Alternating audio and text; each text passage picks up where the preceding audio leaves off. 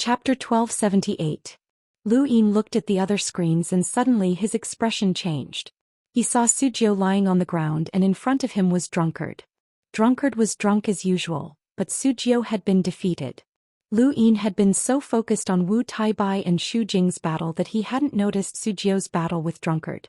Sujio was a disciple of the Seven Courts Su family, and he had even mastered the scattered star chess. He shouldn't have been defeated so easily. Among the 10 arbiters Lu Tianmu, Wen Sanxi, Lan Si, Ling Gong, Obscure Light, and Long he had all fought before, so Lu Yin knew their limits. However, he still did not know what abilities this woman had. During the battle in the Mountain and Sea realm, this woman had disappeared and never appeared again. He had investigated Drunkard a while ago, but he hadn't been able to find anything. This woman had easily defeated Sujio without even wrinkling her clothes. She seemed very troublesome. Many people had the same thoughts as Lu Yin. Although Sujio wasn't a top expert, the Su family had given him a lot of resources to participate in the tournament. His strength had increased greatly, and it shouldn't be a problem for him to rank in the top 30. Even so, he had been defeated so quickly, which made others wary of Drunkard. More than half of the people in the second layer were gone, and there was a higher chance of experts meeting. Lu Yin and the rest paid attention to some people, but there were others that they didn't notice. In one arena, when Qian stared ahead in fear.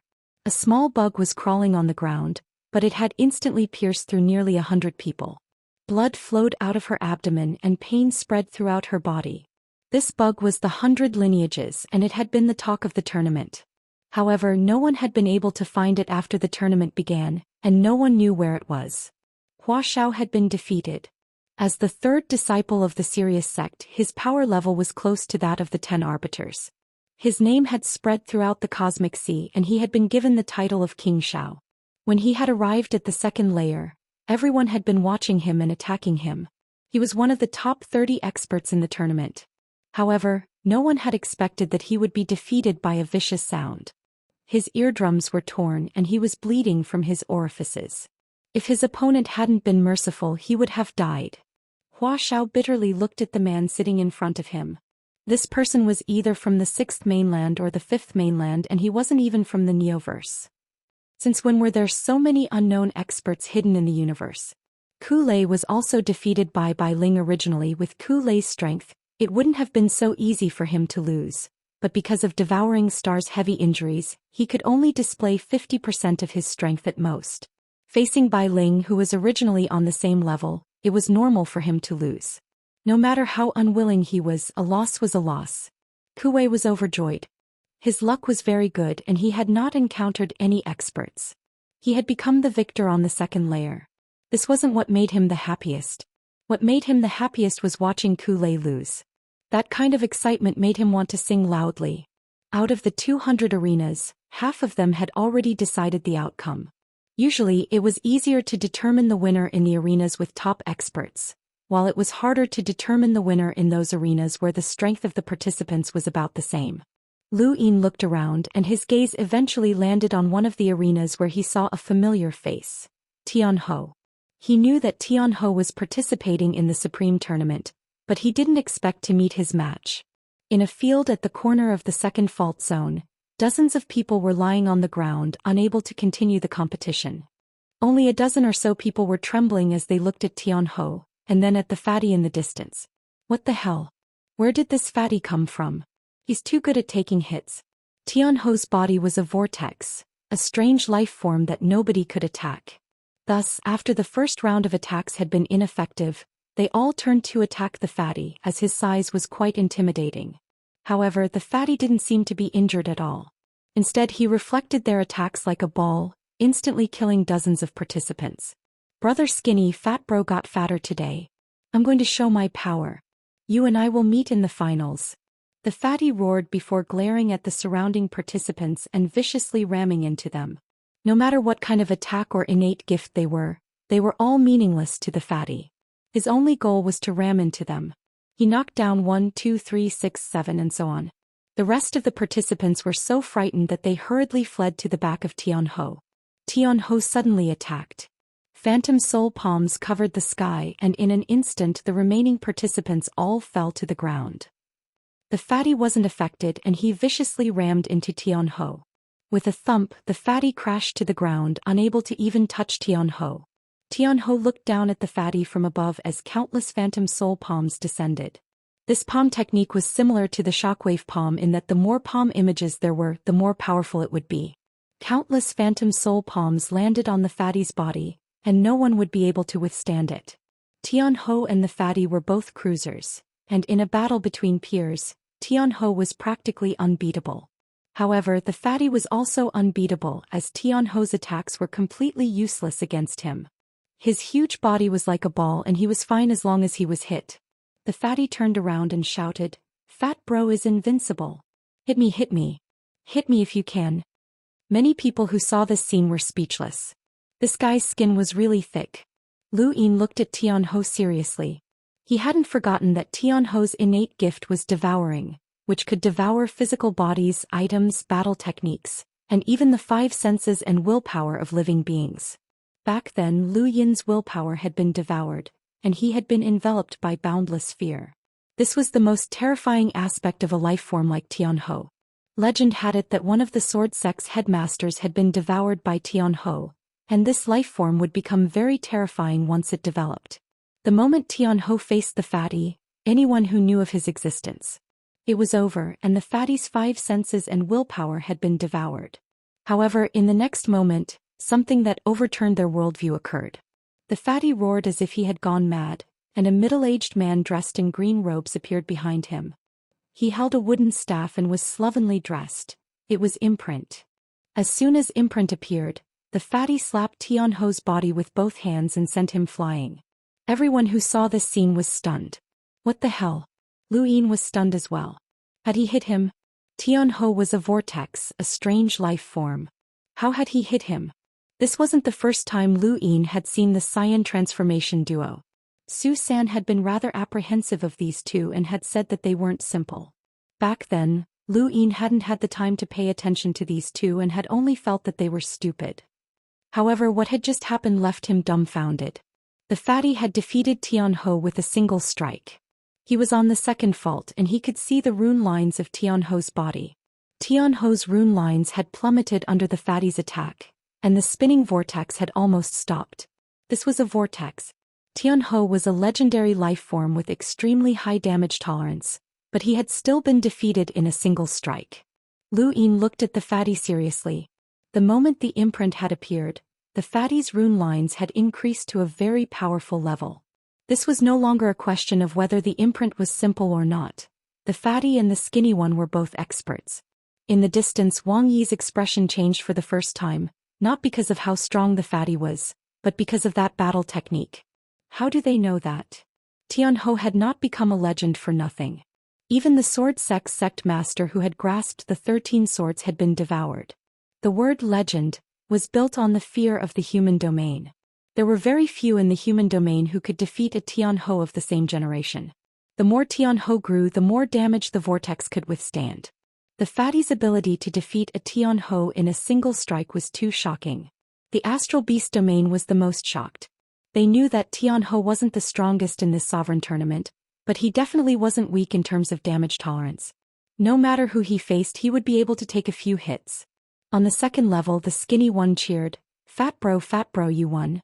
Fat bro, you've gotten fatter." The fatty seemed to have heard the skinny one's words and he grew excited. "Fatter? Really fatter? Skinny bro, you must have lost weight." "Fat bro, I heard you. We'll be brothers forever." Skinny bro, fat bro.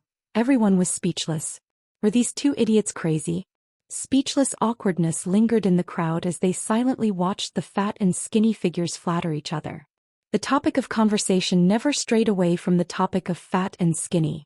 In any case, every sentence they spoke contained that word. "How disgusting. You'll die from being fat." Some cursed inwardly. Tianhou's defeat caused some of the smaller bets in outer space to crumble. These bets were placed after the areas had been allocated, and they didn't make predictions. They didn't have the ability to predict, but they still knew a little more than the average person. Many people didn't know about Tianhou's legend, and these small bets took advantage of this to try and make money. They raised the odds of Tianhou's loss so high that others would place bets. No one had expected Tianhe to actually lose. On a planet, berserk star energy descended and destroyed an entire family. Only an elder within the family survived. The elder looked up at a screen in the distance and howled. If I'd known this would happen, I wouldn't have opened the bets. How could this be? How could Tianhe lose? High in the sky, a man coldly stared down. If you can't afford to pay, then die. He then pressed down with a single hand, and with a boom the entire family turned into a sea of flames. As the sovereign tournament progressed, such situations would only increase. 9 out of 10 bets lost, and it wasn't just the gamblers. The bookmakers had the highest chance of winning as they controlled the bets and knew much more than the average person. However, the sovereign tournament had long since surpassed their region and their foresight. This tournament that involved 2 continents was also a gamble for the bookmakers, and since it was a gamble, there was always the possibility of losing. At that moment, countless people in the universe cursed the fatty, and countless others cursed him. In the Neoverse, in the Glory Realm, Zen Elder quietly watched the screen and then looked at the fatty. This battle technique isn't simple. It looks a little familiar, like I've seen it somewhere before. On Long Sky Island, the Elysian Heavenly Master was also watching the screen. The top 10 in the Sovereign Tournament had to accept the reward. Since ancient times, 10 people from the 5th mainland would attempt it every once in a while, but very few would actually succeed. Those who succeeded were considered the same type of people as the Elysian Heavenly Master. Throughout history, the top 10 in this tournament were definitely the strongest, as they included 2 continents. In the cosmic ocean, the sky was pitch black and the dark seawater was churning. An ancient and dilapidated warship swayed with the seawater, occasionally being swept up into the sky and occasionally landing on the surface of the sea. The warship was very old, as if it couldn't withstand the erosion of the waves. However, it had existed for a very, very long time. This warship was one of the 4 great legions of the cosmic ocean, and it was the Legion. Chapter 1279. Armies had existed in the cosmic sea for a very long time. Even though Leon's armada was known as the leader of the 4 great regiments in terms of history, it had only been established slightly earlier than the Mastiff Regiment, and it was far inferior to the armies and the longevity regiments. On the dilapidated warship, many pairs of unyielding eyes looked at the light screen. Their faces could not be seen, but through their gazes, they could see that all of them were unafraid of death, seemingly numb but with deep emotions hidden in their eyes. Everyone knew that this was a group of veterans, but no one knew where they had come from, who they served, or what they were waiting for. The human domain's darkest prison was also located in the cosmic sea, and it was called Kuan's Swamp. Kuan's Swamp was an endless swamp that could swallow even a hunter. This was the human domain's largest and deepest prison. There were no cells in Kuan's Swamp, and there were only chains that imprisoned prisoners within the swamp. The chains were extremely tough, and even enlighters would find it difficult to break through them. 3,000 chains imprisoned 3,000 of the human domain's greatest villains. This was the darkest place in the human domain. These villains had committed crimes that were enough to warrant the death penalty, but they also did not have the ability to bear the death penalty. Shui Chuanxia was one of them. In the dark Kuan's Swamp, the only ruler was the Hell Master. He was Kuan's only master, and he had protected the place for tens of thousands of years, sometimes sleeping and sometimes waking up. When he woke up, his only source of joy was watching movies, television dramas, and all sorts of strange theories and news. This was also the only source of joy for Kuan's Swamp's 3,000 villains. The Hell Master's joy was their joy. At this moment, the entire Kuan's Swamp was watching the screen, watching the youths compete. Loud laughter spread throughout the entire Kuan's Swamp. This fatty is interesting. Haha, his battle techniques are interesting as well. He's suitable for my Kuan's Swamp, ha. Why, Hell Master, please lower your voice. Some of the prisoners can't take it anymore and they'll be killed by your laughter. A trembling voice was heard. If they die, then they die. It'll make room for newcomers. After so many years, those who deserve to die are still alive, and those who don't deserve to die are all dead. There's nothing new, the Hell Master said loudly, shaking the entire Kuan's Swamp. But Lord T's father can't take it either, the voice said fearfully. The Hell Master immediately stopped laughing. Let's go take a look. Don't die. Sir. A huge pig rushed into the depths of Kuan's Swamp. That's right, it was a pig. It was an ordinary pig, but it wasn't ordinary at all. It could travel through millions of miles of Kuan's Swamp. It was one of the vice-overlords of Kun's swamp, known as Lord Pig. Lord Pig was 1,000 meters long and a few hundred meters tall, but even so, it was only the size of a domain lord's toe. Looking at the screen, the Hell Overlord looked at one of the arenas. You're representing Kunze, so don't lose too badly. In the Outerverse on Xenu Star, countless people were looking at Lu Yin with reverence. They only had eyes for him. It was the same for Earth. Only the young man was looking around, looking at this and that. This space is really lively. If you have time, bring Dad here to take a look. In the distance, a burly man stared at the young man. The young man's eyes drifted over. His eyebrows twitched and he smiled. The burly man was furious. That's the brat who insulted Prince Lu last time. Brothers, beat him up. Beat him up. The young man was speechless. This chapter isn't finished. Please turn the page. That's it. With that, he disappeared. In the Outerverse, in Ironblood Weave's Ironblood Fort, Elder Nuha and the others were also watching the screen. The Astral Beast domain was participating, so their borders were naturally stable. Elder Nuha sighed as he watched the various arenas being filled with intense battles. How long has it been? Even I'm not Lu Yin's opponent now. He can't even enter the top 10 of the predicted rankings. This generation of youths is truly terrifying. Not too far away, Night Queen Chuyu watched the screen with a complicated expression as she stared at Night Queen Yanqing. When Lu Yin had subverted the day-night flow zone, she had been trapped in Ironblood Weave and had remained there until now. She hated Lu Yin, but there was nothing she could do about it. Even the entire day-night clan could not do anything to him. She could only hope that Night Queen Yanqing would be able to live up to her expectations and not embarrass the day-night clan. After 10 consecutive days, the competition on the second fault finally ended. The final match attracted the attention of countless people in the universe, not because it was exciting but because it was too slow.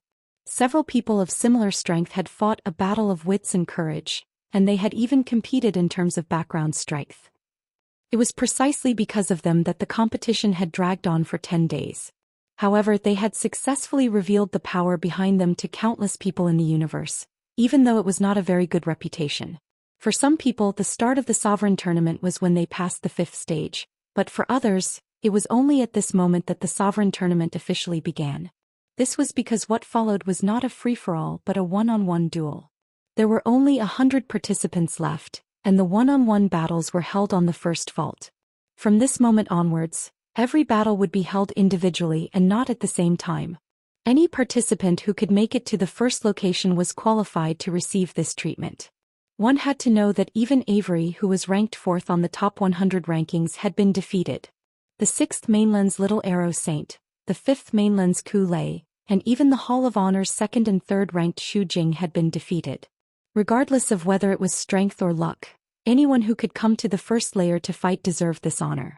Although it took time, it was precisely because of this that the Sovereign Tournament could be displayed.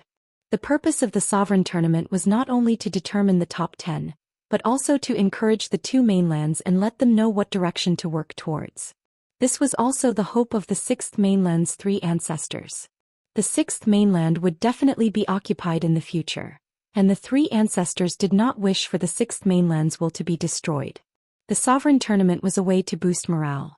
No matter what the reason was, after 10 days, the one-on-one Supreme Tournament had finally begun under the eyes of the public. 2 figures disappeared and reappeared on the first fault. Countless gazes gathered on them. The 2 who appeared on the first fault were immediately nervous. One had to know that at this moment they were in the entire universe. Countless people were looking at them. Among them were their family, friends, old friends, enemies, and even people with various motives. Everyone was scrutinizing them. Any small detail would be magnified countless times. In the first few rounds they had only been explorers and had not attracted much attention. At this moment, however, everyone in the universe was watching them. The only fortunate thing was that they were both explorers, so they had not met any experts. Brother, I'm Ah-san from the Cosmic Sea's 1,000 Islands. It's fate that we met during the Sovereign Tournament.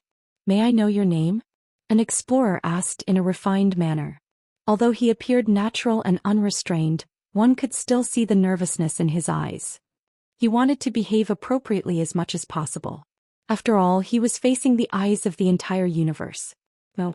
This chapter is not finished. Please turn the page. It did not matter if he was willing or not. Of all the screens in the universe, the one in the center would definitely be a close-up of him. When he thought about it, he panicked and swallowed his saliva.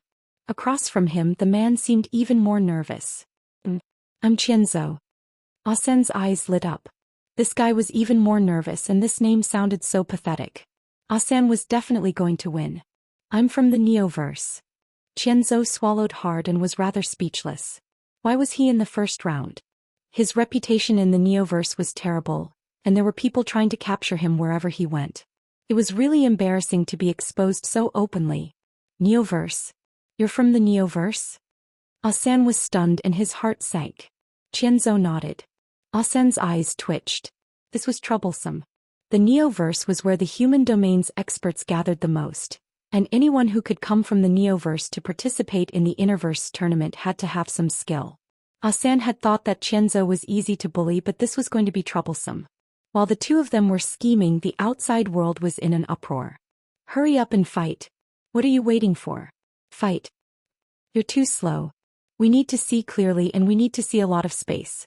Hurry up and finish this. It's best if we perish together and shorten the time. There was no time limit for the Supreme Tournament, and no one rushed the two of them even if they continued to delay. However, they both knew that the entire universe's attention was focused on them, and this kind of psychological pressure was very great. Brother, sorry for the offense. Asen took the initiative to attack first. Asen was not weak, and he was able to cultivate to the Explorer realm. He could be ranked in the top 60 of the top 100 rankings, but his attack missed and his vision went blank. Where was that annoying fellow?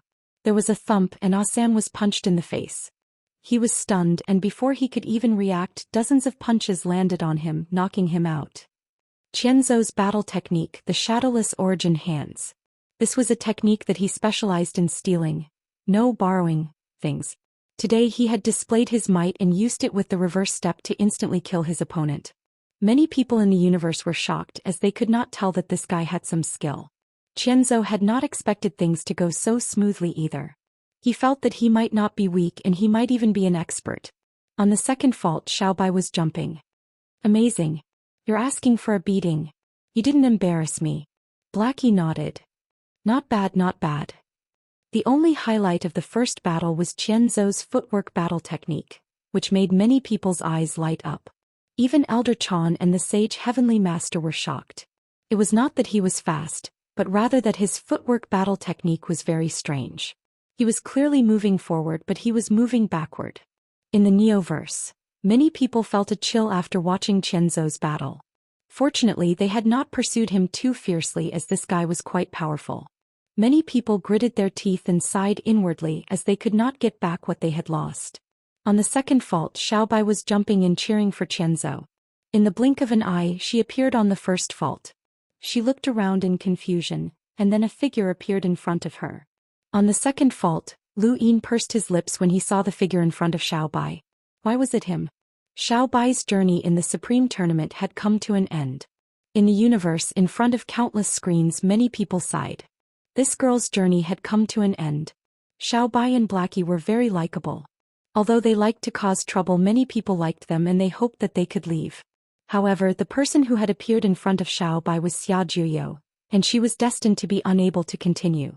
End of chapter. Chapter 1280. When she saw that it was Xia Juyo, Xiaobai was disgusted and she looked at him with disdain.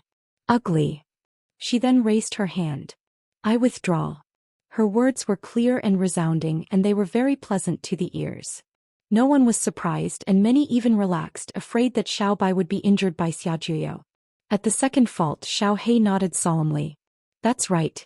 Master is teaching, so don't try to be brave. In the Neoverse, on Everlasting Island, the Elysian Celestial Master was having a headache. This generation's descendant was unreliable. Xia Juyo was very calm and he did not even care about Xiaobai's taunts. He had just arrived at the first fault and then returned to the second without making a single move. There were no more heavyweights participating in the following battles. Qing Longlong, who was ranked third on the top 100 rankings, encountered the 6th Mainland's Brahma Realmling. This Realmling had used his reincarnation technique to render Qing Longlong helpless. The secret technique was too powerful and the gap between Qing Longlong and the Realmling was huge. Songmu encountered serious sex Yao Ji and was easily defeated. He could not even withstand a single serious palm.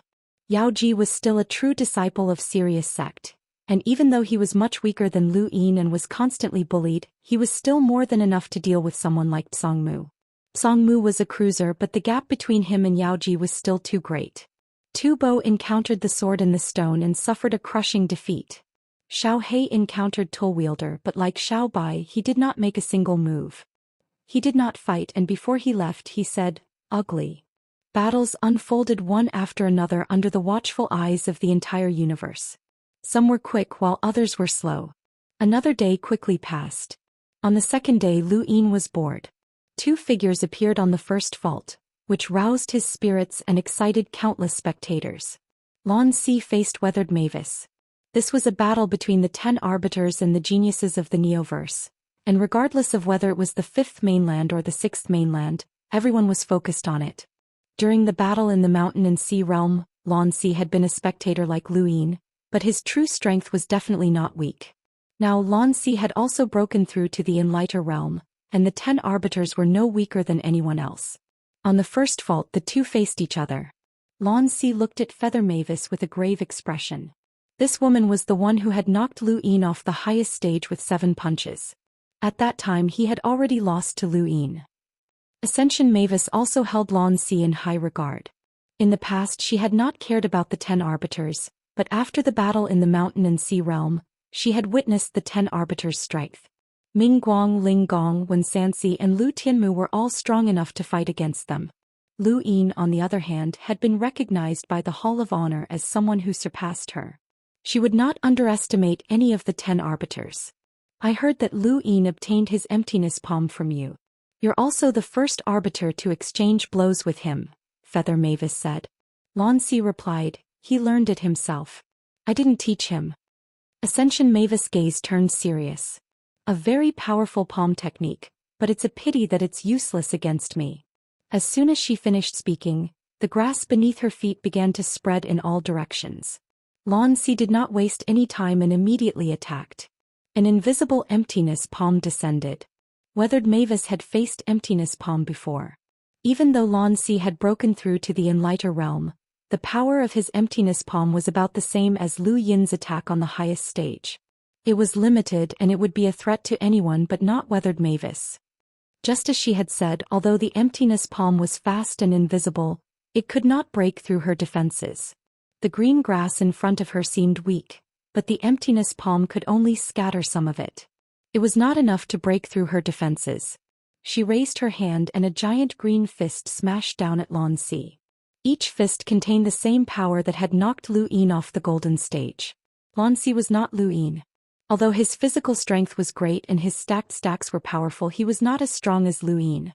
Against the green fists, his defenses were not as strong as Lu Yin's and he was smashed to the ground. Immediately after, more than 10 green fists smashed down. Weathered Mavis did not hold back.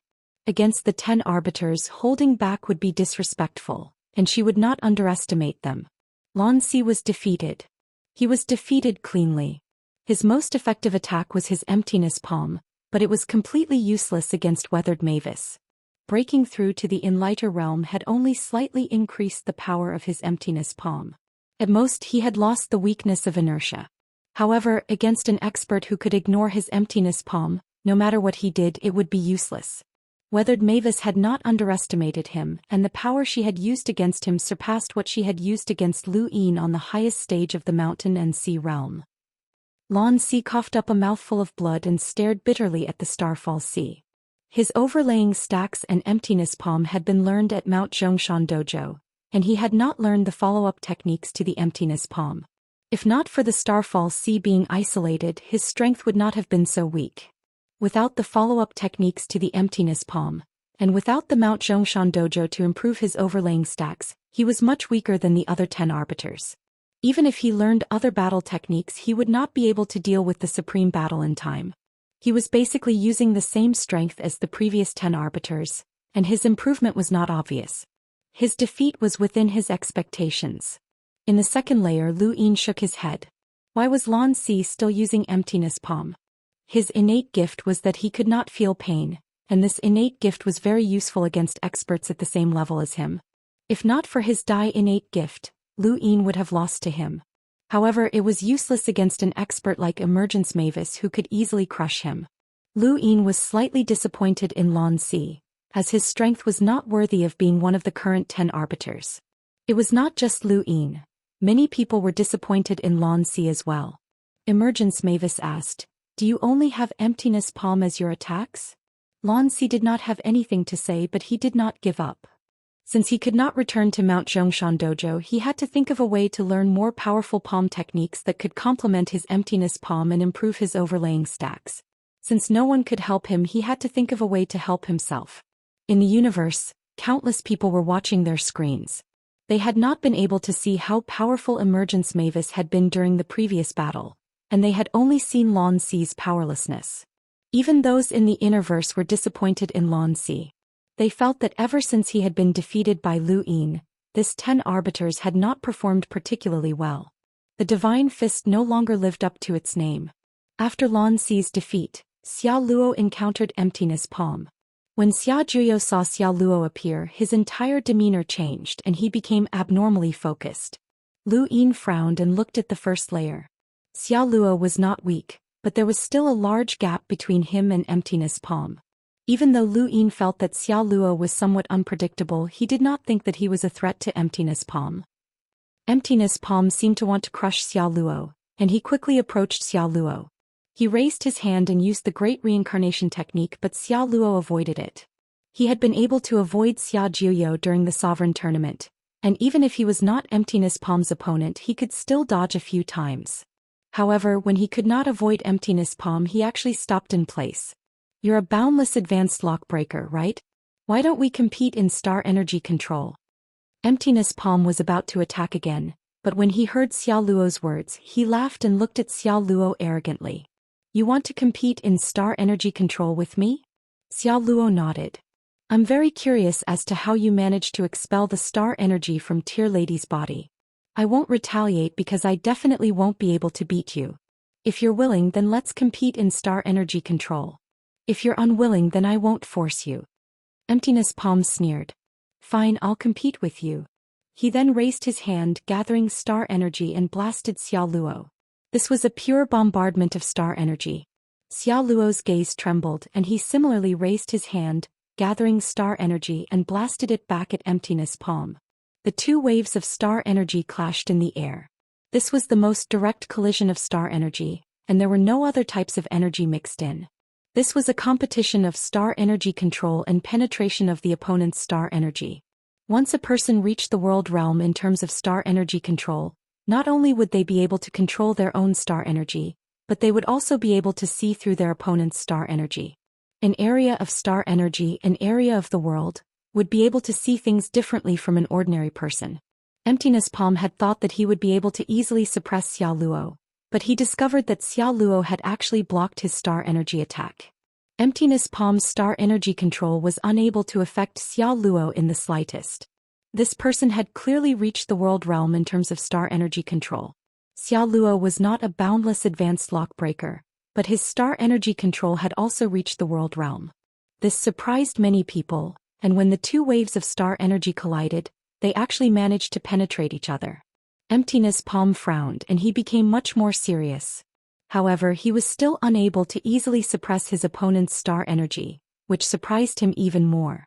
Since when were there so many geniuses on the fifth mainland? Every single one of them had reached the world realm in terms of star energy control. Once these people had enough lock-breaking experience, they would be able to come into contact with source box arrays. Any lockbreaker who had reached the world realm in terms of star energy control could be considered a future origin array master. It wasn't just Emptiness Palm. Even Lu Yin and the others were astonished. Only Xia Juyo was not surprised. If Xia Luo's star energy control had not reached the world realm, then he would not have been able to dodge Emptiness Palm's attack. In the Neoverse lockbreaker world, Xiaoming stared at his screen in astonishment. This kid's star energy control is very skillful. He's very talented. In the 7 courts on the Summer Blade continent, the Xia family's patriarch, Xia Yi, narrowed his eyes. The flaw of the 9 clones technique had been exposed. This Xiao Luo was clearly just one of the clones, but he had resisted Xia Juyo. With this level of star energy control, it was possible that the Lockbreaker Society would help him. Xia Yi had heard about the Ku family's situation. Xiao Ming had interfered and forced the Ku family to release Ku Wei, which was all thanks to Lu Yin. Xia Luo and Lu Yin's relationship was not simple, and Xia Luo had even blocked Xia Juyo during the sovereign tournament. Xia Yi definitely would not follow in Ku Pu's footsteps and allow Xia Luo to be taken away by the Lockbreaker Society. This kid had participated in the sovereign tournament because he wanted to use this platform to attract the attention of the Lockbreaker Society. Xia Yi's guess was correct, as Xia Luo had never thought of obtaining a good ranking in the sovereign tournament. He had only wanted to reveal his star energy control so that he could use the Lockbreaker Society to resist Xia Juyo. This was something that Xia Yi had learned from Lu Yin. Concealing one's strength and biding one's time was useless.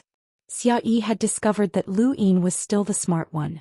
He had used his background and borrowed the strength of others to protect himself. Otherwise, how could a nobody from the Outerverse have survived under the threat of the Day-Night clan? Xia Luo had already succeeded in competing with Bukong in terms of star energy control. Just as he was about to admit defeat, his expression suddenly changed, and he stared at the star energy that he had released. What was this?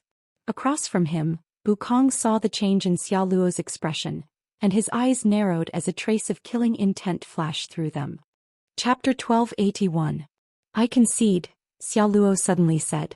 Across from him, Bukong's eyes widened, and his star energy increased as he attacked Xia Luo without holding back. Xia Luo's expression was indifferent as he vanished.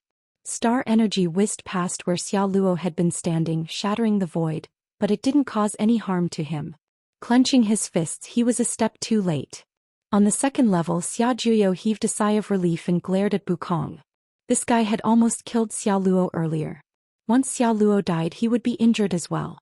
He had seen Xia Luo's expression, and it seemed like something had happened between the two of them. As he considered this, he looked over at Xia Luo, who was in the second layer. Coincidentally, Xia Luo was also looking over at him. His gaze was deep and he said something. Xia Luo's voice was only transmitted to Lu Yin, and he was stunned as he looked at Bukong. No wonder this guy was able to expel the star energy from Tear Lady's body. Bukong had been staring at Xia Luo the entire time, and when he saw him speak to Lu Yin, his expression changed completely. He had been careless, but it wasn't really careless. It had just been a habit, and this person had actually seen through his trick. It wasn't strange for someone who had reached the level of world level in star energy to be able to see through his tricks. Bukong looked at Xia Luo and then back at Lu Yin. He was afraid that these two would say something to others, but thankfully they hadn't. At this moment, Lu Yin's gaze swept over Bukong. He didn't have time to meet Lu Yin's eyes. Lu Yin smiled and then looked at the first fault. Bukong was filled with hatred. His methods had been seen through. In all honesty, Lu Yin had never expected that Bukong's research into sourcebox arrays would have reached such a level. Bukong's usage of sourcebox arrays reminded him of a saying. There was no such thing as a useless talent, only a useless person. Battle after battle continued. Lu Yin really wanted to see Drunkard's battle, but unfortunately her opponent was just an explorer, so he couldn't see anything of value. Night Queen Yanqing, Tai Yishan, Lonely Little Fool, Xin Yu and all the other experts had joined the battle, but their opponents were not strong. Mira appeared at the first fault. This Red Lotus Witchbow had been Lu Yin's guide. If not for her, Lu Yin's trajectory might have been different. Mira was still as seductive as ever. She walked barefoot through the air, and her opponent was a Void Wanderer from the Astral Beast domain. Lu Yin was shocked when he saw the Void Wanderers. Even though the Void Wanderers were ranked 9th on the Heavenly Beasts list, that was only because of their innate gifts and their endless numbers. A single Void Wanderer could be easily killed. Of course, there were also powerhouses like the Void Wanderer Patriarch who could trap the third Night King. Since this Void Wanderer had been sent to participate in the competition, it should not be weak. Reality proved that this Void Wanderer named Su Ling was not weak, but it was not that powerful either. Mira had been suppressing the Void Wanderer the entire time, but she had not been able to land a single hit. The Void Wanderer had fled too quickly, and even Myra's void-destroying attacks had been useless. In the end, she had been ambushed by the Void Wanderer, and her star energy had been nearly depleted.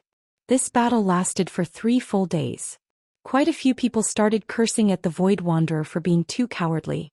Mira would slip away as soon as it attacked, and regardless of whether it was an innate battle technique or a normal attack, as long as it involved star energy, it would immediately slip away.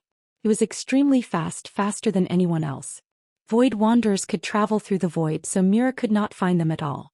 It could be said that Mira had been beaten rather sullenly, and her defeat was even more unjust. She had been dragged to her death. Even though Mira had been defeated, her beauty and natural talent had stunned a large number of people. In particular, many people from the Sixth Mainland were looking at her with burning gazes. Mira was beautiful to begin with, and she was filled with a strange allure. No one cared about the results of this battle, and many people had their eyes on her. Lu Yin looked deeply at the timid Su Ling. This void wanderer seemed very strange, as it traveled through a different void from other void wanderers. Otherwise, Mira would have been able to break through it with her cruiser strength. Where had it traveled to? Lu Yin could not tell. The life forms of the astral beast domain looked down on humans because they had the right to be arrogant. For example, the celestial beast clan was born as a hunter, so how could they possibly look down on humans? However, humans' greatest strength was their comprehension. Throughout history, how many progenitors had appeared in the astral beast domain? How many had appeared in the human domain? The next person to step onto the stage was someone Lu Yin was familiar with. Lu Yin had seen him once before. Old 16, the successor of the Sixth Mainland's Lingtong clan. He was someone who liked to slap people and curry favor with Su San. His opponent was Hui San Tong. When he saw Hui San Tong appear, Old 16's fate was sealed. Old 16's strength was not weak, but it was impossible for him to be Hui San Tong's opponent. The result was as expected, and Old 16 was tragically defeated. Dark Void stepped up, and his opponent was undoubtedly Star Sibyl. Feng Lu entered the battle. This celestial foothill ice phoenix attracted the attention of countless people. It was truly too beautiful, and everyone wanted to take it as a mount.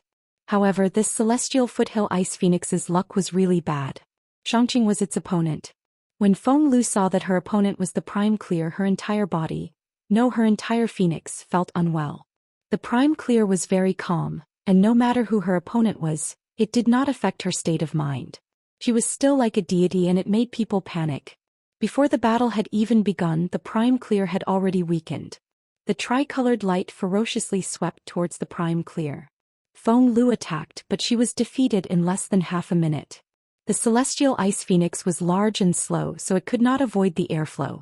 Its icy cold and tricolored light had no effect on the airflow, and not only could it not attack the Prime Clear, it could not even defend itself. It was knocked unconscious by the airflow. This battle made it clear to everyone that when fighting the Prime Clear, one had to be small and fast. Otherwise, no matter how strong one was, they would still be unlucky. There were only a few people who were as unlucky as Feng Lu, and most people would not encounter an expert like the Prime Clear who was already predicted to be in the top 10. For example, Lily Rose had won without a hitch. Dao Bo Yi Xingchen, the Sixth Mainland's Chong Bai Gongzi, and Autumn Frost Qing had all won without a hitch. There were also a few lucky Lemeters who had won because their opponents were also Lemeters. Nong Zhaitian hoped that he would be so lucky, but unfortunately the heavens were not on his side. His opponent was Xianxia. The Seven Courts was very famous in the Sixth Mainland, and although Xianxia was not the most powerful descendant of the Seven Courts, she was still the only descendant of the Shi family. She was on the various experts' rankings before the tournament, and she had received quite a bit of attention. Firstly, it was because of her status, and secondly, it was because of her attire, which was very eye-catching. She could be considered to have taken responsibility for her figure in this tournament. Even if others had figures, they would hide them, but she was completely exposed.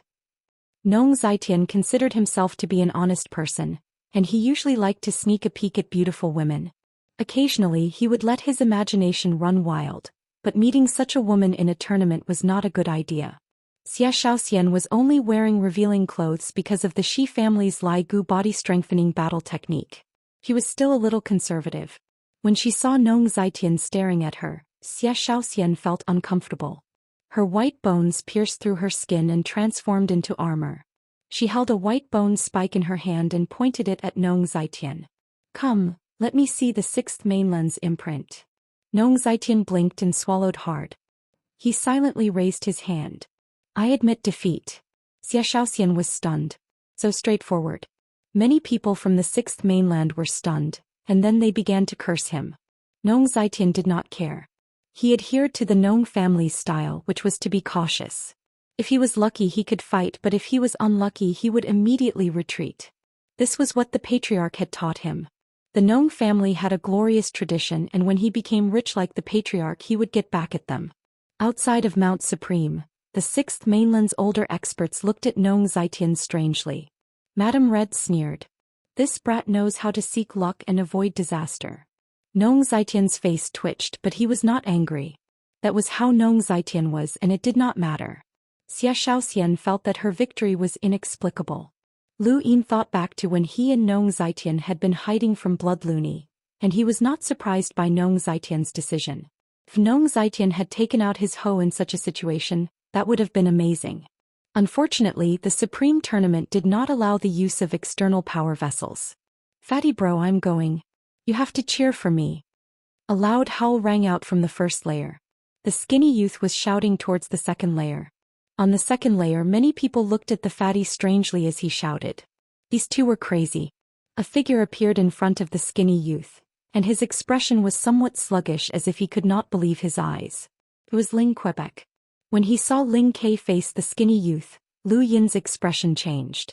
He felt as if he had just gotten his revenge.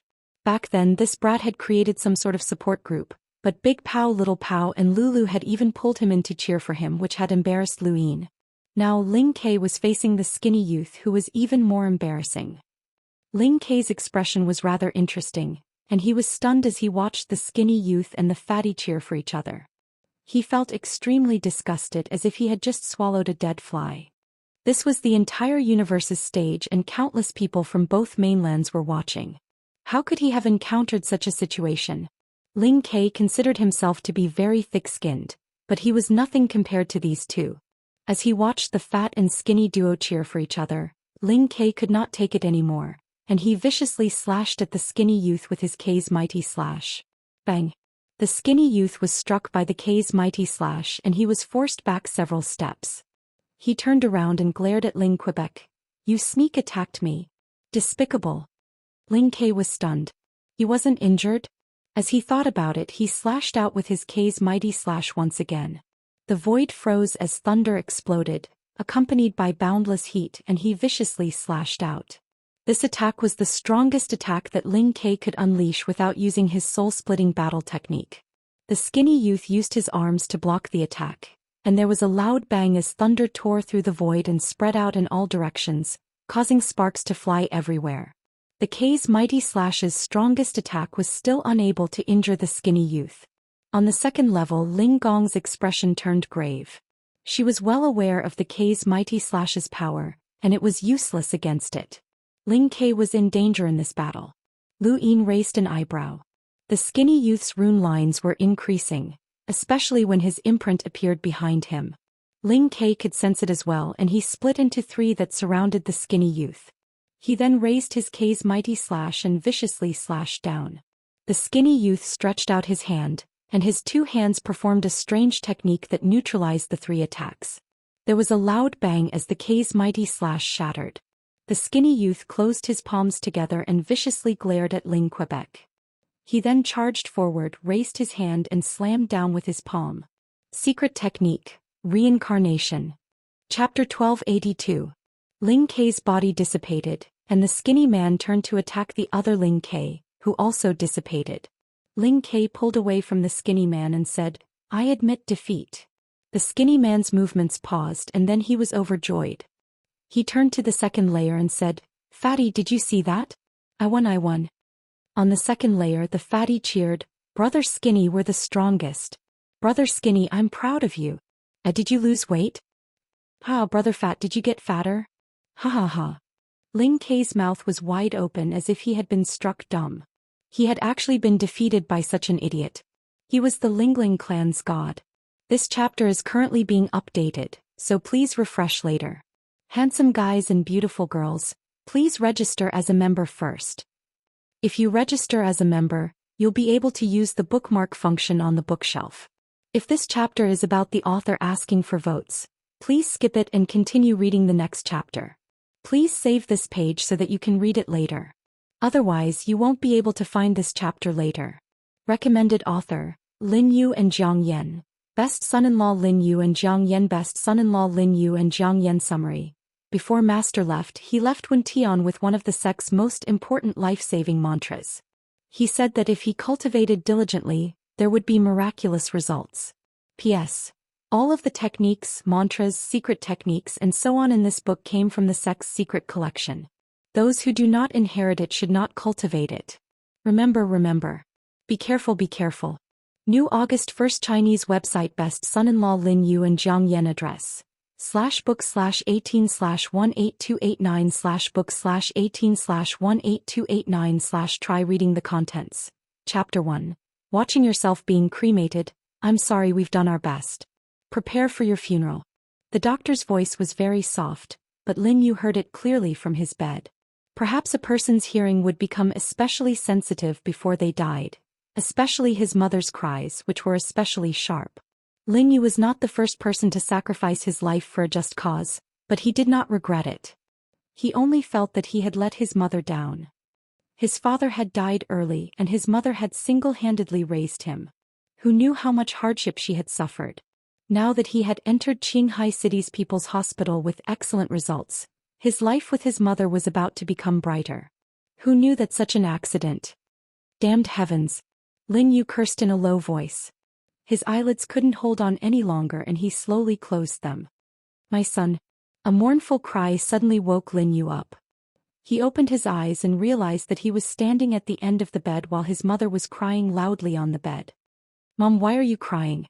Aren't I here perfectly fine? Lin Yu was overjoyed, thinking that she had miraculously recovered. She reached out to pat her mother, only to find that her hand had actually passed through her mother's body. His mother did not react at all. She was still crying on the bed. Lin Yu's expression changed. He raised his head and saw that he was still lying on the bed. His face was dry and green. Obviously he was no longer alive. I'm dead? Lin Yu lowered her head and looked at herself standing at the end of the bed.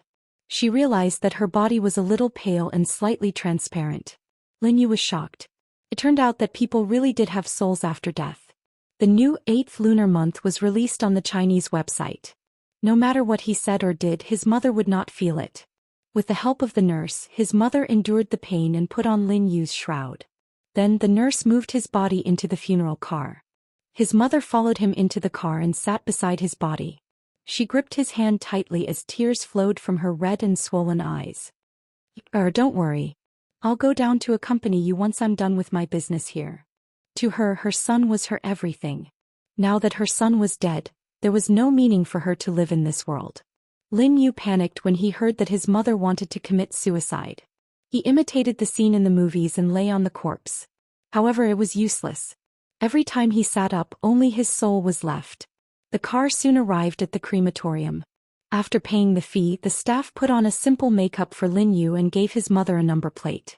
Then the crematorium staff pushed Lin Yu's body to the crematorium. Lin Yu collapsed the moment the crematorium staff pushed his body into the crematorium. As his body burned, Lin Yu felt that his consciousness was weakening. There were countless faint light spots on his body that were dispersing in all directions. His soul was also slowly fading away. At the same time, another world began to flash in front of his eyes. All he could see was endless darkness, mixed with red flames and shrill screams. Hell! This was the first thought that flashed through Lin Yu's consciousness.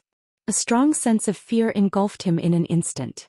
His soul subconsciously bumped around in the air. The light spots continued to float out of his soul at a faster and faster speed.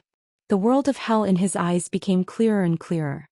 He could hear a mysterious and hoarse voice calling out to him from below. At this time, Lin Yu's body in the crematorium was almost burned to ashes. A jasper-colored pendant in the ashes suddenly glowed brightly in the fire. This was left to Lin Yu by his grandfather when he passed away. He had been wearing it since he was young. When he was wearing the shroud, his mother deliberately did not take it off. The pendant glowed brighter and brighter. Then it broke with a bang. A wisp of dark green light rushed out of the pendant and attached itself to Lin Yu's soul. Then an old voice sounded in his mind. I'm your ancestor's saint. From today onwards you're my successor. You'll receive my medical skills. You'll help others and yourself.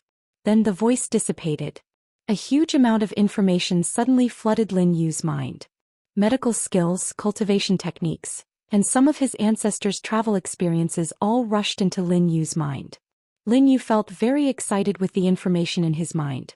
It was as if he had opened the door to a new world. But this excitement disappeared in a flash. What was the use of receiving the inheritance of the secret skill? He was already a dead man who was about to go to hell. As this thought flashed through his mind, a memory related to the soul return technique suddenly popped up in Lin Yu's mind. The memory showed that through the soul return technique, a person whose soul had not dispersed after death could be reborn. However, Lin Yu's physical body had already turned into ashes in the fire. Fortunately, there was also a record of the soul return technique for a damaged physical body. When the physical body is destroyed, turn into a ghost. Find a living body and attach to it. Lin Yu took a deep breath.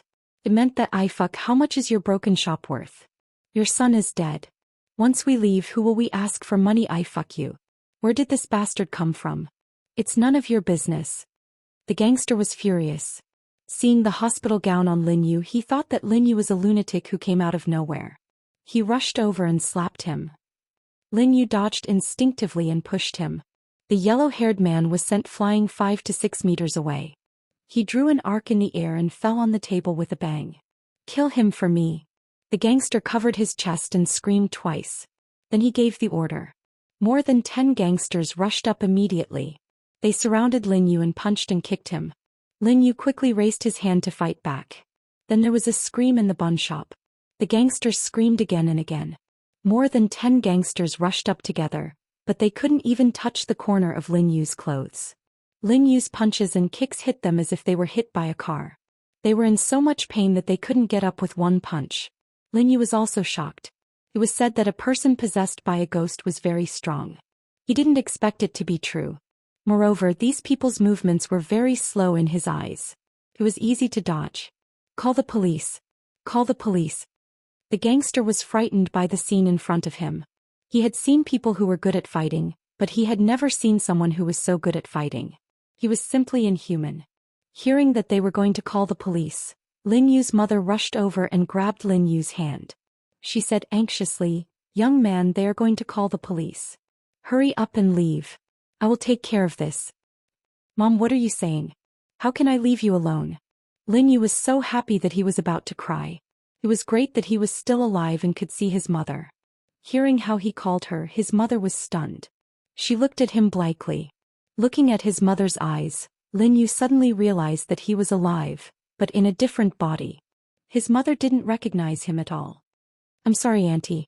Seeing you reminded me of my mother, so I couldn't help but blurt it out. Please don't mind."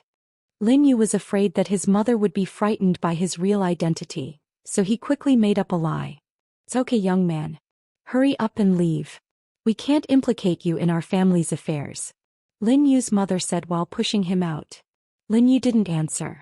He picked up the chopsticks on the table and threw them at the gangster. With a bang, the chopsticks nailed the phone that the gangster had just pressed 110 to the wall. The gangster was so scared that his face turned pale. The chopsticks on the wall were only 1 centimeter away from his ear.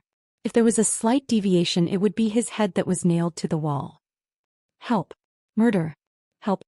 The gangster was so scared that he immediately screamed. His voice was full of grievance. They owed him money first. "Stop yelling. I will pay the money for Auntie Qin," Lin Yu said coldly. Since he was resurrected, he should pay the debt by himself. "Young man, how can you do that? This is the first time we have met. How can I let you pay the money for me?" Lin Yu's mother looked at Lin Yu doubtfully. She didn't know why, but this young man gave her a feeling of déjà vu. She wasn't surprised that Lin Yu knew her surname. Many netizens knew that her son had sacrificed his life for a just cause. Her name and contact information were also exposed. Many kind-hearted people wanted to send her son off, but she rejected them all. "Alright, that's what you said. Give us the money then." The gangster didn't care why Lin Yu was paying the money for others. As long as he could get the money, his task would be completed. "Give me 3 days, Lin Yu said. The gangster was speechless. Lin Yu said it so arrogantly. He thought that he could take out the money immediately. "Why? You don't believe me?" Lin Yu frowned when he saw that the gangster didn't speak. His tone was cold. I believe you. But big brother, you have to tell me your name. The gangster couldn't help but shiver when he saw Lin Yu's cold eyes. Yes, he left in a hurry this morning. He didn't even have time to see this person's name. Don't worry. I will do what I promised you. So, 3 days later here you just have to come. I will pay you back with interest. The reason why Lin Yu was so confident was because of this body of his. He thought that since he could live in the nursery center no matter how ordinary this young man's family was, he could at least take out 100 or 200,000 yuan. He would use it first and return it when he made money. After seeing Lin Yu's skills, the gangster didn't dare to say anything more. He was about to nod and agree, but suddenly he looked outside the store in a daze. It seemed that he was attracted by something. Lin Yu also looked outside curiously. He saw a red BMW X5 at the door. When the door opened, a pair of fair and slender legs stepped out. Then a tall beauty in a white bohemian dress got out of the car. /book/18/18289/ The beauty in the long dress stroked her long black hair and took off her sunglasses. Her fair skin and delicate face were simply amazing. The gangster and his subordinates were stunned. Lin Yu couldn't help but be attracted. This beauty's appearance and temperament were really superb. The beauty in the long dress looked up at the bun shop, frowned slightly and then walked in quickly. /book/18/18289/ Beauty, do you want to buy some buns? What kind of filling do you want? Lin Yu couldn't help but blurt out. He used to help his mother sell buns, so it had become a conditioned reflex when he saw people. What did you call me? The beauty in the long dress glanced at him coldly and said in a displeased tone. Beauty. Lin Yu felt that there was no problem with the way he called her, but he couldn't help but be a little confused. It was the first time that he had seen someone who didn't want to listen to him when he called her a beauty. The beauty in the long dress looked at him and said coldly, Well, He Jerong, you have been in a coma for 2 months. You don't even recognize your own wife. /book/18/18289/ /book/18/18289/ Try reading the contents. Chapter 1283. At this point, more than half of the arena had been filled, but there were still a small number of people who had yet to fight. The next opponent was Spirit Palace. Unsurprisingly, their opponent did not even have the strength to fight back, and even an imprint was useless. Contestant 007, who had defeated Zhou Day Knight, also stepped up and won easily. Although few people had relied on luck in this place, there were still very few top-tier experts who could catch his eye. Lu Tang appeared, and this graduate from Astral, too, faced Bai Qian. Lu Yin had not expected Bai Qian to come as well, and he was filled with curiosity about her. She had been the first to discover Qingyu, the first to leave Earth, and the first to head to the Neoverse. Bai Shui had a very high opinion of her. Lu Yin had forgotten about her, but he had met her in the Astral Alliance plane. She was not weak, and she had once been a student of Astral 1 as well. This match was equivalent to a battle between Astral 1 and Astral 2. However, it ended very quickly. Lu Tang was not weak, and his domain battle technique was sharp and decisive, but he was instantly frozen by Bai Qian. Bai Qian did not even move a single step. The gap between them was huge. The result was within Lu Yin's expectations. Bai Qian's strength had surprised even him, and he was becoming more and more curious about her experiences. The number of people on the second fault had decreased by nearly half. The losers were sent to the third fault, while the victors remained on the second fault. More than half a month had passed since the first duel. Some people in the universe had become rich because of betting, while others had lost because of it. Some people had placed their hopes on them, but they had been defeated in the end. Some people had not been favored, but they had won. Luck still played a role here. Whether it was Xia Luo, Lon Si, Feng Lu, Sleeping Prince, Blackie or Xiao Bai, they had all been unlucky. Wendy Yushan was no exception, as she had met Ziyi. Anyone who had met one of the Dao Source 3 skies was the unluckiest. Wendy Yushan had long since reached the peak of the cruiser realm and was only one step away from becoming a hunter. She had once been in the top 30 of the top 100 rankings, but because she had the secret art, she could now reach the top 10 or even top 5. The number 1 on the top 100 rankings, Summer, had been fused with by Xiajuyo. The number 2, Tai Yuanjun, had been unable to recover from the setback of the mountain and sea realm. The number 3, Qing Longlong, had been defeated by the 6th mainland's Fan Realm's Realmling, Fan Shun. Avery and Song Mu had both been defeated. The entire top 10 of the top 100 rankings had been wiped out, leaving only Sister Leng. Wendy Yushan had the strength of someone in the top 10 of the top 100 rankings, but her ranking had not increased. No one was optimistic about her chances, including Lu Yin. However, when the battle began, Wendy Yushan's strength stunned countless people. Her sword had pierced through the life Genesis Chi. Not only Ziyi but even Lu Yin was surprised. He was well aware of the power of Ziyi's Genesis energy. She had relied on it to easily become one of the Dao Source 3 skies, and her Genesis astral shield was unbreakable. However, Wendy Yushan, who was not even a hunter, had managed to break through her defenses. Ziyi stared at Wendy Yushan's sword in confusion. There wasn't anything special about it and it didn't contain any strange power. So why was it able to tear through Genesis Chi? She didn't understand. The people from the 6th mainland did not understand either, especially those from the 6th mainland's Dao Source sect. Genesis Chi was one of the 6th mainland's Dao Source sect's unique techniques, and only the Dao Source 3 skies could successfully cultivate it. This showed how much the 6th mainland valued and respected Genesis Chi, but now it had been broken through by a mere cruiser. There was a loud bang. Although Wendy Yushan could tear through the Genesis Chi, the gap between her and Ji was too great. Ji had shattered her sword with a single finger. With a wave of her hand, Ji sent the Genesis Chi whizzing out, forcing Wendy Yushan back.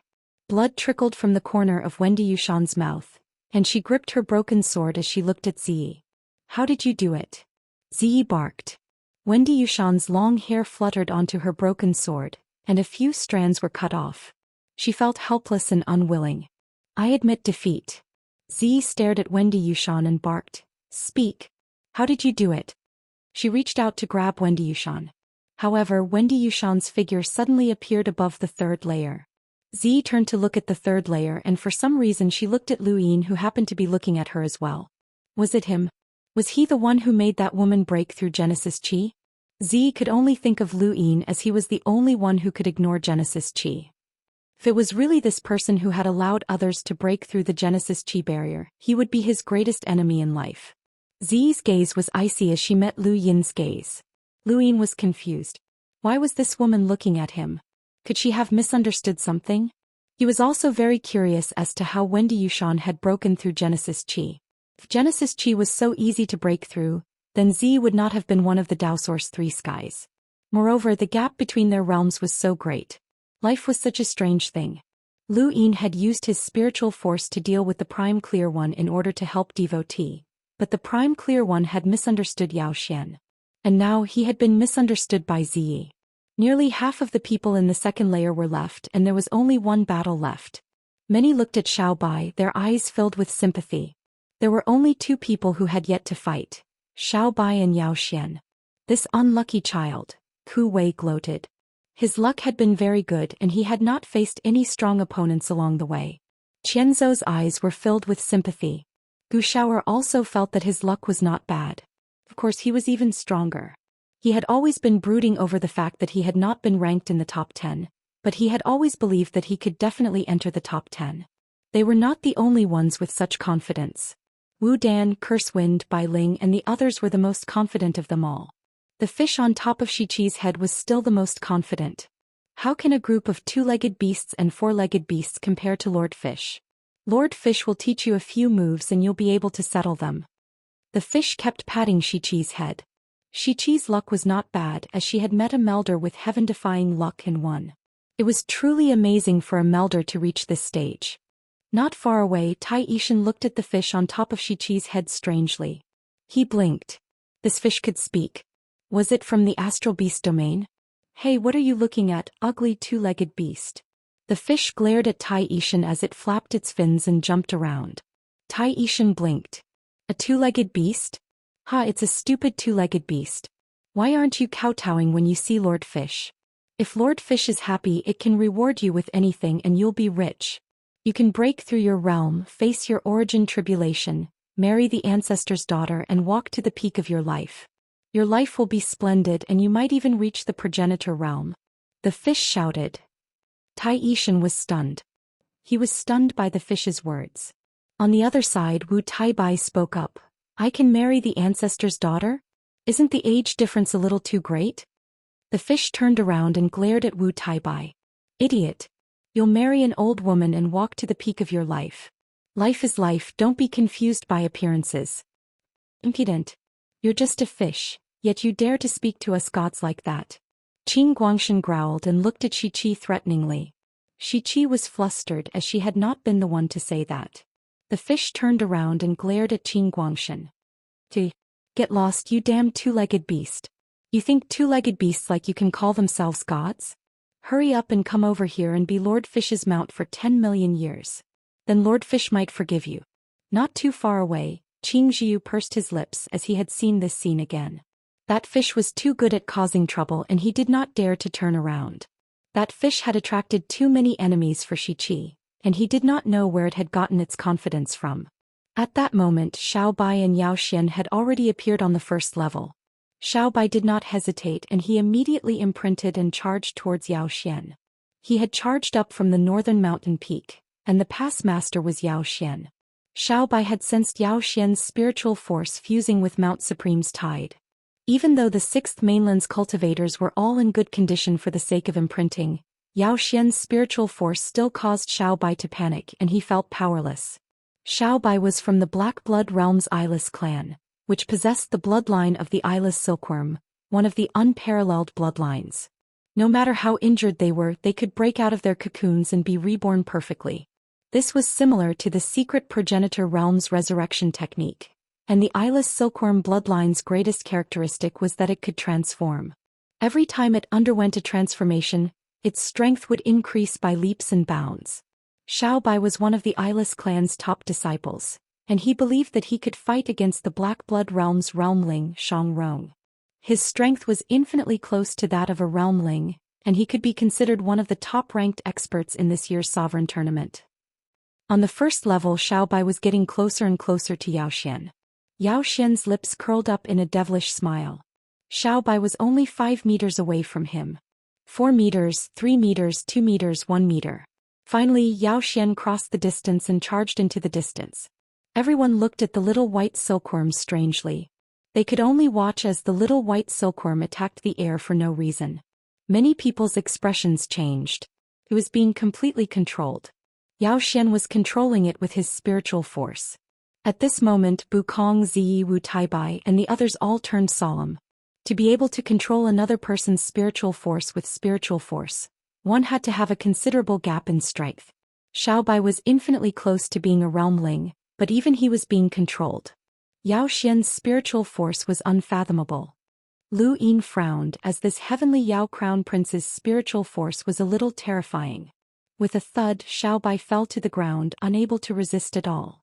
From start to finish, Zhou Xian had not moved a single step and he was still smiling in a way that made people feel uneasy. However, this heavenly Yao Crown Prince's devilishly handsome appearance attracted many girls, and even Ling Kei's fan club couldn't help but cheer for him. In the western region of Chaos Flow Zone, in the higher realm, the Sixth Mainland, everyone who saw this scene was speechless. The disdain and contempt he once held for the Fifth Mainland, as well as the arrogance he once held, had gradually disappeared. Xiao Bai was an expert in the Sixth Mainland and he was second only to a realmling, but he had been played like an idiot. The little arrow saint Tong Zhan Mo Jiangshao and the others had all been defeated. It was not that the Fifth Mainland did not have any experts, but rather that they were good at hiding.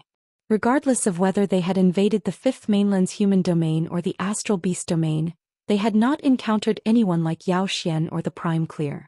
The Fifth Mainland was becoming more and more mysterious. Chapter 1284.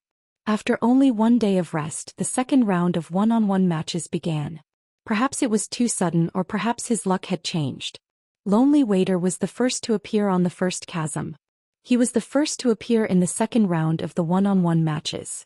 In front of Gu Shao, a figure appeared. He floated in the air, surrounded by 3 streams of air. He looked like a deity. Many people were speechless. His luck was really bad. Lu Yin rolled his eyes at the unlucky kid. Gu Shao stared blankly at the indifferent Shang Qing in front of him, feeling as if he had stepped on dog shit. How could he encounter something like this? There were over 100 people competing, 50 matches, and he actually met Shangqing. He was too unlucky. An angry roar rang out from the smoke-gulping mountain range. That bastard. He must have gone to a brothel before the competition and lost all his luck to those women. I'll skin him alive when he comes back. No matter what, the result would not change. Gu Xiao raised his head in grief and indignation. Who arranged this? Do you have any enmity with my smoke-gulping mountain range? Is there a grudge? On the other side, the Prime Clear One attacked. Not long after, Gu Xiao was defeated and appeared at the location of the second fault. As for Xianxia, he remained at the first fault. Although the first fault zone wasn't as big as the third fault zone, it was still quite large. As the first victor, Xianxia appeared at the edge of the arena. There weren't any barriers of light around them. There was only a barrier of light in front of the arena. Immediately afterward, Xianxia appeared on the first level, and his opponent was Fan Shun. Xianxia, Lu Yin, Mu Rong and Ling Ke were known as the four unequaled limiters. But when he had been a limiter, he had always been in the Cosmic Sea. It was only during the Sixth Mainland's invasion and the battle in the Cosmic Sea that Lu Yin had met this person. Xianxia's innate talent was Starfall, so he wasn't weak. However, the gap between him and the Brahma Realm's Realmlings was simply too great. Regardless of whether it was in terms of cultivation or battle prowess, they weren't even on the same level. In the end, Xianxia was defeated without any suspense. One by one, familiar and unfamiliar experts ascended the first chasm. The victors remained while the losers retreated. This was the highest stage in the universe. Autumn Frost Qing had lost to Qiu Shi, Lily Rose had lost to someone called Zhu, and Qianzhou had lost to Tai Yishen. No matter how miraculous reverse step was, Tai Yishen had weakened the rune lines, which was enough to make his reverse step ordinary. Dao Bo had lost to Lu Tianmu, and Lu Xiaoqiu had lost to Zhou Xian. This battle had attracted a lot of attention. After all, it was the 13 swords. However, Lu Xiaoqiu did not use his 13 swords at all. Zhou Xian smiled. I want to see Lu Tianmu's 13 swords, not yours. With just one sentence, Lu Xiaoqiu collapsed. Zhou Xian's spirit was unfathomable. Lu Xiaoqiu, Lu Yin's greatest opponent during the Astral Combat Tournament and one of the 10 arbiters candidates, hadn't been able to cause even a ripple in the Supreme Tournament. On the first layer, the Little Leaf King had also been defeated by Quiet Weep. His battle technique, shifting stars and leaves, was very powerful, and it was enough to transform his opponent's star energy into fallen leaves. However, Quiet Weep was able to ignore the other party's attacks. The Little Leaf King's battle techniques were unable to affect him at all. No matter who it was, the Little Leaf King would be able to put up a fight. The only exception was Hidden Cry. At this stage of the competition, there were still people who could rely on luck to get past this stage. For example, Ku Wei had encountered a limiter, but the amount of luck he could rely on was constantly decreasing. The Supreme Being competition was only for the sake of determining the top 10. After the top 10, it was meaningless and there was no way one could enter the top 10 just by relying on luck. Even entering the top 20 was impossible. Yao Ji was in a miserable state as he had encountered Emergence Mavis. As the fourth disciple of Sirius Sect, even if he knew that he was no match for Mavis, he still had to grit his teeth and fight. Otherwise, he would be finished when he returned to the sect. Of course, on the first layer he was also miserably knocked unconscious by a single punch. There were only 50 matches and every few matches, there would be an interesting battle. After Yao Ji and Emergence Mavis battle ended, Bai Ling was next up, and her opponent was Yo Yi. Many people were unfamiliar with Yo Yi and did not know who she was. Only a small number of people knew that she was from the Yo Court, which was a branch of the Seven Courts Yu family.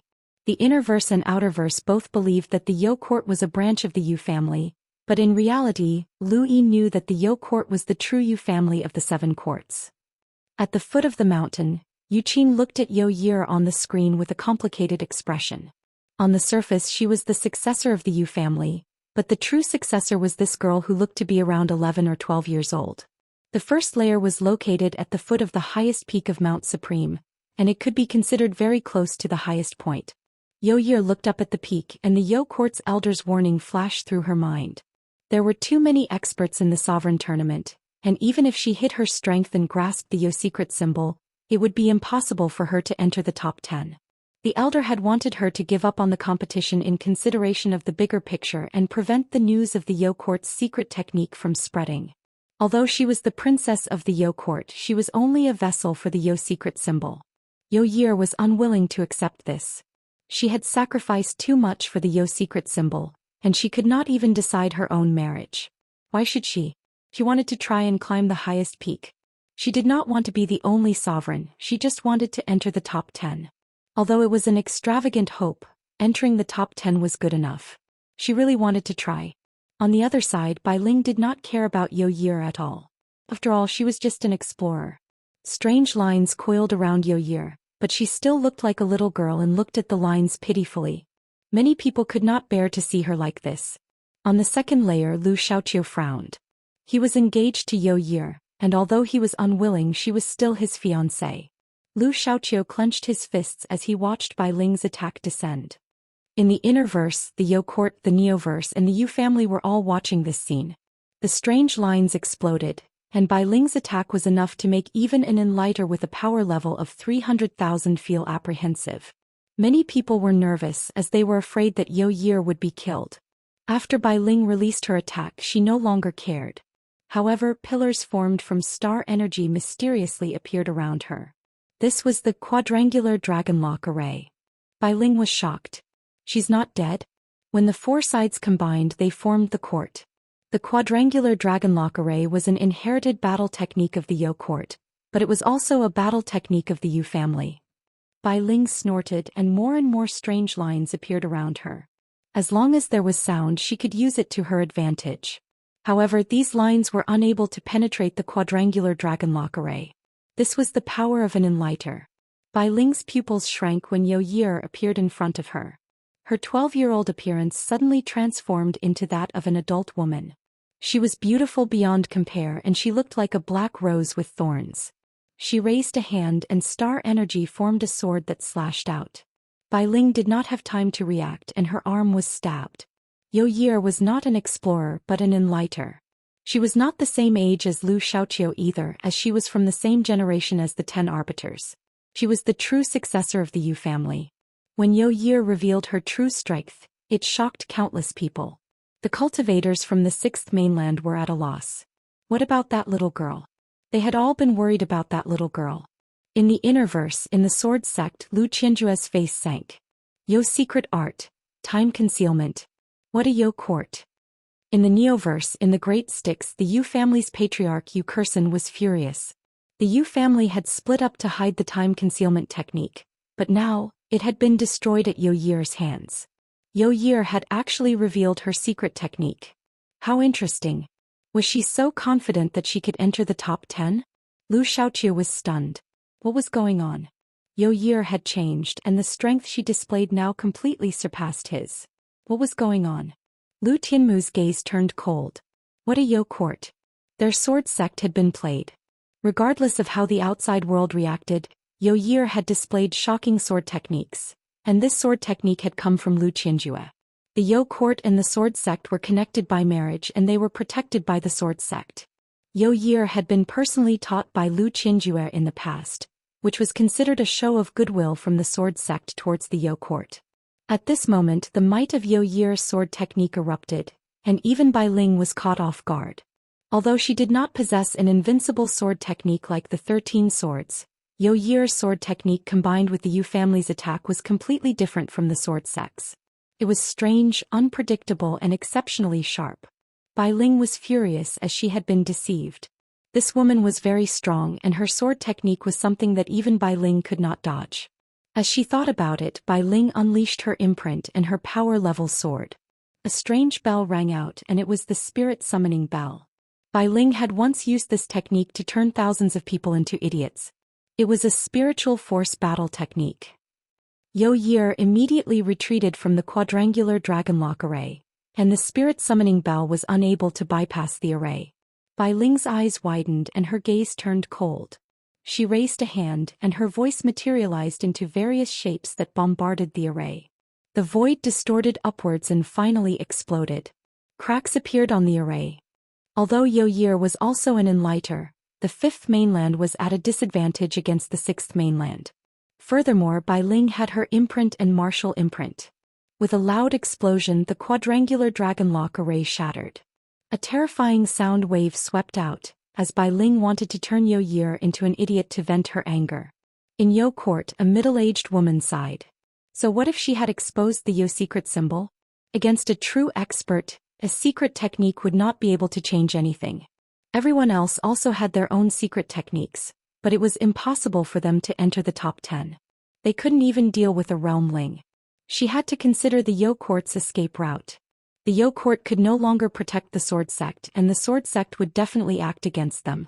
On Mount Supreme, Lu Yin's eyes narrowed. Yo Year had already used her full strength, but she was still not Bai Ling's opponent. Logically speaking, the battle should have ended and Yo Year's fate should have been miserable. However, for some reason Lu Yin felt that Yo Year would not be defeated so easily. The memory of him possessing her was still fresh in his mind. This Yo Year was extremely shrewd, and since she had made a move, she should not be defeated so easily. Suddenly, Lu Yin was shocked to see Yo Year's rune lines explode. At the first layer, Bai Ling's sound wave swept out, but it was blocked by a blood-red lotus. Yo Year stood atop the lotus, and her entire body surged with blood energy. Even her clothes had turned bright red, and they had changed from black roses to blood-red roses. No one had expected such a shocking turn of events. Even the Yo Court's master Madame Yu and the Yu family's master Yu Kursin were at a loss as they did not know what Yo Year had just used. In front of the screen, no one knew what battle technique Yo Year had just used as it had never been seen before. Even Elder Chan did not know. That blood-red lotus easily blocked Bai Ling's attack. Chapter 1285. Yo Year's gaze was emotionless as she raised a hand.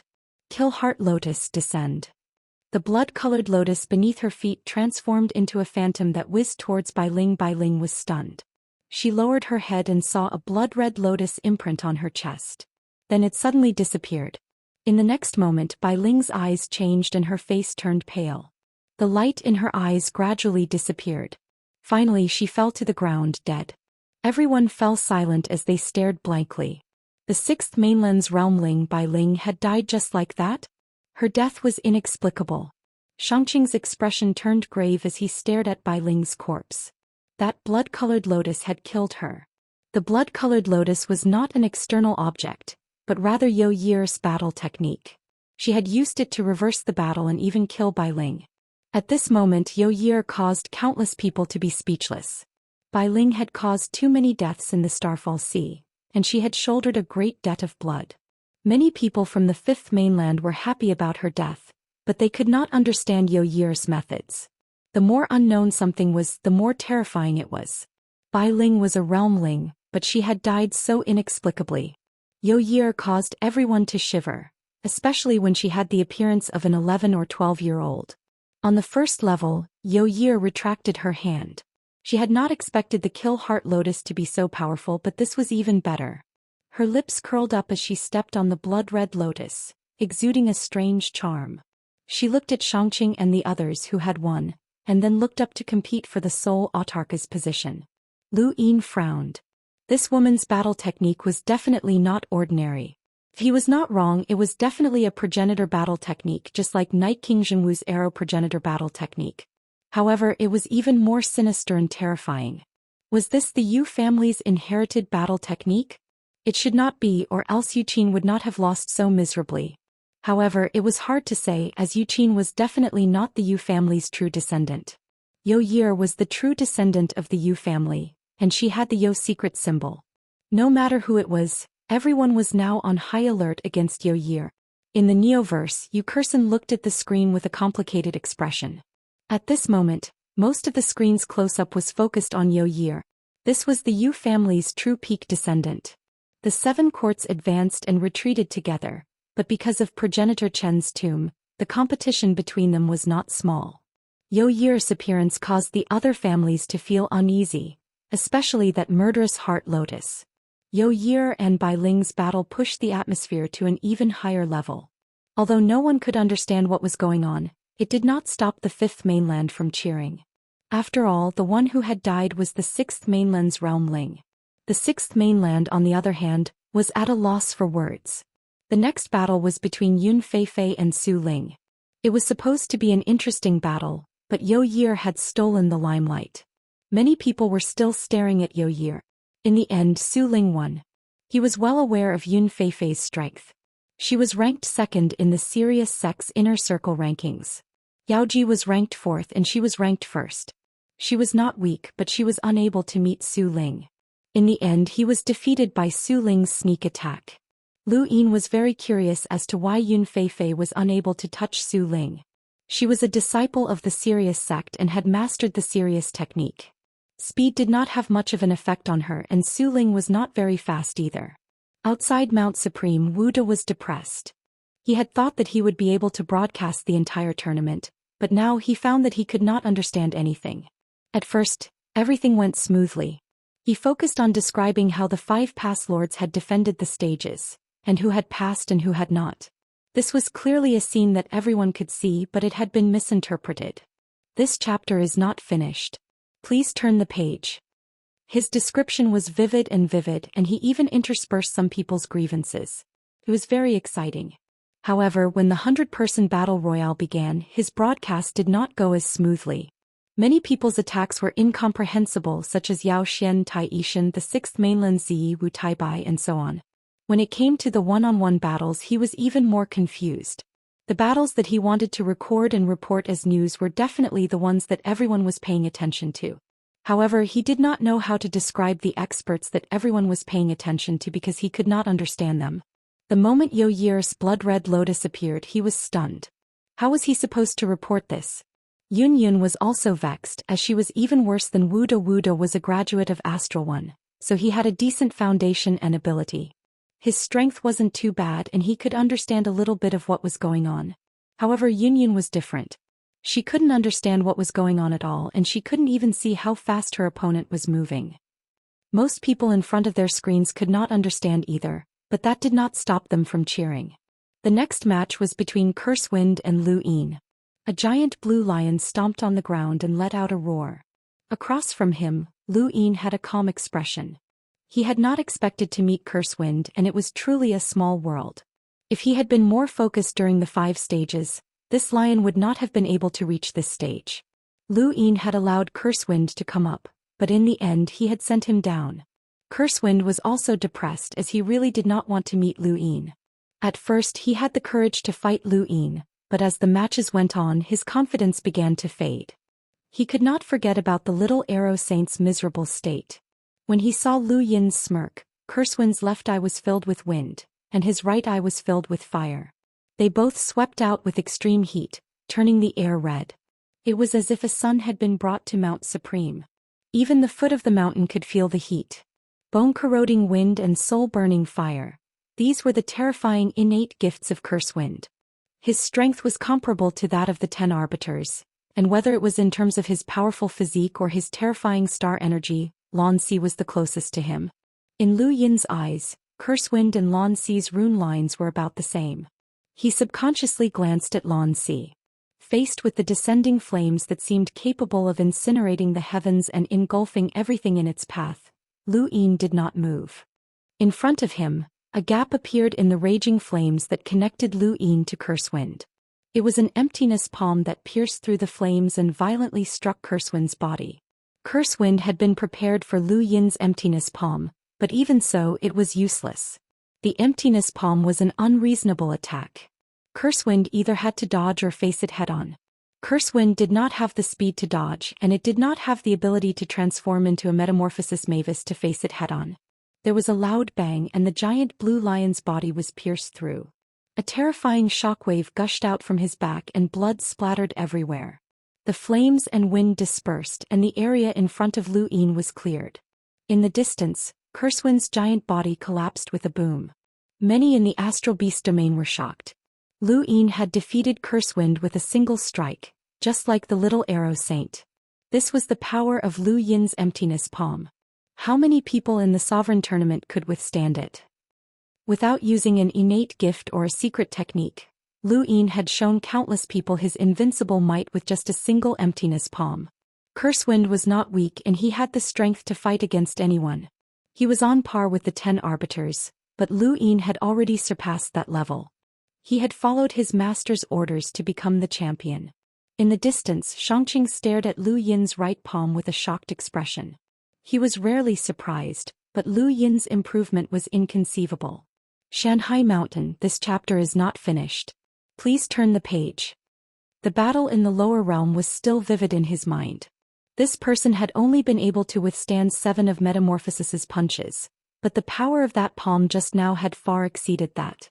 Perhaps even Metamorphosis Mavis would not have been able to withstand it unscathed.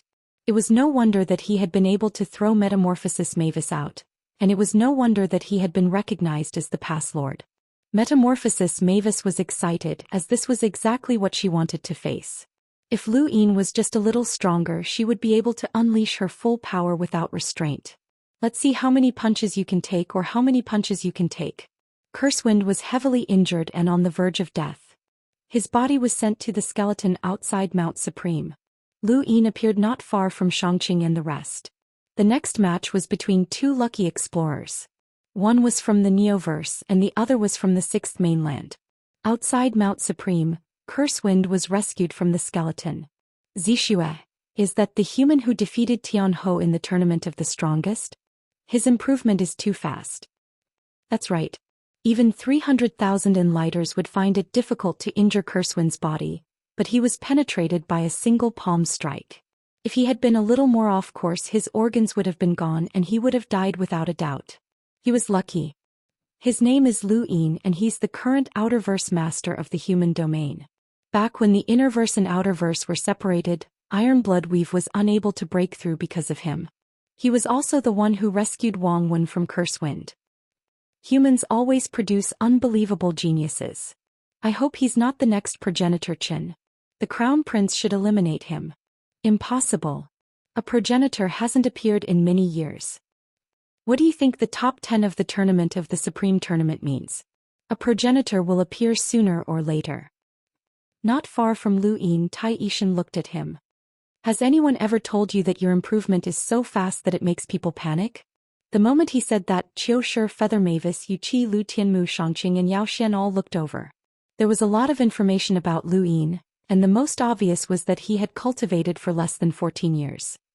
He had gone from an ordinary person to such a high level which made people panic. Even Xianxia couldn't understand it. Lu Yin shrugged. That's what a genius is. Daoist praised. Indeed, you're the genius. Lu Yin smiled. Was he showing off just now? Not really, as his goal was to become the champion. However, even with the strength that he had displayed so far, he still wouldn't be able to enter the top 10. No, he might be able to enter, but he might not be able to enter the top 5. The only prime that was recognized by the majority was still Xianxia, and that was something that couldn't be changed. The outcome of the battle had finally been decided. The cultivators of the 6th mainland had won. Soon 2 more people appeared in the arena. Lu Yin was shocked. Wu Taibai had appeared and his opponent was one of the blue transformation duo, the Fatty. Up until now, there had rarely been a match between the 6th mainland's experts. This match had attracted a lot of attention and the Fatty's performance was not weak. However, his opponent was Wu Taibai.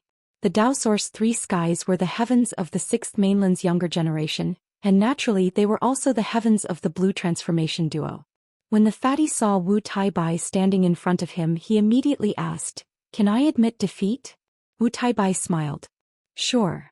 This was the prestige of the Daoist 3 skies in the 6th mainland. Even admitting defeat was allowed, and the reverence for the Daoist 3 skies was deeply ingrained in some people's bones. Thank you, brothers, for your support. I'll update in the afternoon. Thank you. End of chapter. Chapter 1286.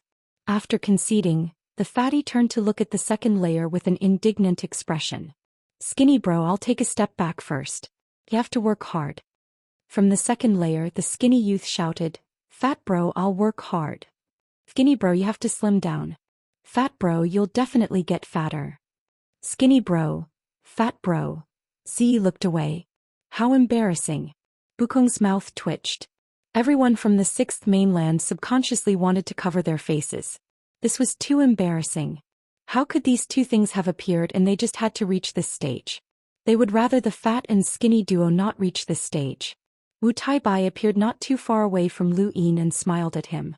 Lu Yin replied, I've always felt that your name was very strange. Wu Taibai smiled. Is that so? It's meaningful. Meaningful? Lu Yin had only asked casually, but he had not expected there to be a meaning behind it. Wu Taibai smiled. You'll know in the future, or perhaps you'll never know. How can I know about your private matters? Lu Yin was puzzled. Wu Taibai did not say anything else and instead looked at the arena. At this moment, a giant shadow loomed over everyone as the Star Devourer appeared. Its opponent was an explorer from the Sixth Mainland. I concede, the Sixth Mainland cultivator said without hesitation. The next few matches were not very interesting until Starsabil appeared. Many people's expressions changed as an expert from the predicted top 10 had appeared. Starsabil's opponent was Night Queen Yanqing. When they saw that it was Night Queen Yanqing, many people began discussing her and many of them looked at Lu Yin. Lu Yin's most sensational actions had been to topple the Day-Night Flow Zone and cause the Day-Night clan to collapse. Even in the Sovereign Tournament, only Night Queen Yanqing had participated, and Arbiter Zhenwu had been defeated. This incident had shaken even the Neoverse. The Day-Night clan's strength was not only known to the Innerverse and Outerverse, but also to the Cosmic Sea and Neoverse. They were truly a colossus, but they had been toppled by a single youth. This was an event that would be recorded in history. Night Queen Yanqing remained calm. Ever since that incident, her entire personality had changed and she had become very quiet. Actually, aside from the grudges between them, Lu Yin also felt some admiration for Night Queen Yanqing. This woman had her own pride and self-respect, and even when faced with ridicule she still dared to endure it. She had been like this back on planet Pyrolite, and now she was on the highest stage in the universe facing countless people from 2 different mainlands. She was still the same. The Day-Night clan had been overthrown and many other powers had abandoned them. The Sun family, the Blaze Realm, the Sylvan Dragon clan and the Frostmoon sect had once followed the Day-Night clan's lead, but now they no longer interacted with the Day-Night clan. The more domineering and powerful they had been in the past, the more obstacles they would encounter after their downfall. Under such circumstances, Night Queen Yanqing had dared to participate in the tournament, which meant that the psychological pressure she had to endure was not something that the average person could withstand. On the first fault, Night Queen Yanqing and Starsabil faced each other. I really admire you for being able to shoulder the dignity of the Day-Night clan, Starsabil said as she looked at Night Queen Yanqing, her tone full of praise. She had come into contact with too many people, but there were only a few whom she admired. Night Queen Yanqing stared at Starsabil and her eyes immediately turned purple. Her innate gift, violet eyes, allowed her to petrify. Starsabil's figure gradually disappeared from where she had been standing. Night Queen Yanqing's eyes narrowed and she suddenly looked up. Starsabil's figure descended, and a green pattern covered Night Queen Yanqing's body. This was 7-lined battle force, and at the same time the Night King's body appeared. In the distance, Lu Yin was astonished that Night Queen Yanqing had actually reached 7-line battle force. This was a huge improvement, but it was a pity. Night Queen Yanqing had indeed improved greatly. With her 7-lined battle force and the Night King's body, she could fight against the top heirs of the Sixth Mainland's imprinter clans. The Day-Night clan had poured all of their resources into nurturing her, allowing her to hold her own. Unfortunately, she had still been defeated. Against Starsabil, even if Night King Zhenwu was revived, it would still be difficult for him to win, let alone her. Starsabil remained silent, but her strength was definitely not weak, especially since she had even grasped the 9 clones technique. Just like Xiajuyo, she had fused with an unknown number of Starsabils, and her strength was unfathomable. In the Day-Night clan's ancestral grounds, many Day-Night clan members sighed. Had they still been defeated even after reaching this stage? Fortunately, Zhou Day-Night and Zhanlong Day-Night had both been defeated, and Night Queen Yanqing had made it the furthest. At this moment there were less than 20 people who had yet to fight. Lu Yin looked around, and the person he was most concerned about was still Wang Yi. In the next 3 matches, Maiden 007 had won all 3 of them. Maiden had defeated one of the Innerverse Lockbreaker Society's 5 heroes, Qing Zhiyu. Qing Zhiyu was a 5-star perceptive intermediate lockbreaker, and his technique was to dissolve his opponent's star energy. Unfortunately, he had met Maiden, who was a boundless advanced lockbreaker. As for number 007's opponent, it was Little White God from the Home of the Gods. This girl's comprehension of the Aeon Evolution True Scripture had reached the spiritual realm, which made Lu Yin sigh in amazement. Unfortunately, her attacks were unable to harm number 007. However, this battle allowed everyone to see number 007's battle technique. It was called the soldier style, and it was a spear battle technique that seemed simple but was extremely deadly. Following goddess Xiaobai was Qin Guangshan, who was also from the home of the gods.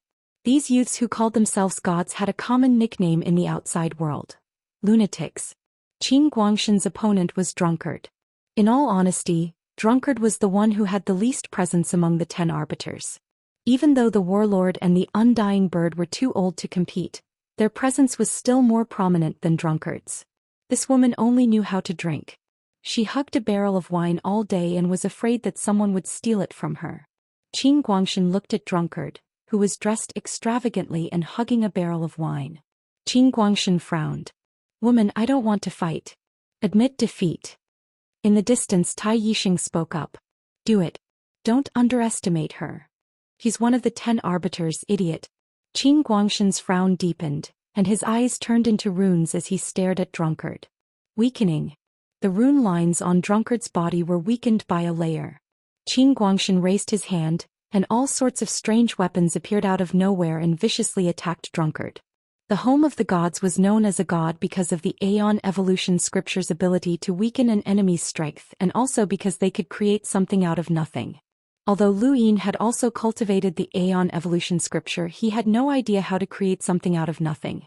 When he saw Qin Guangshan mysteriously conjure up so many weapons, even if the sovereign tournament prohibited external objects, it was useless. Those were all conjured by Qin Guangshan. All sorts of weapons surrounded Drunkard and tore through the void in an instant. They were extremely powerful and could rival Lan Si's emptiness palm. Drunkard truly deserved his title as an expert from the home of the gods. Jiao Hao burped and looked up at Qin Guangshan. With a thud, the wine barrel fell to the ground. The attacks from the surrounding weapons all fell at the same time, but strangely they all went toward the wine barrel. In the end, they all disappeared, leaving nothing behind. Everyone who saw this scene was stunned and confused. What had just happened? In the distance, Lu Yin's pupils shrank as he watched this scene in shock. What had just happened? The profound creation realm. Nearby, maidservant's expression turned serious. On the other side, Bukong looked up, his eyes filled with shock. Profound creation realm star energy control. Qiu Shi's expression turned solemn. Someone had actually reached the profound creation realm at such a young age. How had he done it? There was no lack of boundless advanced lockbreakers present, and some of them had even mastered sourcebox arrays. Even so, none of them had thought that they could comprehend star energy control to the profound creation realm at such a young age. That was another realm altogether. No one had expected that someone who could control star energy to the profound creation realm would appear in the sovereign tournament. Drunkard had surpassed all of her peers.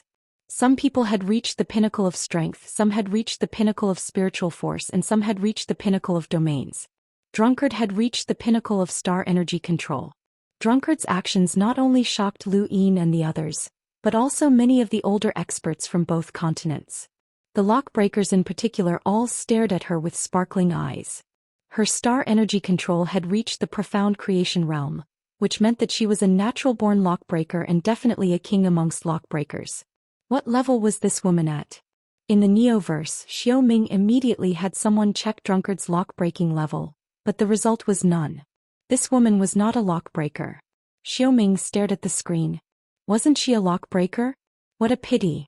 Reaching the profound creation realm at such a young age was such a pity that she was not a lock-breaker. Only a portion of the audience understood Drunkard's actions. Most of them did not, but that did not stop them from being dumbfounded. Even Qin Guangshan was dumbfounded. Creating something out of nothing was the key to the home of the gods calling itself a god. However, the woman in front of him was able to absorb all of his attacks into a wine barrel. This seemed more like something only a god could do. What the hell, who is a god? Drunkard burped again. Want a drink? Qin Guangshan gulped. How did you do it? Drunkard grinned. Drink and I'll tell you. Qin Guangshan blinked. Alright, I'll drink. He was too curious. Drunkard lifted the barrel and threw it over. Qin Guangshan raised his hand to catch it, but Tai Yixing shouted from a distance, "Be careful." Qin Guangshan did not react in time. The barrel seemed to weigh millions of pounds and he was knocked unconscious. Drunkard pouted. "I can't catch it." You're not worthy of drinking my wine. She then staggered towards Qin Guangshan to retrieve the barrel. The Supreme Tournament was a gathering of the universe's most powerful youths. No one was willing to give up on a spot in the top 10. One after another, seemingly ordinary powerhouses had appeared, but they had hidden their strengths well. Yo Year was one of them, and so was Drunkard. Who would have thought that someone who had always been a bystander would be able to surpass everyone in a certain aspect? He was the undisputed strongest. After Drunkard, it was Hui Santong's turn to fight. His opponent was Xiaoqing. This battle had originally been the focus of everyone's attention, but many people had been distracted by Drunkard, so they did not pay much attention to this battle.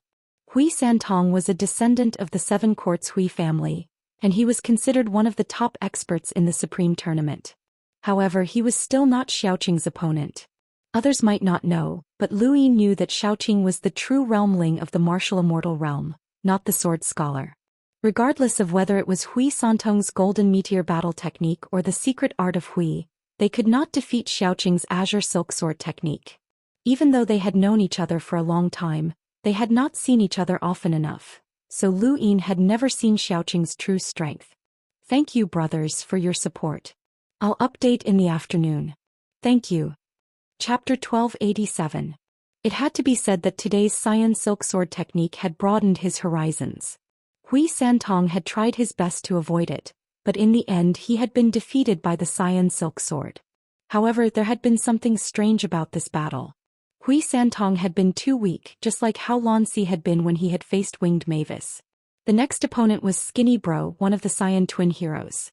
The moment he stepped onto the stage, he started shouting and yelling, echoing the fatty who had already been defeated. His opponent was also from the 6th mainland, and it was Prince Chongbai who had fought against Lu Yin before. Prince Chongbai had an expression of disgust. He was old acquaintances with the Cyan twin heroes, and they were both from the secret progenitor realm's fan domain. However, one was from the Cyan realm while the other was from the Baihong realm. He had always looked down on the Cyan twin heroes, but it was only during the Sovereign Tournament that he realized that these two were so powerful that they seemed to be cheats. On the second level, Hui Santong looked at Xiaoqing on the first level with an unwilling expression. He had not been defeated by that sword technique but by something else. That woman was not simple. Xiaoqing seemed to sense something, and she looked at Hui Santong with a smile. Hui Santong shifted his gaze to the battle between Prince Chongbai and Skinny. In this battle, Prince Chongbai had used everything he could, including innate gifts, imprints, battle techniques and secret techniques, but he had still lost to Skinny in the end. Skinny's defense was unexpectedly strong, and the battle technique in his palm had easily disintegrated Prince Chongbai's innate gifts and battle techniques. The fatty had similar strength, but unfortunately he had met Wu Tai-bai. Prince Chongbai had been punched in the face by Skinny, and he had been defeated sullenly. It seemed that in every single round the final match would be a heavyweight. In the previous round, the final match had been between Xiao Bai and Zhou Xian. Although it had ended quickly, Zhou Xian's strength had been revealed. In this round, the final match was between Tollwielder and Wang Yi. Tollwielder was the top descendant of the 6th mainland's war martial realm's smithing family. He was also a realmling, and he looked down on his peers. Lu Yin's greatest impression of him was that he liked Wendy Yushan. Originally, Tollwielder's reputation had been at the forefront of the 6th mainland's realmlings. Unfortunately, ever since the Tollwielder's ancestor had died, the blacksmithing family had declined, and Tollwielder had gradually faded from the public eye. Even so, he was still a realmling. Looking at Wang Yi across from him, the weapon wielder clenched his fists. Yao Gu's miserable scene was still fresh in his mind. He had also rushed over from the northern mountain peak and was not far from Wang Yi. Even he couldn't see this person's attack clearly. This battle bodes ill rather than well. Wang Yi's gaze was unfocused. It was as if he was facing Li Zimo. He just stood there and did not make a move. No one knew what he was thinking. Soon after, the weapon wielder took action, his imprint appearing. It was no longer the weapon wielder, but rather the world imprinter, as well as the only 9th-level weapon refiner in the forging family. A martial imprint appeared. He raised his hand, the side of his palm hacking out towards Wang Yi. In an instant, heaven and earth were split apart, as if the starry sky was going to be cut apart. He had not been able to see Wang Yi attack Yao Gu, so he knew that he only had one chance to attack. If he missed it, his fate would not be much better than Yao Gu's. If even the Void Thunder Beast could not avoid this attack, then there was no need to mention him. The single palm that could split apart heaven and earth landed on the first, second, and third faults. Many people's weapons trembled as if they were responding to the weapon wielder. Wendy Yushan looked at the first fault. Back in the Daoist sect's ruins, she had felt the same way when she had faced the weapon wielder for the first time. The weapon wielder had used her sword to kill an enemy, and she would never forget that scene for the rest of her life. At this moment, the weapon wielder's control over his weapon was astonishing. Across from him, Wang Yi's eyes regained their vigor as he watched the weapon wielder tear apart the void. He lightly tapped his foot and instantly disappeared. When he reappeared, he was already behind the weapon wielder. The weapon wielder's movements stopped and his body crashed to the ground. He had been defeated. In the distance, Lu Yin's eyes narrowed. That speed had surpassed anyone he had ever seen, and it left him speechless. The attack's power was also abnormally terrifying. That was a battle technique that had imitated something with a palm, and it had directly severed the weapon wielder's meridians. From the moment the weapon wielder had made his move, Lu Yin had been watching Wang Yi. He had even used the Aeon Evolution True Scripture to be able to see clearly. In the entire Sovereign Tournament, there were probably no more than 10 people who could clearly see Wang Yi's moves. This person was quite terrifying. On the other side, Wu Taibai stared at Wang Yi in shock. Shang Qing's eyes narrowed and he became much more serious. Up until now, aside from Shang Qing, who was publicly recognized as an unbeatable sovereign, there were only a few people who could truly shock everyone. Lu Yin's strength, Yao Xian's spiritual force, Jiu Hao's star energy control, and Wang Yi's attack speed. This person made everyone wary. The second round of the one-on-one matches ended, and a loud boom rang out, attracting everyone's attention. At the top of Mount Supreme, a giant statue that was tens of thousands of meters tall suddenly rose up. It had no face and its facial features were not sculpted. The statue was in the shape of a single hand suppressing all living beings, with one hand pressing down and the other behind its back. It was an invincible posture. Beside the statue's feet, 10 stairways extended down to the bottom of Mount Supreme. That position was second only to the peak, and one could use the stairways to ascend. The 10 stairways represented 10 people, and only 10 people could use the stairways to ascend to the top of Mount Supreme. Those 10 people were the top 10 of the Sovereign Tournament. As for the statue without features, it was left for the sole sovereign. Whoever was the strongest would have the statue's appearance, standing above all living beings and invincible in the universe. Everyone raised their heads and looked at the incomparably large statue with burning gazes. How many chances did a person have to stand at the peak and become the sole sovereign? The entire universe could see it. At this moment, even Shang Qing was somewhat hot-blooded. It wouldn't be long before that statue took on his appearance. Following the statue's appearance, a new wave of bets appeared in the universe. Everyone was guessing who the sole sovereign was and who the top 10 would be. At the foot of Mount Supreme, Yao Gu came to his senses and looked up. The statue was very far away from him. On the third layer, Sujio was helpless. He was the dignified successor of the Seven Courts Su family.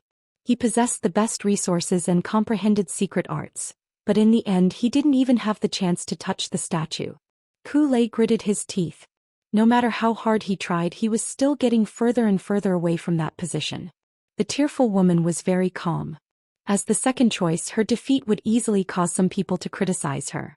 However, a defeat was a defeat and there was nothing she could say. On the second layer, Xiao Luo's expression was calm. He was also guessing who the statue would take on. Myra's gaze was complicated. Arbiter Wen hoped to enter the top 10. Nong Zitian's mouth was wide open as he stared blankly at the statue. How great would it be if it was him? He would bring glory to his ancestors. That damned woman from the 5th continent. Ling Kei's gaze was filled with extreme envy. If the statue was him, there would be no need to hire a support group. Countless beauties would join them. What a beautiful scene that would be. Sleeping Prince was sleeping. There were 50 people on the first layer, and there were 5 more people to decide who would ascend to the bottom of the stairway and fight for the top 10 spots. The solution had already appeared, and that was the third round of the competition. There would be 10 three-person battles. In the competition, strength was one aspect and luck was another. Luck was illusory and seemingly formless, but it was very important.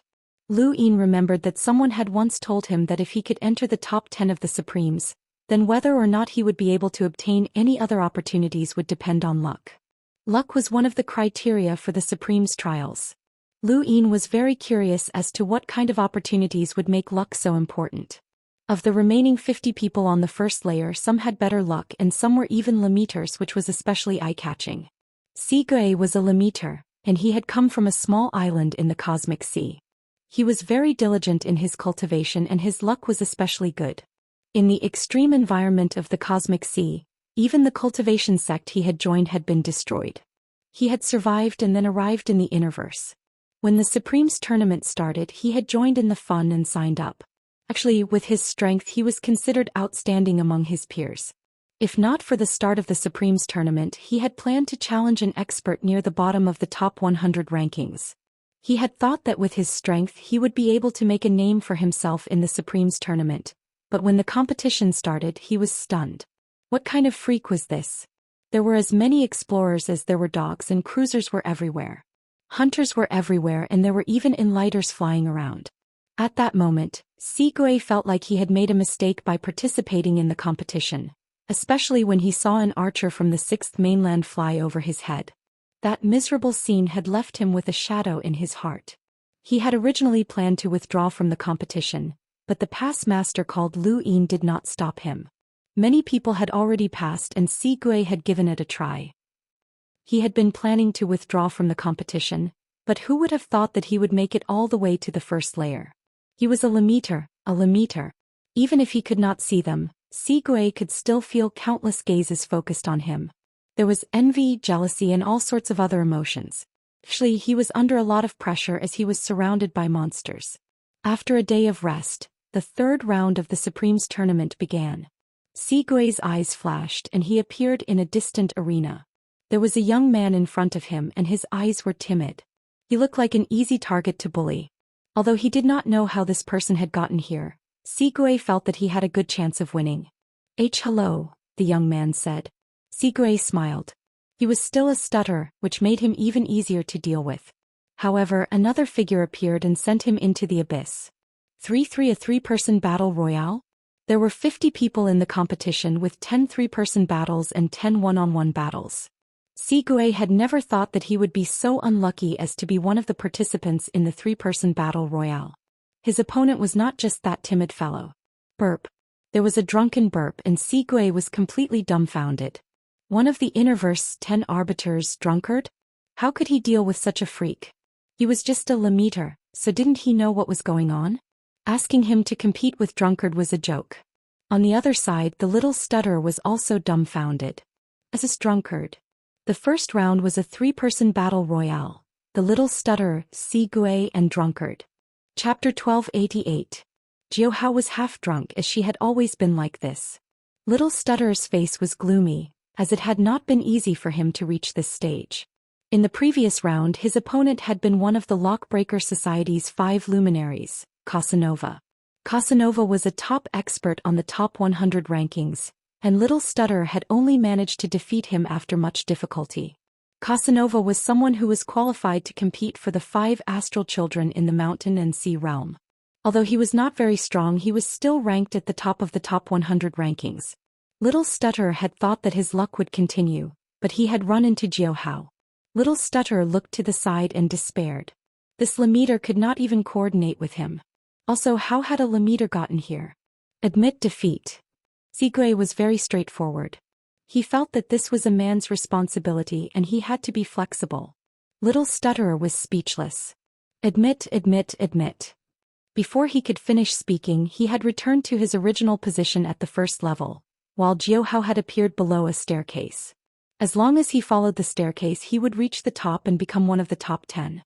Admitting defeat against Jiuhao was not shameful. Little Stutterer was stunned as he had not even considered admitting defeat. Although he would definitely lose, he did not dare to do so as he would be beaten to death by his master. What he wanted to say was, "Be serious, not admit defeat." To the side, Ku Wei looked at Little Stutterer sympathetically. "Bro, you're so unlucky to run into Jiuhao." Little Stutterer looked at him.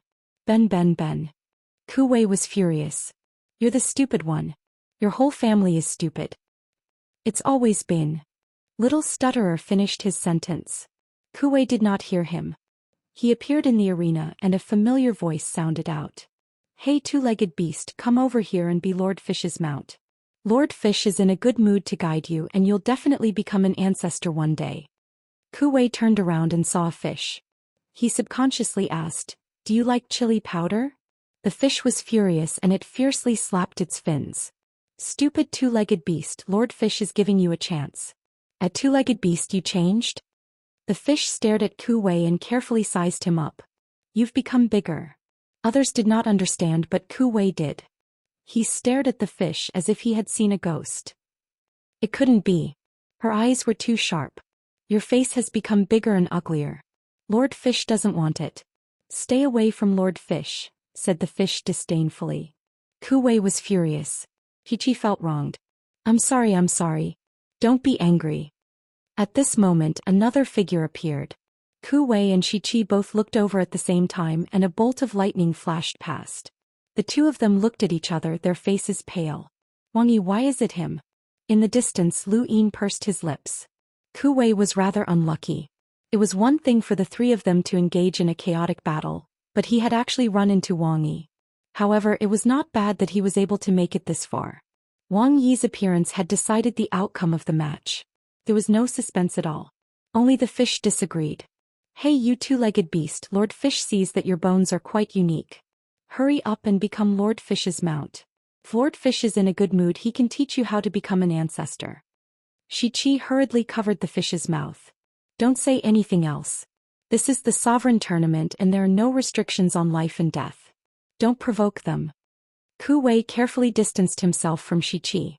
That despicable fish could say anything and he was afraid of being implicated. Wait, why didn't he admit defeat? Kuwei's eyes lit up. Against this fellow, even if he transformed into the tomb-protecting giant he would still lose. He quickly admitted defeat as he had just seen Yao Gu and the tool wielder's fates. I admit defeat, Chi said bluntly as she was afraid that the fish would say something else. The fish was furious and continuously flapped its fins. Kuwei hurriedly said, I admit defeat. Wang Yi immediately appeared at the bottom of one of the stairways. Very quickly, three more figures appeared in the arena. Two of them were explorers from the Sixth Mainland and one from the Neoverse. The last one was one of the Xian twin heroes, the Thin Man. When he saw the chaotic battle between the three of them, Lu Yin was certain that the matches were not randomly assigned. Of the 50 people remaining on the first layer, there were a dozen or so who were clearly much weaker than the others. They had all relied on luck to reach this stage. In the 2 3-person battles that had just ended, the 4 people who had been eliminated belonged to these dozen or so people. This was an intentional elimination of some people. This was especially true for this group as one of the Xian twin heroes, the Thin Man, could easily eliminate the other 2. However, the Thin Man himself was not a top-tier expert. This match ended very quickly, and in the next moment, Xianxia appeared in the arena. When he saw Xianxia, the rest of the people subconsciously tensed up. It was not a good thing for anyone to encounter Xianxia. Even if Lu Yin was confident that he could fight against Xianxia, he would still consume a lot of his energy. The giant Star Devourer appeared in the arena, and it was Xianxia's opponent. This was a 3-person battle and the other person was Xianxia. When Xianxia appeared in the arena, she wanted to cry but had no tears. During the battle in the mountain and sea realm, she had been the first to witness the true might of the 3 suns' ancestral qi. On the highest stage, Xianxia had used 2 strands of ancestral qi to transform into progenitor qin. She still could not forget that invincible display. Even a hunter like Xianxia was not someone she could deal with, let alone an enlighter like Xianxia. Surpassing realms to challenge progenitors was easy, and any genius was just an ordinary person in front of progenitor qin. While Xianxia was considering whether or not she should just admit defeat, on the other side, the Star Devourer's giant body was already pressing down on Xianxia. When it had broken through the 5th checkpoint, Star Devourer had cleverly chosen not to provoke Xianxia. Instead, it had shrunk its body and successfully passed the checkpoint. Even if it looked down on humans, it was not confident that it could fight against someone who could use a progenitor as a fighter. However, in this match it had no choice but to go all out. Star Devourer's appearance was like a mix of a wolf and tiger. It had 6 eyes on its forehead and every time it opened one of them, its power would explosively increase. At this moment, it opened 4 of its eyes and fiercely pressed down on Xianxia. Xianxia easily dodged and a stream of air whizzed past, smashing towards Star Devourer. The stream of air was dispersed by Star Devourer. Although Xianxia's stream of air was unsolvable and could be dispersed, it would quickly condense again. However, it was of no threat to Star Devourer at this moment. Xianxia frowned slightly. Above its head, Star Devourer's giant tail slammed down, and the void was immediately distorted by its power. This power was not inferior to Emergence Mavis. Emergence Mavis represented the pinnacle of human strength, while Star Devourer represented the pinnacle of giant beast strength. Humans had natural limitations, but Star Devourer did not. Could even devour planets. Xianxia dodged the attack once again, and its giant tail slammed onto the ground, causing the ground to split open. Zhou Xian was pushed back by the wave of air and looked over in shock. This power made her think of Corpse Ghost. Back then, Corpse Ghost relied on the 3rd transformation of the Corpse King and Death Chi to challenge everyone on the golden stage without losing out. That power was so strong that it left everyone speechless. Star Devourer's current power was probably not much weaker than Corpse Ghost's. With a roar, Star Devourer suddenly opened its 5th eye and raised its right claw to slap Xianxia. In the distance, Lu Yin's eyes narrowed. This claw's power was infinitely close to Corpse Ghost's. Even he only had this level of power, and Emergence Mavis had long since surpassed it. Emergence Mavis' expression turned solemn. This strange life form truly deserved its reputation as the strongest giant beast. It only had 5 eyes, but its power had already surpassed hers. However, her Mavis bloodline's usage of power was not something that Star Devourer could compare to. She glanced at Lu Yin as she thought about it. This person's emptiness palm was not something that Star Devourer could match. Just power alone depended on how one used it. Zhou Xian could not interfere and she kept retreating. However, Star Devourer did not attack her, and its eyes only focused on Xianxia. Xianxia's stream of air was useless against Star Devourer, and everyone watched on nervously. It was time for Progenitor Qin to appear. Not long after, Xianxia stood tall in the sky, and the stream of air that had been attacking Star Devourer gradually changed into a human form. Star Devourer was not stupid. Although it was not smart, it was still very sensitive to danger. When it saw the stream of air transform, it raised its claw and swatted at it. There was a loud bang and the ground trembled as a deep claw print sank into the ground. In front of the screen, countless people watched nervously. Star Devourer stared at the ground, its originally indifferent gaze suddenly filled with pain. Blood spurted out as a sword light flashed from below, piercing through Star Devourer's right claw. A figure leapt up. It was Progenitor Qin. Star Devourer roared in pain as its huge tail viciously lashed out. High up in the sky, Xianxia was indifferent as 2 streams of air revolved around her, making her look like a deity. Below, Progenitor Qin, who had transformed from the stream of air, slashed down with his sword. There were no traces of battle techniques and there were no superfluous movements. It was just a single slash and his figure disappeared while the sword light remained in place. Star Devourer's huge tail lashed out, but half of it was broken. No matter how powerful it was useless. In the distance, Lu Yin gradually clenched his right hand. Progenitor Qin, this was Progenitor Qin. Back on the golden stage, everyone had been helpless against the Corpse Ghost, but Progenitor Qin had appeared and used his sword to block the Corpse Ghost. In the end, he had even cut off the Corpse Ghost's arm. The Corpse Ghost was not an expert of the same generation, and there was no expert in the Neo-Human Alliance who could reach the 3rd transformation of the Corpse King realm. Moreover, Progenitor Qin had fused with death energy. Yuhua Mavis, Xia Zhuyo, and the others had not been inferior to the top experts of the younger generation in the long river of history. In the end, even their combined forces had not been a match for the Corpse Ghost, but Progenitor Qin had blocked it with a single slash. This was Progenitor Qin, the invincible Progenitor Qin. At this moment, no matter how strong Star Devourer was, it was like a child in front of Progenitor Qin. Its right claw and tail had been severely injured, and Star Devourer did not dare to attack. Only those who were close enough could understand how terrifying Star Devourer was. His strength was enough to cause one to collapse, but those who were watching from the outside could not sense it. All they could see was Xianxia's godlike appearance. Outside Mount Supreme atop a white skeleton. That's the human progenitor Qin. No matter what era he was in, progenitor Qin was invincible among his peers. Who could defeat him in the same era? Unless another progenitor intervened. It's useless. Legend has it that during the war between the 5th and 6th mainlands, progenitor Qin used the 9 clones technique to fight against 9 progenitors. He was unparalleled. That's why he's known as the only paragon, unless someone can surpass progenitor Qin in the same era. He has more than 1 progenitor Qin clones. The other gigantic beasts fell silent when they heard that. Star Devourer was a strange life form. It could swallow planets and it was extremely strong. It was unshakable, but it was powerless in front of progenitor Qin. On the first level, Zhou Xian gulped and looked at progenitor Qin in fear. Her eyes were shining. That was the invincible progenitor Qin. How sad must it have been for those who had been born in the same era as him. Chapter 1289. Progenitor Qin didn't have any fancy battle techniques. Just his blade alone was enough to make the Star Devourer not dare to act rashly. The Star Devourer stared at progenitor Qin with its 5 eyes. Finally it opened its 6th eye, and a strange aura swept out in all directions. In the distance Zi Bukong Wu Taibai and the others from the 6th mainland paled. The 6th mainland's cultivators were naturally suppressed by the 5th mainland's cultivators, and this suppression was unsolvable.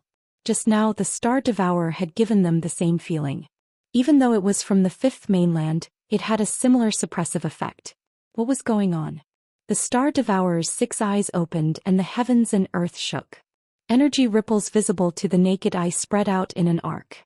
It roared towards the sky and even Mount Supreme trembled. An unparalleled power spread out along with Mount Supreme, causing the surrounding planets to crack open. One after another, the older generation experts walked out to defend themselves with shocked expressions. This was the first battle that affected the surroundings. The Star Devourer displayed its strength to its heart's content. It was truly invincible and no one could resist it in terms of strength. It had reached a certain peak. Even the Prime Clear was shocked. This power wasn't something that humans could contend against. Blade light flashed and the Star Devourer's voice came to an abrupt end. Its 6 eyes blinked and then it crashed to the ground. The illusory progenitor Qin stood tall in the sky, his blade pointed outside of Mount Supreme. Everyone who saw it felt a chill. Progenitor Qin had killed the Star Devourer in one strike. Blood flowed down the Star Devourer's neck, dyeing the ground red. Its enormous body immediately shrank. The Star Devourer had been defeated. In the distance Lu Yin's eyelids twitched. Even he couldn't see progenitor Qin's blade light clearly. He could only see a terrifying amount of rune lines flash past before the Star Devourer collapsed. The Star Devourer didn't even have the chance to display its strength. Progenitor Qin was invincible. This was recorded in history, but the 6th mainland's history didn't even dare to record it. Everyone was speechless. This included Yu Hua and the others. When they had fought on the golden stage, they had thought that they had seen progenitor Qin's bottom line. However, at the same time progenitor Qin had left them in despair. His bottom line hadn't been exposed at all. The Prime Clear had also fallen into Silver's trap, which was why they had almost been captured. This also showed the corpse ghost strength, as it was able to catch Ancestor Qin off guard. In terms of strength, the Star Devourer was truly invincible, but in terms of strength it couldn't even compare to the corpse ghost. He didn't even have the chance to display his strength. So what if his strength was invincible? He still couldn't block Ancestor Qin's blade. Yao Xian's eyelids twitched as he stared at Ancestor Qin, who was gradually turning into a stream of air. Then he looked at Xianxia, thinking about how to deal with him. No matter how arrogant they were, no one dared to say that they could face Ancestor Qin at the same time. That was an unsolvable problem. Perhaps it would be better to directly attack the Prime Clear One himself, but this Prime Clear One wasn't that easy to defeat. After all, it was the Hall of Honor's #1 method. Only then did the crowd realize that the only supreme being they believed to be on the surface was merely relying on the 3 sons' ancestral Chi's combat skills. No one knew exactly how strong he was. His talent, secret techniques, physical strength and everything else were unknown to them. This discovery sent chills down the spines of the remaining contestants. When he looked at Xianxia again he saw 3 streams of Qi revolving around him. Indeed he looked like a deity. Lu Yin exhaled. If he wanted to defeat the prime clear lineage, he would have to defeat progenitor Qin, who was from the same generation as him. This was truly difficult, as that was progenitor Qin. Outside Mount Supreme, Muen smiled. That was the Hall of Honor's #1 method, no matter who it was. This chapter is not finished. Please turn the page. Whether it was the Six Mainlands or anyone else, they were all confident that those who cultivated the Three Suns' ancestral qi were invincible in the universe. Even if this invincibility was built on someone else's head, so what? They were still invincible.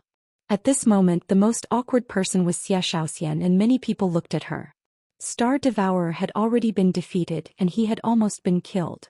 Now his body had shrunk and returned to his original position. He was lying there with serious injuries, and she was the only one left to fight the Prime Clear One. The Prime Clear One glanced over, and a stream of energy gradually left his body. Zhou Xian helplessly said, "I admit defeat." No one mocked her, as this was how it should be. If she was smart enough to admit defeat, she could even shorten the competition. No one blamed Zhou Xian, as it was already good enough for her to admit defeat against the Prime Clear One. The Prime Clear One appeared at the bottom of a staircase, separated from Drunkard and Wang Yi. Many people's expressions changed. Perhaps if they won now, they wouldn't have to face the three of them. They all hoped that it would be their turn as soon as possible. An apprehensive girl appeared in the arena. She was only an explorer from the Cosmic Sea, and opposite her, Xia Jiuyo appeared. When she saw Xia Jiuyo, her face paled. This person was a super expert who was ranked 5th on the top 10 rankings. Although the top 10 rankings predictions might not be accurate, anyone who was ranked in the top 10 was not someone she could fight against. The girl was helpless, as it seemed that her good luck had come to an end. On the other side, another man appeared, and many people were interested in him. This man was numbered 007. His name was strange, but he was not weak. Lu Yin was especially interested in this man, as someone who had defeated Zhou Day Night was enough to pique his interest. It should be known that Zhou Day Night's end, Daybreak, had even affected Night King Jinwu, and Zhou Day Night's power had been much weaker than it was now. However, this number 007 had been able to defeat the current Zhou Day Night, which meant that he was a hunter, which was enough to rival Night King Jinwu. This person was not from the 6th Mainland or the Neoverse, which piqued Lu Yin's interest. Xia Jiuyo was naturally interested in this number 007 as well. This person had an iron-blooded aura, and it was obvious that he was a soldier.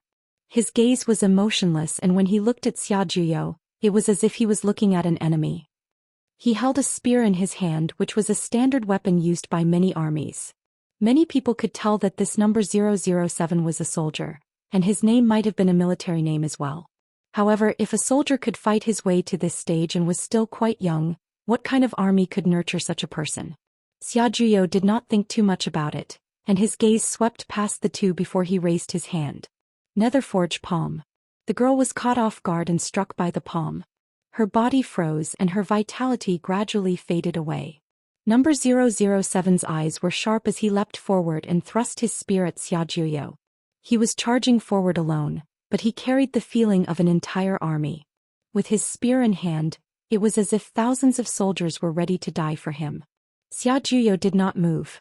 His innate gift, Echo, caused a second attack from the Netherforge palm, and this time, it struck number 007 without any obstruction. Number 007's expression did not change. Even though he had been struck and half of his body was frozen and numb, his spear continued to press forward. His gaze did not waver and his weapon remained resolute. In the distance, Lu Yin vaguely understood how Zhou Day Night had been defeated. This person was not very strong and could not even compare to Night King Jinwu. At most he could be considered close to the 10 Arbiters level. However, his willpower was rarely seen, and it surpassed Night King Jinwu's and most of the 10 Arbiters. It was even possible that he had surpassed Lu Yin. A soldier who faced death with equanimity had an unshakable willpower, even in the face of an illusion. This chapter is not finished. Please continue reading. Coupled with the fact that his strength had already surpassed Zhou Day Night's, it was normal for him to defeat her. Unfortunately, his opponent was Xia Jiuyo. Willpower could only last until victory in a battle of equal power, and it was useless against an expert who far surpassed him. The spear stopped less than a centimeter in front of Xia Jiuyo and remained motionless. Number 007 had been frozen, and the Netherforge Palm's power could not be underestimated. Back then the Tear Lady had also been defeated by it. Since he had won, Xiajuyo did not kill him. He dissolved the Netherforge Palm from number 007 and the girl, saving their lives. "Where are you from?" Xiajuyo asked number 007. Number 007 did not say a word as he reappeared in his original position. Xiajuyo, on the other hand, appeared at the bottom of a staircase. With an invincible powerhouse like Progenitor Qin in front of him, Xiajuyo, the true successor of Progenitor Qin and the inheritor of the 9 clones technique, did not cause much of a shock. After all, his opponent was not strong. Lu Yin wanted to see who was next, but his figure disappeared and reappeared in the arena. It was his turn. When they saw Lu Yin appear in the arena, quite a few people in the distance were shocked. Many had stern gazes while others panicked, afraid that they would run into him. A short man appeared in front of Lu Yin and the two looked at each other. The man immediately raised his hand. "I admit defeat." Lu Yin was speechless. The other person had not even appeared yet. This guy had broken the record for the fastest surrender in the Supreme Tournament.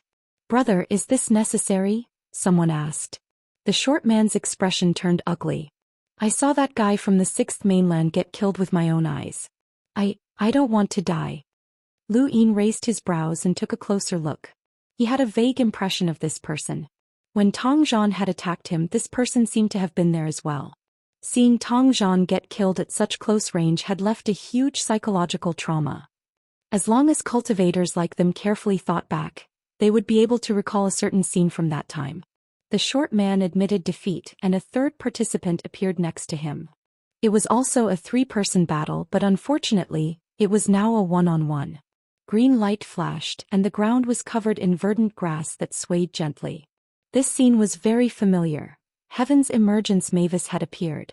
When they saw that it was Heaven's Emergence Mavis, countless people, whether they were on Mount Supreme, outside of Mount Supreme, or in front of the screens, straightened their backs and watched seriously.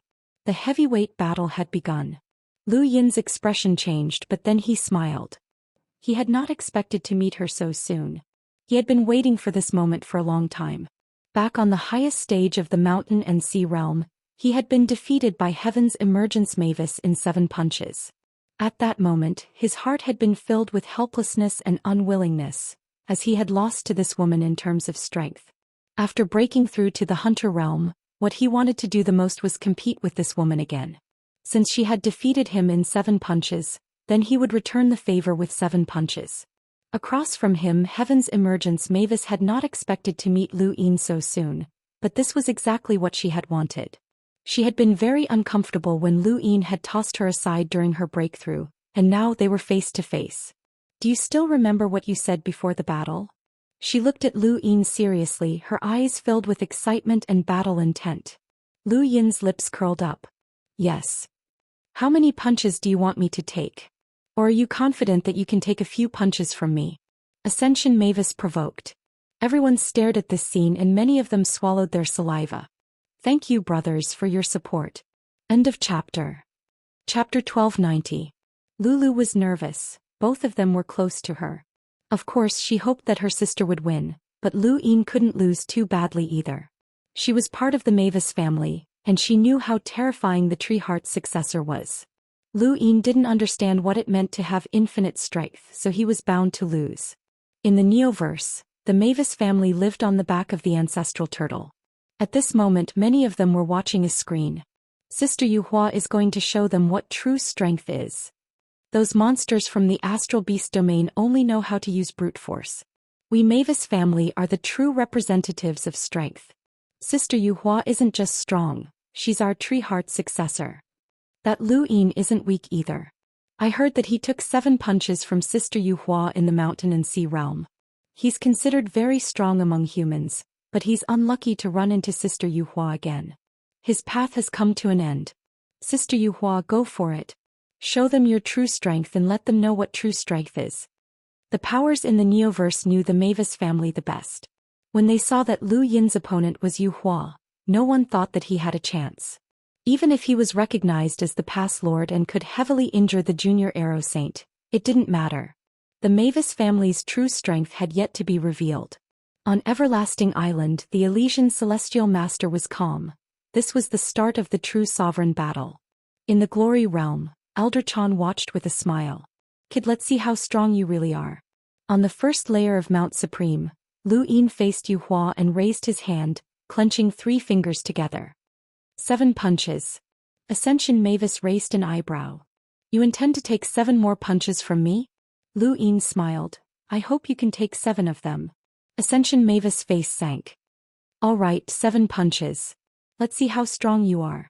Back in the mountain and sea realm, Lu Yin had taken 4 of her punches with his own strength. The last 3 punches had been augmented by battle force and overlaying stacks. In terms of pure strength, he could only take 4 punches. Of course, that wasn't Yu Hua's full strength. If she had used her full strength on the first punch, Lu Yin definitely wouldn't have been able to take it. At this moment, he didn't intend to erupt with his full strength. With a light tap of his foot, he threw a punch at Ascension Mavis. Ascension Mavis's gaze sharpened as she similarly raised her fist. This was a battle of strength. Bang! With a loud bang, the space around the 2 of them cracked and the ground shattered. The 2 of them sank into the ground at the same time. Huge waves of chi swept out in all directions, pushing the space apart. Looking from the foot of Mount Supreme, it looked like a wave was spreading out. Then countless spatial cracks were torn apart. It was extremely shocking. This scene didn't just shock the people on Mount Supreme, it also shocked countless people in front of the screens. Even if they weren't there personally, they could feel how terrifying this power was. Just the first punch alone had already surpassed the strength of Yu Hua's 7th punch on the golden stage, and this was just the starting point. Back when Yu Hua Mavis had punched Lu Yin, each of her punches had been slightly stronger than Lu Yin's.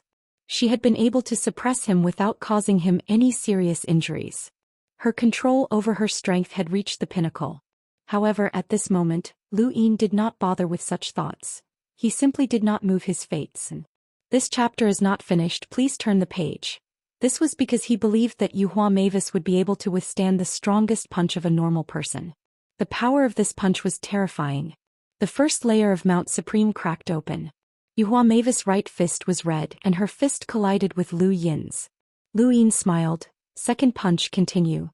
As soon as he finished speaking, he moved his fates and at this moment all of his fates and had fused into his heart. With a slight shift, a terrifying power descended, and the 2 fists that were clearly touching each other once again exerted strength. The same scene happened again, and Mount Supreme trembled as shockwaves swept out in all directions, piercing through the void and tearing open cracks. It was like a thunderclap that struck fear into many people. Yu Hua Mavis took a few steps back and waved her right hand, sending the remaining force towards the remaining participants on the first layer. The remaining participants were separated by the screens, and the remaining force ruthlessly slammed into them. Although it did not shatter, the force still traveled through the air and caused everyone's hearts to tremble. A few explorers started bleeding from their orifices, unable to withstand the force. They looked at Lu Yin and Yu Hua Mavis as if they were looking at monsters. Lu Yin raised his right fist. This was his current strength.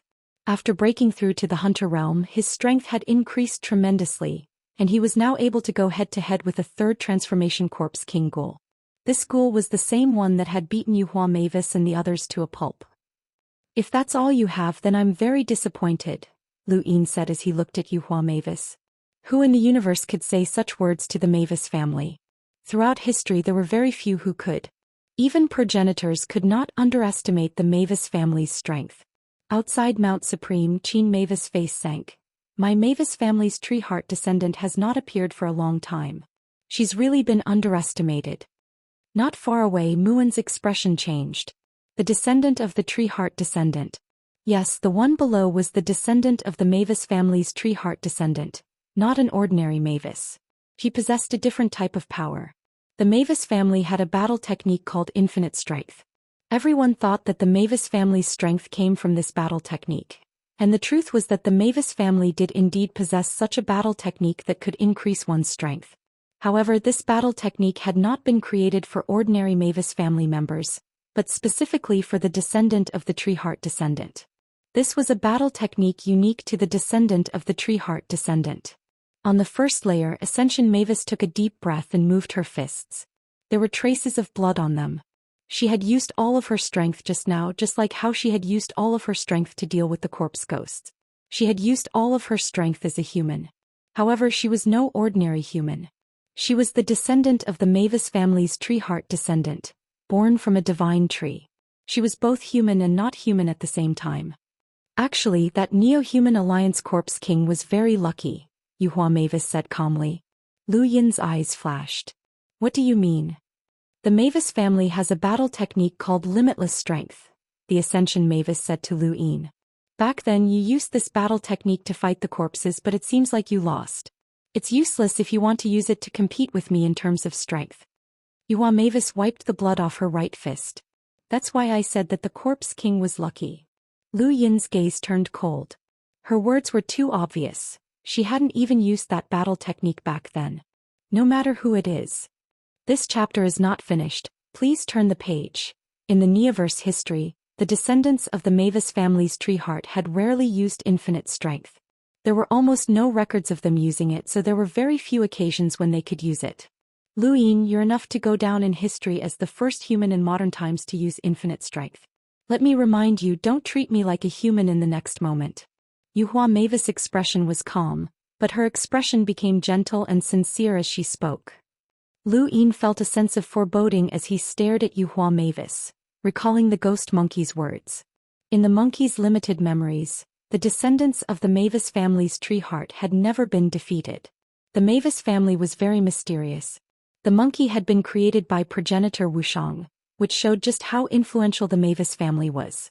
The descendants of the Mavis family's tree heart were truly invincible among their peers.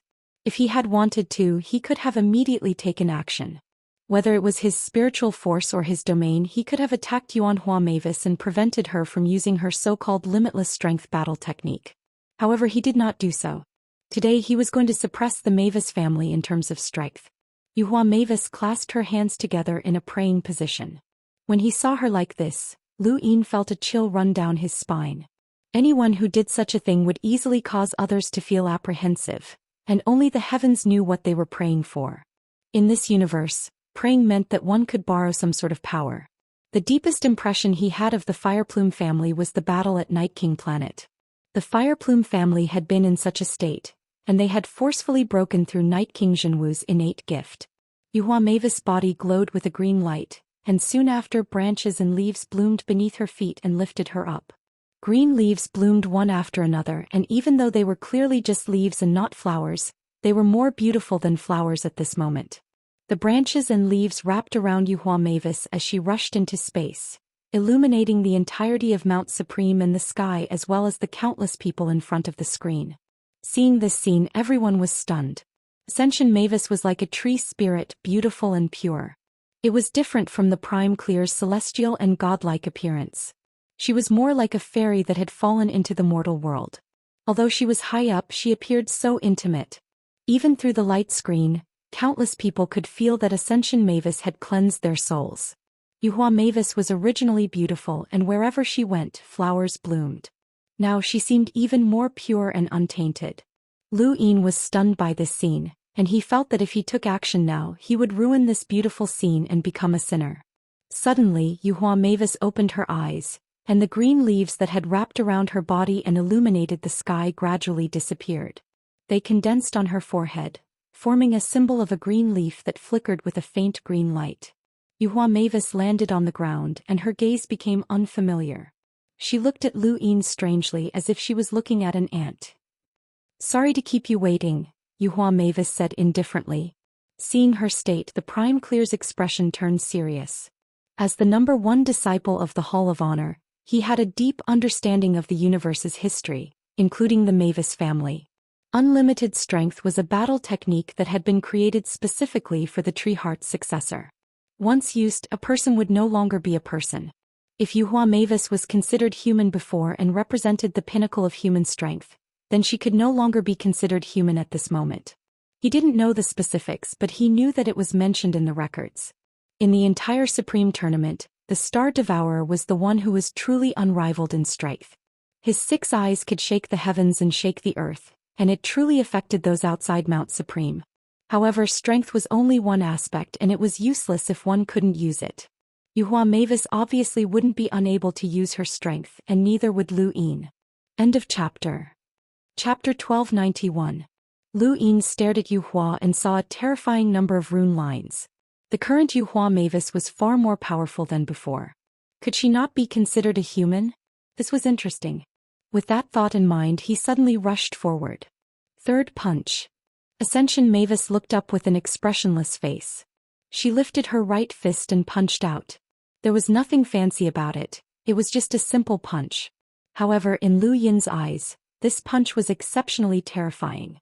He took a deep breath and released all the strength in his body. Bang! A loud sound wave that could be seen with the naked eye destroyed everything in its path. Even the participants on the first layer paled as they looked on in horror. That loud sound had almost caused their hearts to stop beating. On the second, third, and even the foot of the mountain, there were people who had fainted from the sound wave. Although the void was not torn apart, this power still spread through the void to the space outside of Mount Supreme, causing many planets to tremble. This was just pure strength. It was as if the Devourer had opened all 6 eyes and affected the outside world. The only difference was that the Devourer had only released his aura to affect the outside world. On the other hand, Lu Yin and Yu Hua Mavis were facing off against each other. In terms of strength, they were still inferior to the Devourer. The two did not give in to each other at all. The air around them reversed, dust flew everywhere and pebbles were crushed at an extremely fast speed. Although Yu Hua Mavis was expressionless, her heart was shaken. She had never thought that Lu Yin would be able to match her in terms of strength. She had used an unlimited amount of strength and borrowed the advantage of her birth, which was equivalent to cheating. How did this man cultivate? How could there be a human who could match her in terms of strength? In terms of realm, she was still a level above this man. If this man was also an enlighter, then she would definitely lose in terms of true strength. Without another word, the two retreated at the same time before charging forward for the fourth punch. Lu Yin hadn't just relied on brute strength for this punch. He hadn't expected Metamorphosis to have such a battle technique hidden up her sleeves. She was simply inhuman and it was impossible for him to win with brute strength alone. However, it was also impossible for Metamorphosis to win with brute strength alone. Pure strength ended with the third punch. On the fourth punch, purplish-red lines appeared on Lu Yin's body. Red striped battle force had appeared. It was 9-lined battle force. On the other side, the green leaf symbol on the winged Mavis's forehead flickered, and leaves appeared on the surface of her body once more. She ferociously charged towards Lu Yin and punched out. Lu Yin raised a brow. The Heaven's Emergence Mavis in front of him was no longer just a Heaven's Emergence Mavis. He could vaguely see a tree, a towering tree with branches drooping down as if protecting her. At this moment, his opponent was not the Heaven's Emergence Mavis, but that tree. You don't want to look at humans? Lu Yin's tightly clenched right fist trembled for a moment. It wasn't obvious and most people wouldn't be able to see it. However, Levitating Mavis could see that it was the overlaying stacks technique. Lu Yin's punch contained both 9-line battle force and the overlaying stacks technique. But it didn't matter. She had also used a battle technique with unlimited strength in this punch. Bang! An even louder collision sound rang out. The competitors on the first level were already prepared. Many of them covered their ears and watched in shock. In front of the light screen, many people were startled. Chi waves spread out like a tide, but neither of them took half a step back. It was as if they were tied again. However, only a few people could see that this was just the beginning. Levitating Mavis had blocked Lu Yin's punch that contained both strength and battle force, but Lu Yin had also blocked Levitating Mavis' punch that contained unlimited strength. In the next moment, Lu Yin's overlaying stacks exploded forth, layer after layer forming a terrifying aftershock. The green leaf on Levitating Mavis' forehead shone even more brilliantly, and she looked more and more like a tree in Lu Yin's eyes. That tree slowly appeared as if it was an imprint. That's right, it was an imprint. Lu Yin stared at the faintly discernible divine tree behind Levitating Mavis in shock. Wasn't that an imprint? Unlike the cultivators from the 6th mainland who imprinted powerhouses, Levitating Mavis had imprinted a tree. Even a tree could be imprinted? Lu Yin wasn't sure if the word imprint was correct. Perhaps it wasn't an imprint, but it looked very similar. This was the true manifestation of unlimited strength. Layers of overlaying stacks exploded forth, and with each layer a loud sound rang out. The two of them sank deeper into the ground and the sky was split into two by this punch. The more the overlaying stacks exploded, the more it became torn apart. The sound was like thunder exploding in everyone's ears, and even the sky darkened. At the first layer, many people wanted to escape. What the hell? Was this even a human? This wasn't a power they could contend against, and just a single glance was enough to make their hearts tremble. At the foot of Mount Supreme, countless people raised their heads and watched as the void was pushed apart, turning into ripples and tides. Layer by layer, the void was torn apart. Countless people were enveloped by the power of the two, and the pressure made it hard for them to breathe. One after another, the older generation experts appeared and looked at Mount Supreme. Whether it was the fifth mainland or the sixth mainland, the older generation experts all had solemn expressions. They had power that far surpassed the younger generation, but thinking back, could they compete with these people when they were in the same generation? It was completely impossible. Crack. The void was torn apart, then healed, then torn apart again. This cycle was endless. Lu Yin's overlaying stacks had a total of 250 stacks, and Emergence Mavis had forcefully endured up to 200 stacks. She took a step back, but as an even more terrifying overlaying stacks erupted, she was forced back several steps. Her entire body was flattened by Lu Yin's power, and in the end she was sent flying. She twisted her body in midair, and the rest of the force was blasted into the distance. With one punch, the 10 seconds of battle finally ended. Emergence Mavis was sent flying 100 meters, her face pale as she gasped for breath. Lu Yin slowly rose into the air and returned to the first layer. His right fist was completely red. He hadn't expected Emergence Mavis to be able to withstand 250 stacks. That was 250 stacks. Even Lan Si, one of the 10 arbiters who was famous for his overlaying stacks, couldn't reach that level. Even without strength, 250 stacks was enough for someone to become one of the 10 arbiters. There were less than 10 people in the entire Supreme competition who could withstand that punch. If it had been Lan Si, he wouldn't have been able to decide whether he lived or died. Drip. Drip. Fresh blood dripped down Emergence Mavis's fist. She had been injured. Her right fist had been shattered and her bones had pierced through her skin. It was painful, but compared to this pain she was more unwilling to lose to Lu Yin in terms of strength. She had even used her true strength, but she had still been defeated. This monster. For a long time the Mavis family had been called monsters, and the descendants of the tree heart were called monsters by the descendants of the most powerful forces. No one had ever called anyone a monster, not even the Prime Clear. His invincibility was built on the foundation of Progenitor Qin. It was Progenitor Qin who was invincible, not the Prime Clear. Lu Yin was the first person Emergence Mavis had ever acknowledged as a monster. That one punch had left her speechless. Mount Supreme was silent.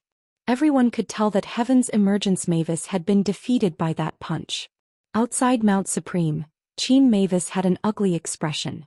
The legend of the Mavis family's tree heart's invincible strength had come to an end. She really wanted to ask the others what kind of monster Lu Yin was, and how could a human display such great strength. Mu En was shocked. This result is very unexpected. The Star Devourer woke up. Progenitor Chen's attack hadn't killed it, only severely injuring it.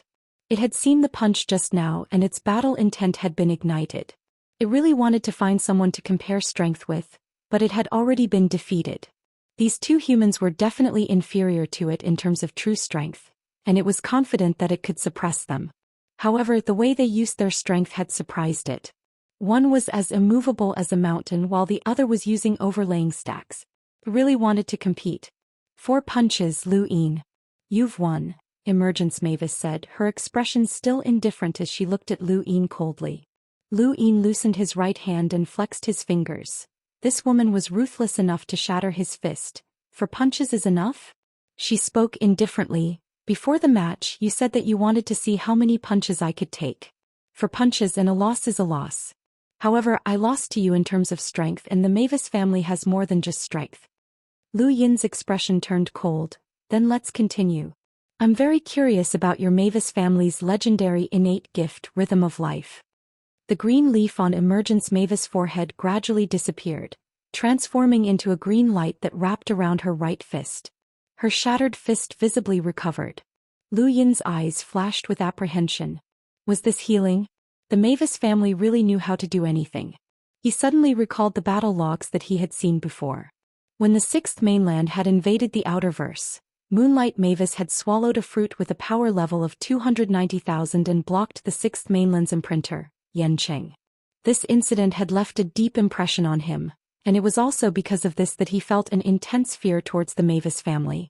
He had originally thought that this so-called unlimited strength was the same as Moonlight Mavis swallowing a fruit, but the results were completely different. Just how many tricks did the Mavis family have? On the ground, verdant green grass spread out and condensed into one giant green fist after another that smashed towards Lu Yin. At the same time, the grass coiled around Lu Yin's feet. Just as Emergence Mavis had said, she was going to use some other strength. She had lost in terms of strength, but she did not want to lose the match. Lu Yin's figure flickered as he continuously dodged the green fists. He glanced at Emergence Mavis, wanting to see what tricks she had up her sleeves. At the same time, he was also wary of her innate gift, so he did not look at her eyes. Someone once said that one could not look at the Mavis family's eyes when fighting. The so-called rhythm of life innate gift was activated through one's gaze. Lu Yin's vigilance wasn't wrong, as a verdant green light flashed across Yuanhua Mavis' eyes. However, the moment he said the words rhythm of life, Yuanhua Mavis no longer had any hopes of controlling him through normal means. Lu Yin had underestimated her too much. She was a Tree Heart descendant, not an ordinary Mavis family member. The green fists smashed down one after another, each one glowing with a green light. Lu Yin easily dodged them all and moved his fingers, intending to end this battle. He used his full-strength empty palm, and even Emergence Mavis would find it difficult to block it. However, he did not realize that the world had already turned green. From the very beginning, green had been the main color of the battlefield, and it had originated from Emergence Mavis. Chapter 1292. When a pair of green eyes appeared, Lu Yin was stunned. This was the innate gift of the Mavis family Vitality's rhythm. Not everyone had the qualifications to be controlled by the Mavis family, especially Yuhua Mavis. Back then, the 10 Marquis had been controlled for a short period of time, and he had almost damaged the Spirit Palace. However, at that time, Yuhua Mavis had not used her green light that could affect the entire world. Now, she was using her full strength, and her green eyes completely enveloped Lu Yin. Yuhua's eyes went blank. She raised her hands, causing the grass to grow wildly and transform into dozens of giant green fists that smashed towards Lu Yin. This was his only chance. Dozens of fists descended. Ku Wei shouted, "Seventh bro, be careful." The messenger girl's eyes trembled. Wang Yi's expression turned solemn. Shangqing was watching closely. In front of their screens, countless people's hearts were in their throats, especially those from the Outerverse, Great Eastern Alliance and Earthlings. They all held their breaths as they nervously watched the scene unfold. Just as the green fists were about to land, Lu Yin's eyes regained their luster. He clenched his right fist and punched out. His 9-lined battle force soared into the sky, accompanied by an explosion of overlaying stacks. Just the shockwaves from his punch shattered the green fists, which then pierced through the void and landed on Yuhua's body. Yuhua's pupils shrank, but she did not have time to react. She could only punch out with both fists, and the green clothes covering her arms were torn to shreds. She spat out a mouthful of blood as she was sent flying off a cliff. The situation had changed too quickly and no one had time to react. By the time they could see clearly, the result had already been decided. Yuhua had fallen to the foot of the mountain and her injuries were not light. Lu Yin had won. Mount Supreme was silent for a moment, but then many people cheered. They were from the Great Eastern Alliance and they were cheering for their leader. "Seventh bro is amazing." Ku Wei shouted excitedly. "Do you trash dare to compete with my 7th bro? Do you dare? Even the Mavis family has been defeated, and you trash still haven't knelt down yet." Not far away, Ling Gong looked at Lu Yin with a complicated expression. Yuhua's strength had been overwhelming, and she definitely had the ability to fight for the top 10. Few people present dared to say that they could beat Yuhua, but she had been defeated. She had been defeated by the person who had been so frightened by her that he had not even dared to flee. Just how strong was this person now? What he had just displayed was definitely not his full strength. Shangqing's lips curled up into a smile. This was more like it.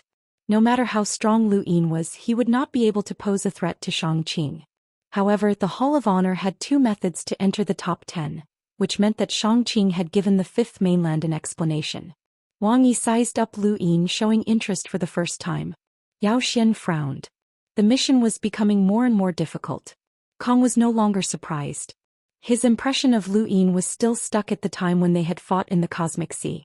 At that time Lu Yin had only been a minor character, but now he was actually this powerful. No wonder he could become the Past Lord. Zi's fingers twitched uncontrollably. This was going to be tricky. That person could ignore Genesis Chi, and coupled with the monstrous power he had just displayed, it would be very difficult for her to win. On the second level, Gu Xiao was very pleased. This is our bro, our best bro. Do you understand? We're old friends. At the foot of the mountain, Coco cheered loudly. Brother Lu won, he won. Lulu Mavis had a complicated expression on her face. Even Sister Feather had lost? Back on Earth, Lu Yin should have been the weakest of them all. But now he was the strongest, and the gap between them was huge. Sister Feather had stood at a height that Lu Yin could not even see, but now she had been defeated. Who would have thought that such a day would come? Aside from the shock of Feather Mavis' defeat, it also caused many of the bets in the outside world to collapse, especially those who had placed bets at the last minute. Before the battle between Feather Mavis and Lu Yin, many of them liked to place bets on who would win or how long Lu Yin would last. However, very few people believed that Lu Yin would win. The main reason was that the Mavis family had accumulated their power in the universe for too long. Even if Lu Yin had become the Past Lord, even if he had thrown Feather Mavis out, he still had not been able to break through this deterrence. Now that the results were out, many of the bets went bankrupt, but at the same time many people became rich. On the first level, Lu Yin looked down at Feather Mavis, who had fallen to the foot of the mountain. He looked up and let out a long sigh. He had won. Back in the mountain and sea realm, he had been defeated by Feather Mavis' 7 punches. Those 7 punches had not been his full strength out of respect for Lulu, and it had been more like a guide. The sullenness, helplessness, and unwillingness that he had felt back then had all been released. As one of the 5 Past Lords, he had been ranked 13th on the top 10 predicted list. On the surface he did not seem to care, but how could he truly not care? Today he had personally destroyed the top 10 predicted list by defeating Feather Mavis, who had been ranked 6th. He had defeated Feather Mavis, one of the top experts in the universe. He had cleared his name. Lu Yin's figure disappeared and then reappeared above the first level at the bottom of a staircase. From here he could see the remaining contestants on the first level, as well as Drunkard, Wang Yi, and Shangqing, who had already won. Xia Juyo stared at Lu Yin. His apprehension had not been wrong. This person was one of the greatest enemies in this competition. He understood Feather Mavis very well, and in terms of true strength he felt that Feather Mavis surpassed the 6th mainland's Daoist 3 skies. Since Lu Yin had defeated Feather Mavis, he was second only to Shangqing in terms of threat. At the foot of Mount Supreme, Feather Mavis coughed up another mouthful of blood.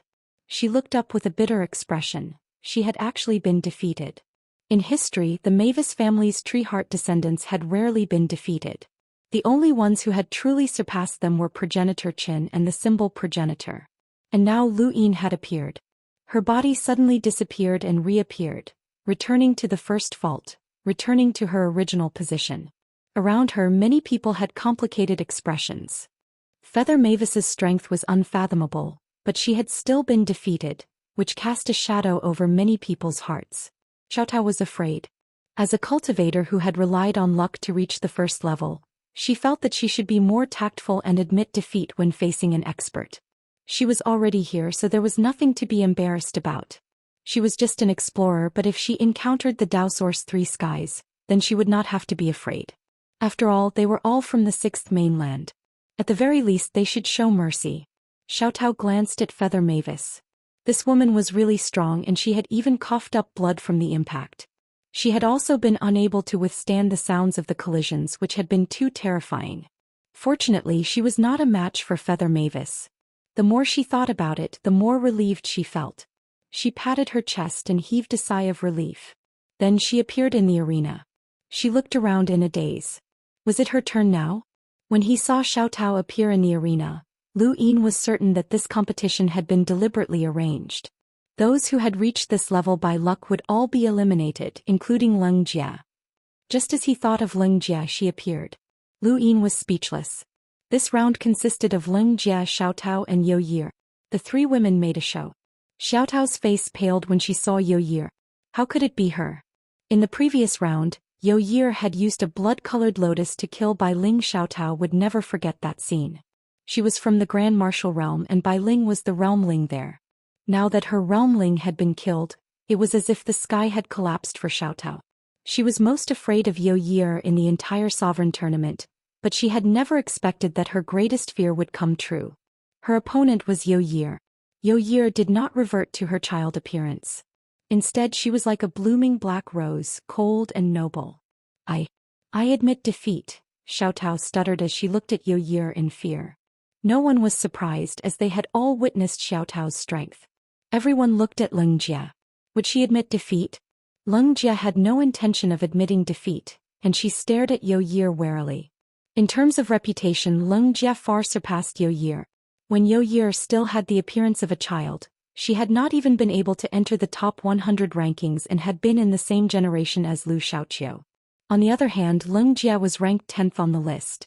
Who would have thought that Yo Yi had been hiding her strength all this time? Her true strength was comparable to that of the 10 arbiters, and she had even killed the realmling Bai Ling.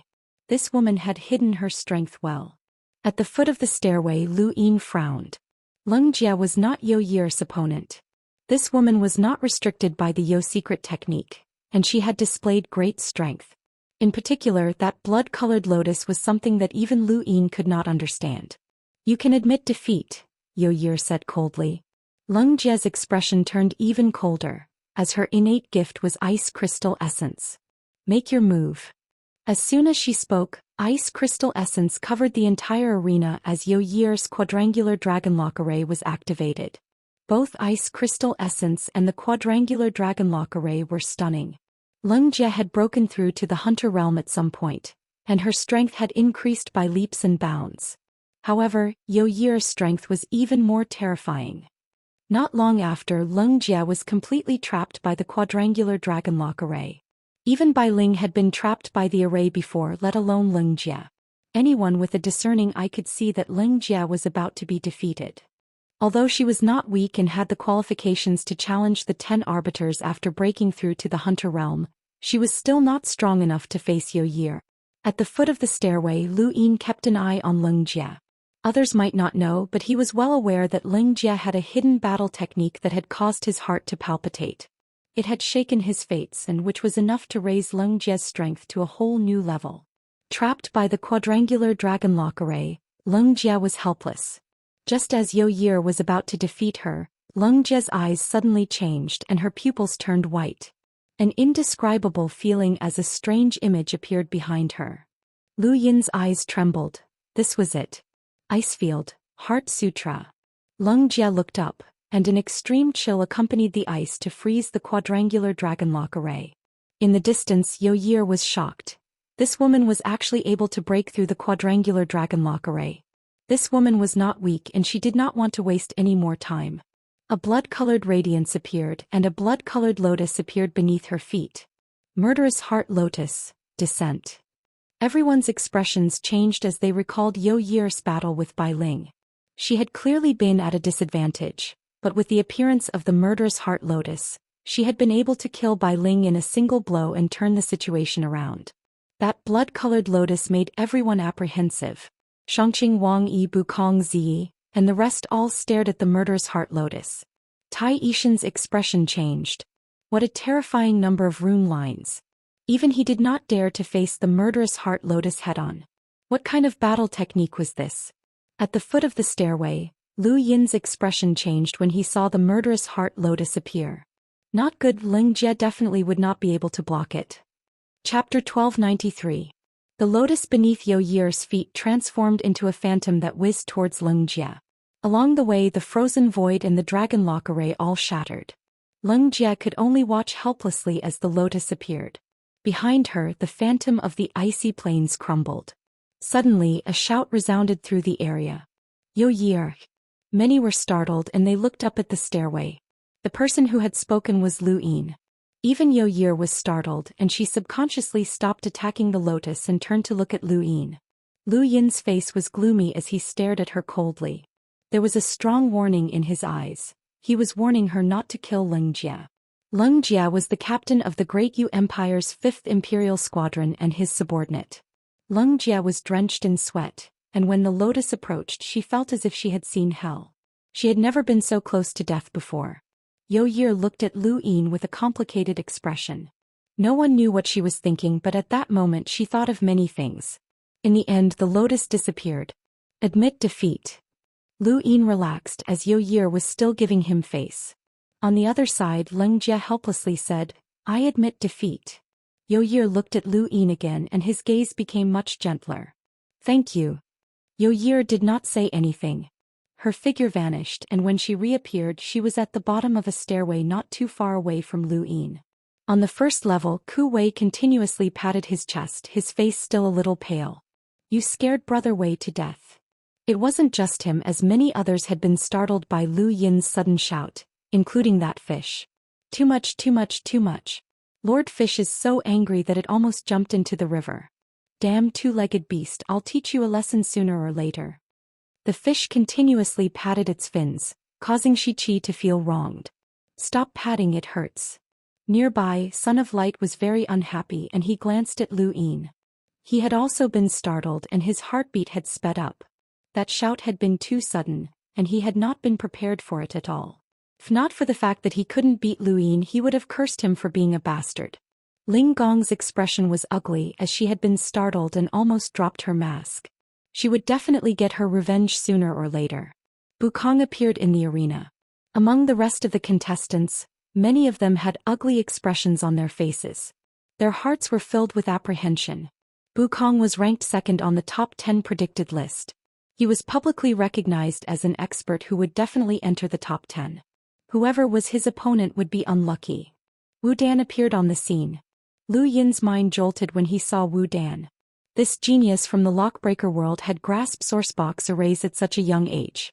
Even though Qiu Shi, Bukong and Lu Yin himself had also grasped sourcebox arrays, he still felt that they were not as professional as this person. Of course, this was just a feeling. Or perhaps it could be said that they had surpassed the shock of being able to control sourceboxes in other aspects. As for Wu Dan, she only knew how to unlock sourceboxes.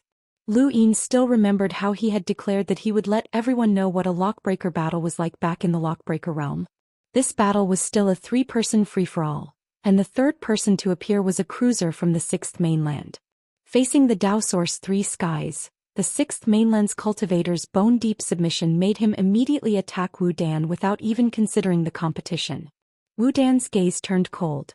She raised her hand and aimed a palm at the 6th mainland's cultivator. Although the 6th mainland's cultivator was only a cruiser, with his imprint and god-vanquishing technique, his strength was comparable to Leng Jia's without her Icefield Heart Sutra. In other words, his strength was enough to reach the top 3 of the 5th mainland's human domain's top 100 rankings. However, such a person had been defeated by Wu Dan with a single palm strike from afar. There was no visible movement, only a gust of wind, and the cultivator fell to the ground. The only thing that surprised everyone was that there was no star energy left in the cultivator's body. This scene shocked quite a few people. Wu Dan was only a hunter and she had broken through not too long ago. In terms of strength, she was not much stronger than the 6th mainland's cruiser who used god-vanquishing technique and an imprint. Her palm strike had also been gentle and powerless, but the result was still shocking. Bukong raised his head and looked at Wu Dan in shock. Interesting. That's correct. An attack using star energy. Not many people understood what Bukong was saying, as this involved one's control of star energy. Wu Dan's control of star energy was also at the level of a world realm cultivator like Bukong, Lu Yin, Xin Yu and Qiu Shi. Although they were all at the world realm, it still depended on how they used their star energy.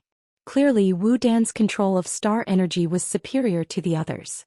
Lu Yin believed this to be the case because he knew that Bukong had a method to expel the star energy from Lei Nu's body. He knew this, but the others did not. When they saw Wu Dan expel the star energy from a cruiser's body with a single palm strike, they all felt like they had seen a ghost. The only one who did not care was Drunkard, as her control of star energy surpassed everyone else. The 6th mainland's Dao Source 3 skies. You're also a boundless advanced lockbreaker. Wu Dan looked at Bukong seriously. Bukong stared back at her. You too, and you've mastered sourcebox arrays. Wu Dan was apprehensive. I can expel that person's star energy, but I can't do anything to Lei Nu. I'm not as good as you in terms of star energy control. Bukong raised his brows. He knew exactly how Wu Dan had done it, and it was not just a simple control of star energy. So, are you going to admit defeat? Wu Dan replied seriously, I won't admit defeat. I want to see the difference between us. I know that I'm not as good as you in terms of star energy control, but this is my fighting style. Bukong frowned. Comparing star energy control? How could he possibly compare to this guy? At the bottom of the staircase, Lu Yin smiled. Through Xia Luo, he knew that Bukong had relied on his sourcebox array to fuse his star energy into his opponent's star energy.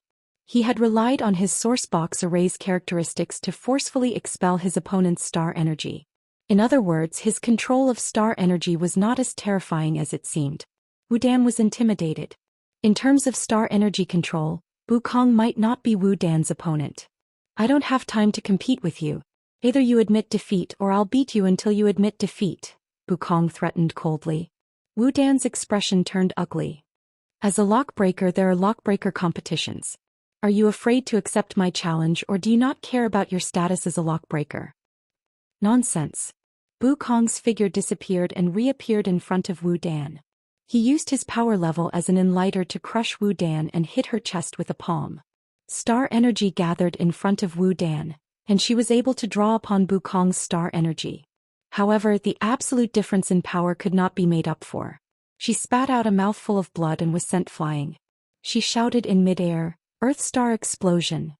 As soon as she finished speaking, an incomparable explosion erupted from the ground and surged towards the star energy.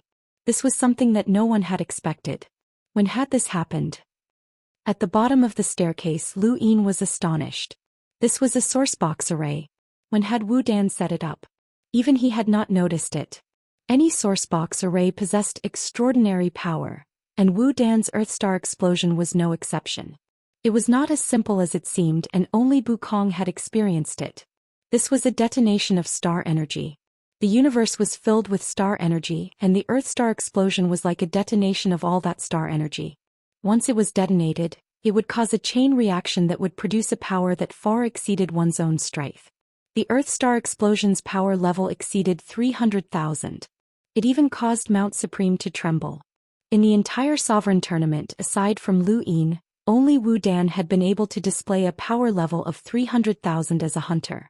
Lu Yin had relied on his own strength, while Wu Dan had relied on a sourcebox array that no one had discovered. Bukong was in a sorry state and his face was gloomy. He had actually been tricked. This bastard must have set up a sourcebox array while they were talking. Otherwise, how could a sourcebox array have been set up so quickly? This was not the first time that Bukong had been in such a sorry state since the start of the Sovereign Tournament. His eyes flashed with killing intent as he looked into the distance, wanting to attack Wu Dan again.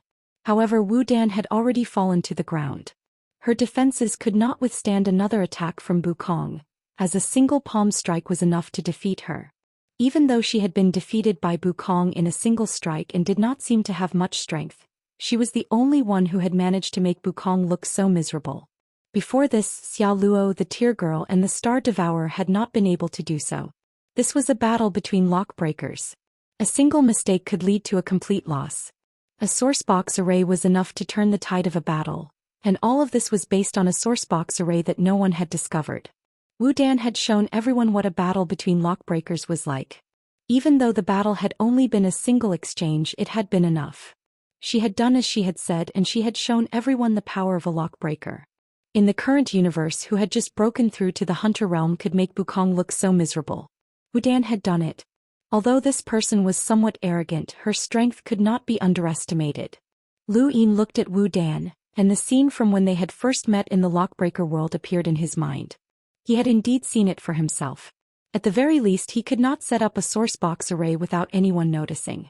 After all, there were quite a few boundless advanced lockbreakers present.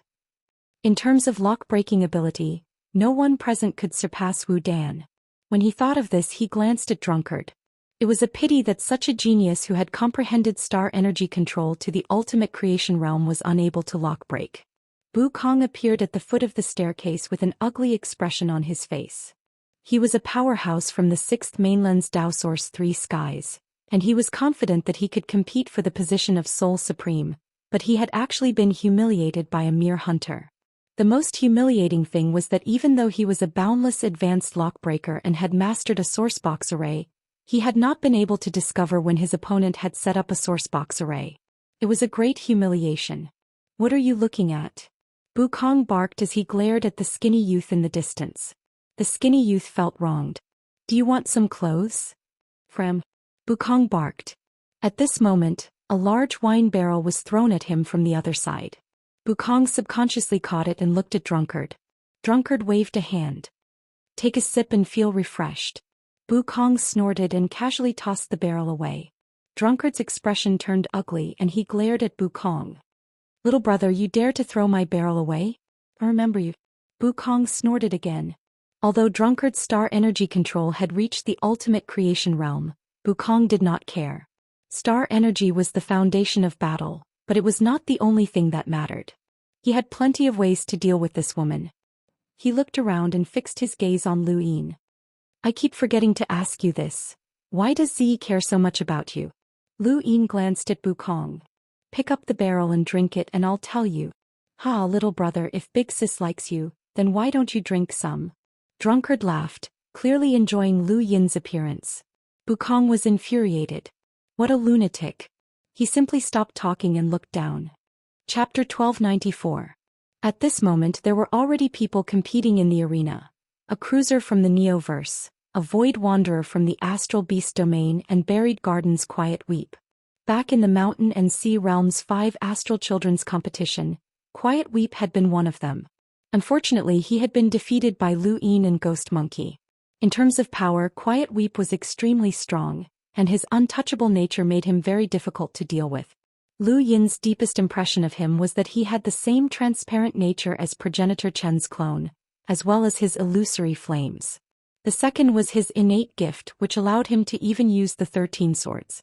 It was simply amazing, and this innate gift would only become more terrifying as one progressed. Perhaps one day he would be able to unleash an ultimate move that could reverse the situation. When the cruiser from the Neoverse realized that his opponent was Quiet Weep, his face paled.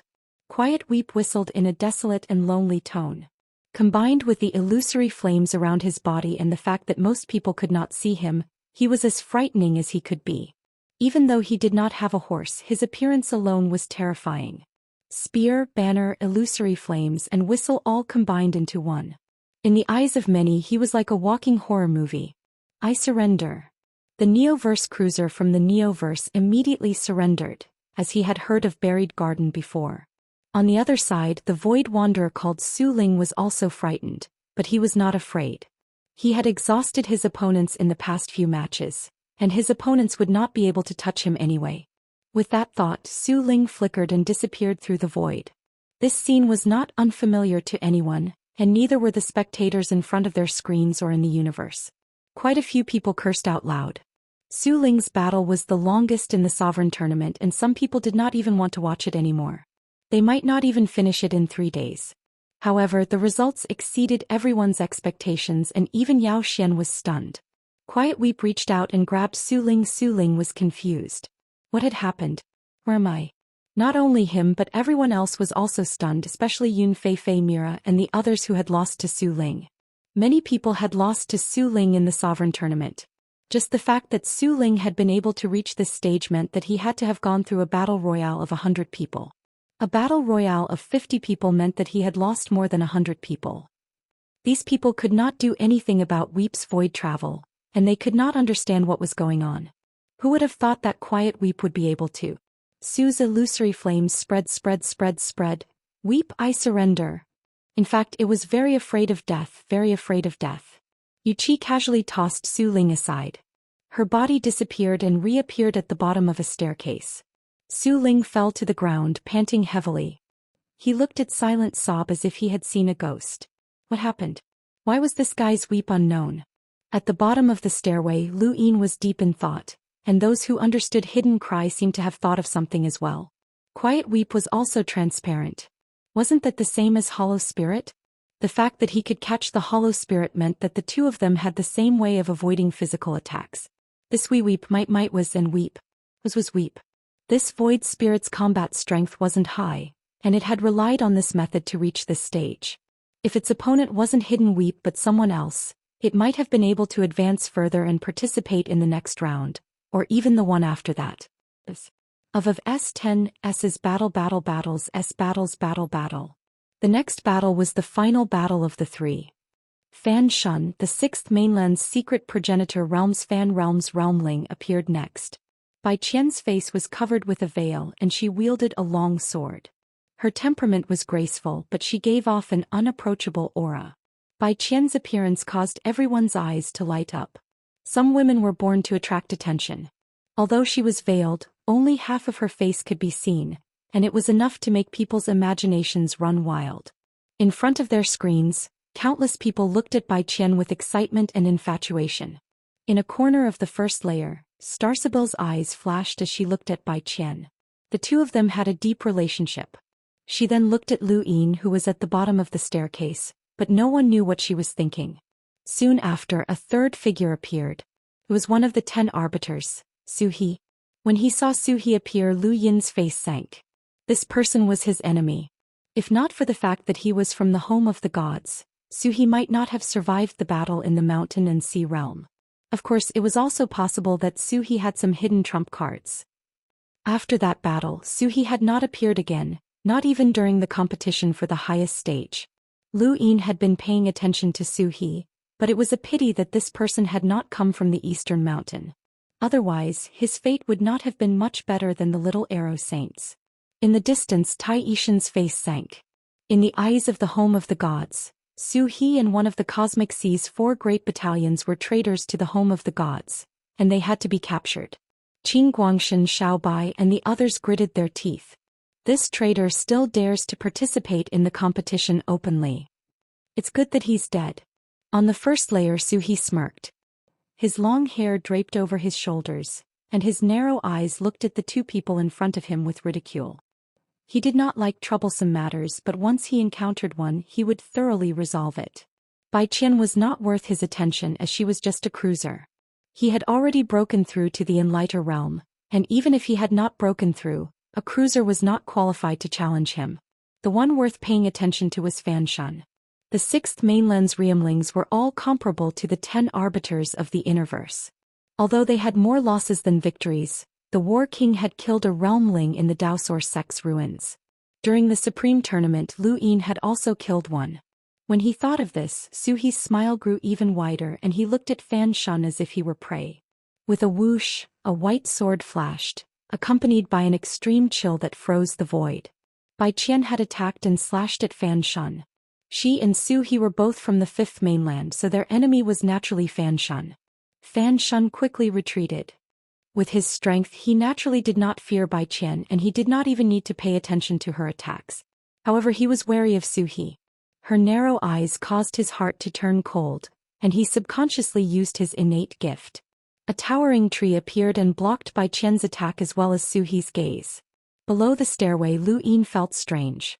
Why was there another tree? The emergence Mavis was a tree branch and his own force field was also a tree. Bai Qian slashed at the tree, freezing half of it.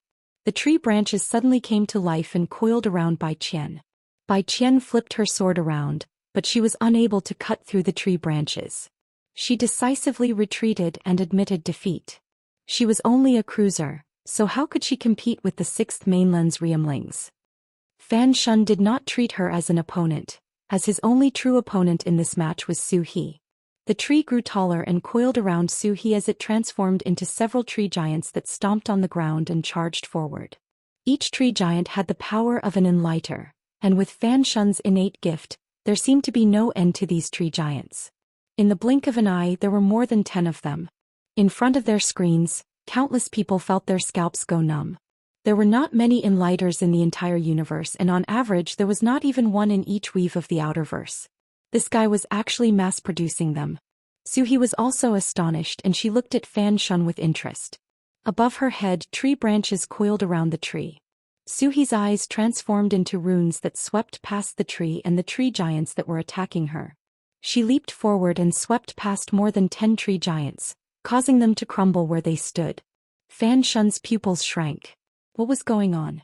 He had not participated in the war against the Fifth Mainland, so he did not know much about the home of the gods, much less the power of the Aeon Evolution True Scripture. In that instant he felt his innate gift weaken, and it had been greatly weakened. In a corner of the first fault zone, Daoist frowned. This person's cultivation of the Aeon Evolution True Scripture was not inferior to his own. Daoist had cultivated in the home of the gods, and the resources and environment there far surpassed Zhou Xian's. This person's innate gift for the Aeon Evolution True Scripture was extremely high. Zhou Xian quickly approached Fan Shun and raised her hand. A blue bead appeared out of nowhere and was ruthlessly thrown at Fan Shun. Fan Shun was surprised. It was definitely a power vessel. He immediately retreated as a ball of blue light disappeared into the void, but he did not know what it was. Fan Shun shouted, "You cheated!" Zhou Xian sneered. "Ignorant." Fan Shun looked at the other competitors and saw that they were not too surprised. His heart sank. What had this person just done? Create? At this moment, Ziyi spoke up. "Let's compete." He didn't cheat. Fan Shun did not think too much about it. Zhou Xian smiled as she created all sorts of strange weapons and attacked Fan Shun. Fan Shun kept dodging as these weapons contained power vessels, which made him feel extremely apprehensive. He now regretted not participating in the invasion of the Fifth Mainland's human domain. Otherwise he would not have been so ignorant. However, it did not matter.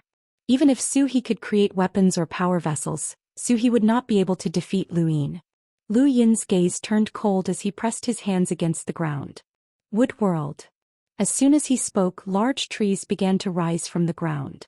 A large tree appeared beneath Zhou Xian's feet and he leaped up, but his calves were entangled by the tree branches. He could not even break free from them as these tree branches were unimaginably tough. Large trees appeared from all directions, their branches covering the sky and instantly transforming the entire arena into a forest. At the same time, the tree branches intertwined in the air and transformed into a giant hand that grabbed at Zhou Xian. It was as if the sky itself was pressing down on him. Zhou Xian was surrounded by tree branches, and there was even a giant hand above his head that blocked out the sun.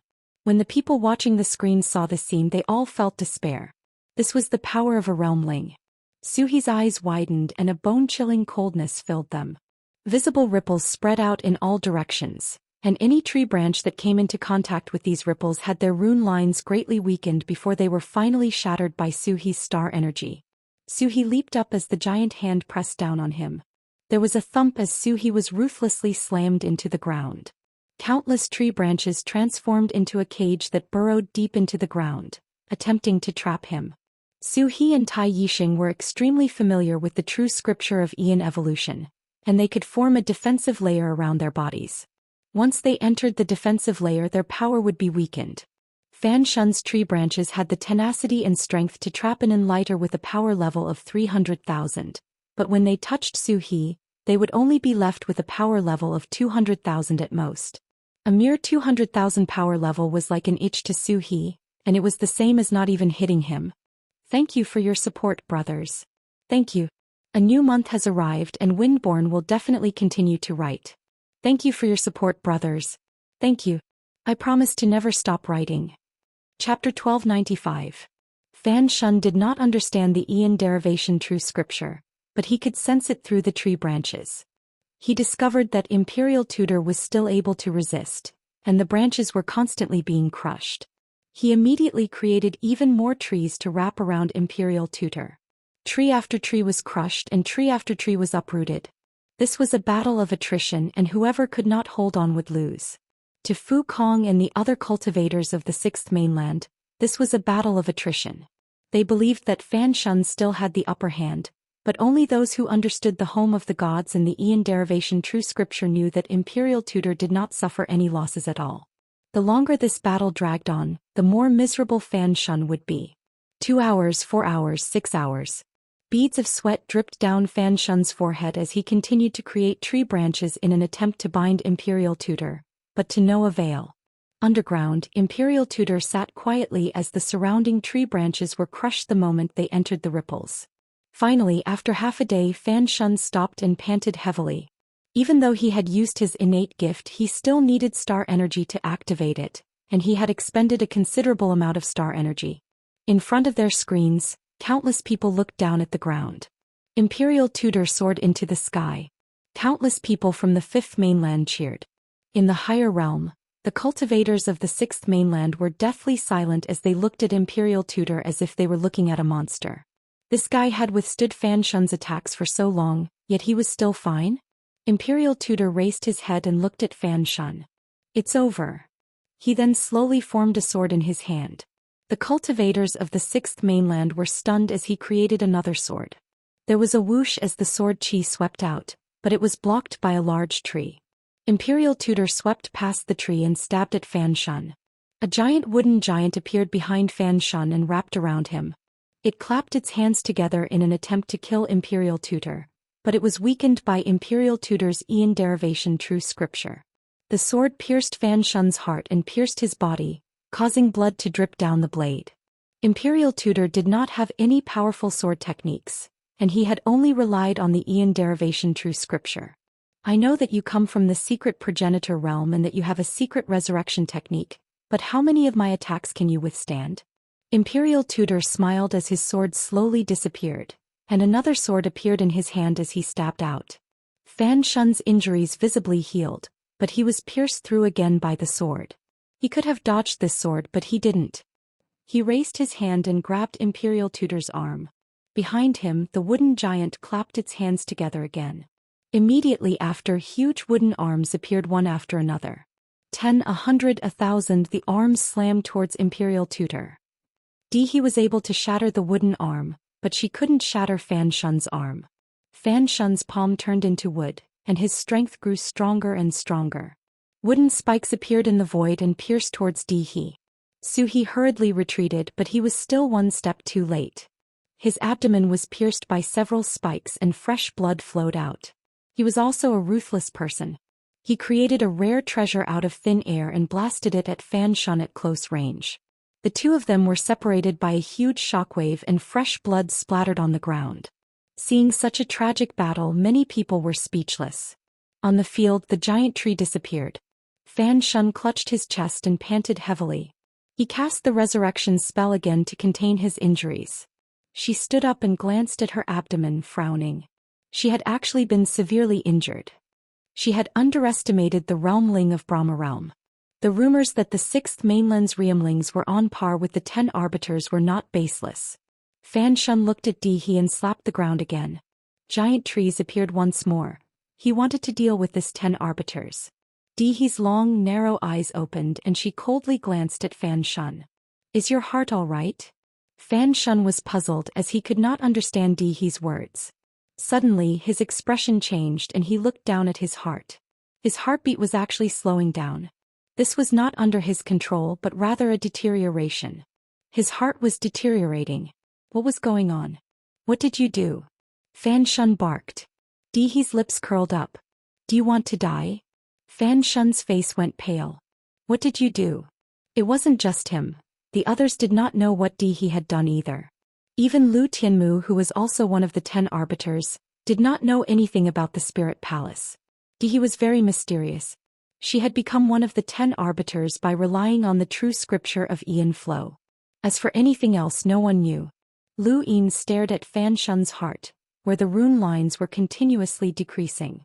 If they completely disappeared, it would mean that Fan Shun's heart was useless, which meant that he would die. What had He done? Was it related to those 2 swords? At this point in the competition, all of the hidden techniques had been revealed and no one wanted to lose. Year Drunkard, Bukong and even He. No one could continue to hide. However, being exposed was one thing and being able to understand was another. He smiled and gestured for him to remain silent. Don't talk too much. Be careful of your heart. It might explode. Fan Shun gritted his teeth, enduring the pain and the threat of death as he stared at He. He raised her hand and a sword appeared. She casually slashed out, causing sword chi to cut through the void and land in front of Fan Shun. Everyone's hearts jumped and they all looked at Fan Shun.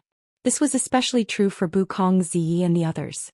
Fan Shun was the 6th Mainland's realmling, and losing to he would be too humiliating. As the sword chi approached, Fan Shun's hair had already been cut apart. He suddenly jumped up and the sword chi swept past him, tearing the ground apart. He was shocked. You still have the strength to run? You really want to die? She then rushed over and slashed out again. This time the sword was much faster than the previous one. He had calculated that Fan Shun would not be able to dodge it, and his heart would not be able to withstand it. However, the result surprised He. Fan Shun actually dodged the attack once more. At the same time, more giants appeared in the surrounding area, and the sky was covered by tree branches once more. He was shocked as she stared at Fan Shun's heart. How could this be?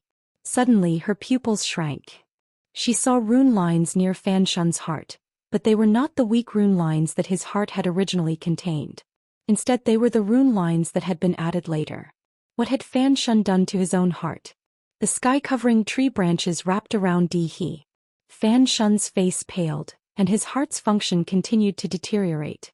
Fortunately, his innate gift was wood, and he used wood to continue his heart's function, barely maintaining it. However, the immense pain was still there, and he was not confident that he could defeat He while in this state. As he thought about it, he immediately used the secret resurrection technique on himself again. At the same time, an imprint appeared behind him. Fan Shun was the secret progenitor realm's Fan Realmling, so his imprint should be the same as the sword in the stone, which was the 3-inch-old man. Or perhaps it should be the same as the little arrow saint, which was the savage archer god. However, when Fan Shun's imprint appeared, many people from the Fifth Mainland felt their hair stand on end. It was an old man with the demeanor of a transcendent being. His appearance was kind and his gaze was gentle, making him seem like an immortal. Regardless of whether it was the Fifth Mainland's younger or older powerhouses, they were all shaken and many of them cursed out loud. Another celestial imprint. They were not foolish enough to think that Fan Shun, a realmling, would imprint a universe imprint or a world imprint. As a realmling, he would definitely imprint a celestial imprint powerhouse. How could the Sixth Mainland have so many celestial imprints? The secret progenitor realm already had 3. Those were celestial imprints, not cabbages. In the corner of the first vault, Z looked at the imprint behind Fan Shun with a solemn expression. The Sixth Mainland's Daoist sect had 3 progenitors, 4 venerables and 10 elders, and this person was one of the 4 venerables, known as the Medicine Immortal. Not all celestial imprints could become one of the 4 venerables, and the Medicine Immortal happened to be one of them. When the Medicine Immortal was imprinted, Fan Shun's expression improved significantly. Then he spat out a mouthful of blood, and a strange aura swept out in all directions. Secret subjugation technique. He wanted to defeat Imperial Tutor in one fell swoop. Imperial Tutor continuously dodged the tree giant's attacks, and she felt a headache coming on as Fan Shun's strength continued to increase. As expected of a realmling who was on par with them, it would not be easy to win. The ground cracked open as a towering tree rose from the ground and transformed into a towering tree giant that covered the entire first vault. Its height surpassed the sky stairway and was almost at the same level as the statue. It lowered its head to look at Imperial Tutor and then pressed down with one hand. On the 3 faults, including the foot of the mountain, many of the participants were overwhelmed with shock, as they felt like they were about to be crushed to death. Even Lu Yin and the others were shrouded by the giant. This giant was the result of Fan Shun pushing his innate gift to its limits, and its battle power was so strong that it surpassed Imperial Tutor in terms of rune lines. Not only that, but Lu Yin also felt that this tree giant was not just powerful in terms of battle power. In the arena, Imperial Tutor's eyes continuously flickered as the tree giant's shadow enveloped her. She was like an ant facing the heavens. Fan Shun stared at Imperial Tutor. He had to defeat this person with this attack. Imperial Tutor's eyes flickered wildly, and the runes that he transformed into also changed. In the distance, Tai Ishan stared at Imperial Tutor. The two of them had cultivated the Aeon Evolution True Scripture to a similar degree, and if Imperial Tutor had any ability that could turn the tide of a battle, it would be the Aeon Evolution True Scripture. Tai Ishan wanted to see if Imperial Tutor could do so. Lu Yin also stared at Imperial Tutor. He was very concerned about whether this enemy of his would be defeated or defeated by the tree giant. In fact, he would rather have Imperial Tutor win.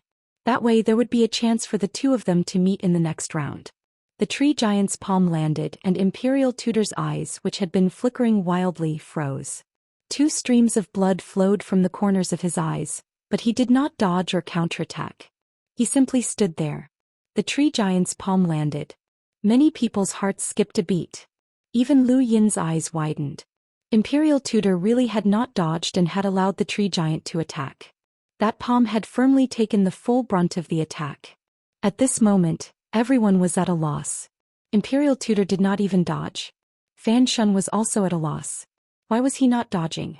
Unless he wanted to die. Only Tai Yishan's expression was extremely ugly.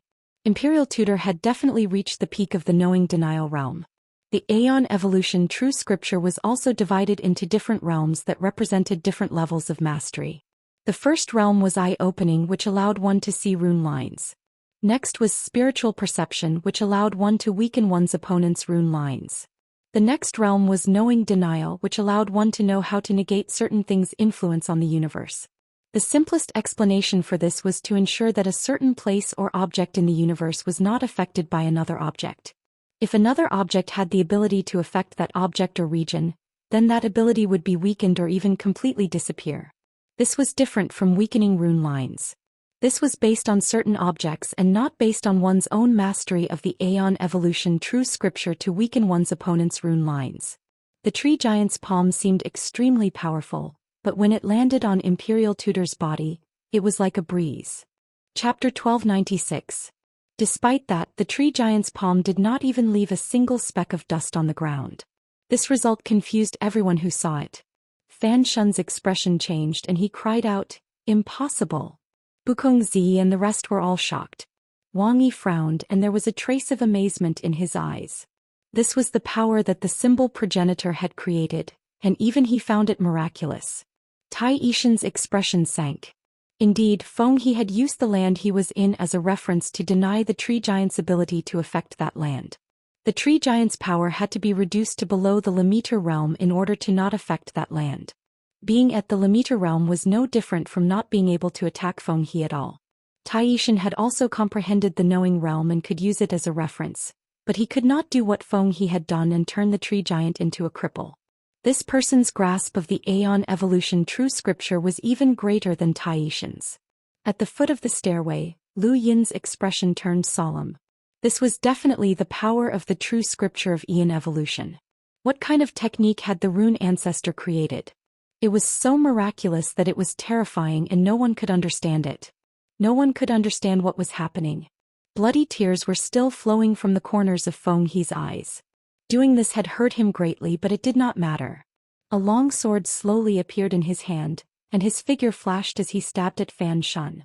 Fan Shun barely dodged the attack and spat out a mouthful of blood before collapsing to the ground. He had been defeated. Feng He stood about 10 meters away from Fan Shun and wiped away his tears. He smiled. This battle was very difficult to win.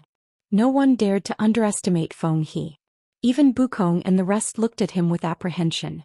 This person's attack methods were strange and unpredictable, and humans were fearful of the unknown. Even if they were confident that they could defeat Feng He, even if they were far stronger than him, they did not dare to underestimate him. With his miraculous techniques, this person could turn defeat into victory in any situation. Feng He appeared at the bottom of the last of the 10 stairways. At this point, the battle between the three had ended. The winner ascended to the top while the loser retreated. All 10 stairways were occupied, and the winner of each subsequent battle would appear at the bottom of the last stairway. Their opponents had already been decided. Among all the victors, the one that the others wanted to meet the most was the skinny one. This guy was really lucky. He had fought his way to this point, but that was all he could do. The first 10 winners put a lot of pressure on the following contestants because 9 out of the 10 were quite powerful.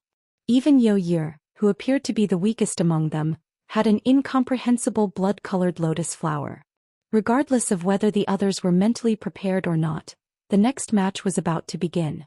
What appeared on the battlefield was a ball of light. It was the Son of Light.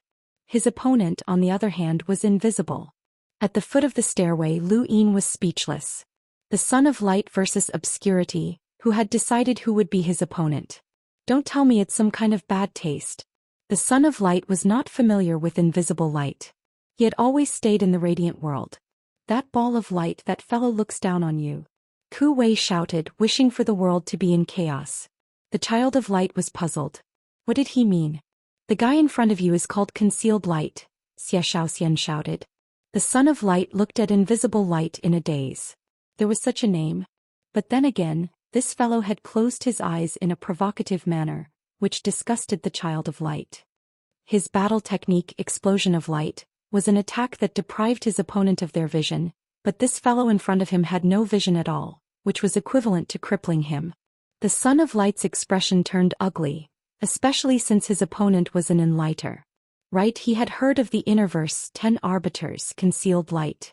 How had he met such a person?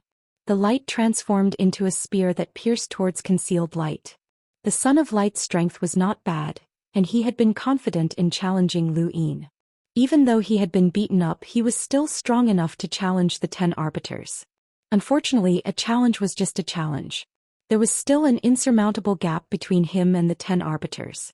Not to mention concealed light, he had no hope of winning against Lan Si. He had been easily defeated by concealed light without even opening his eyes, as the Son of Light's attack had already been predicted.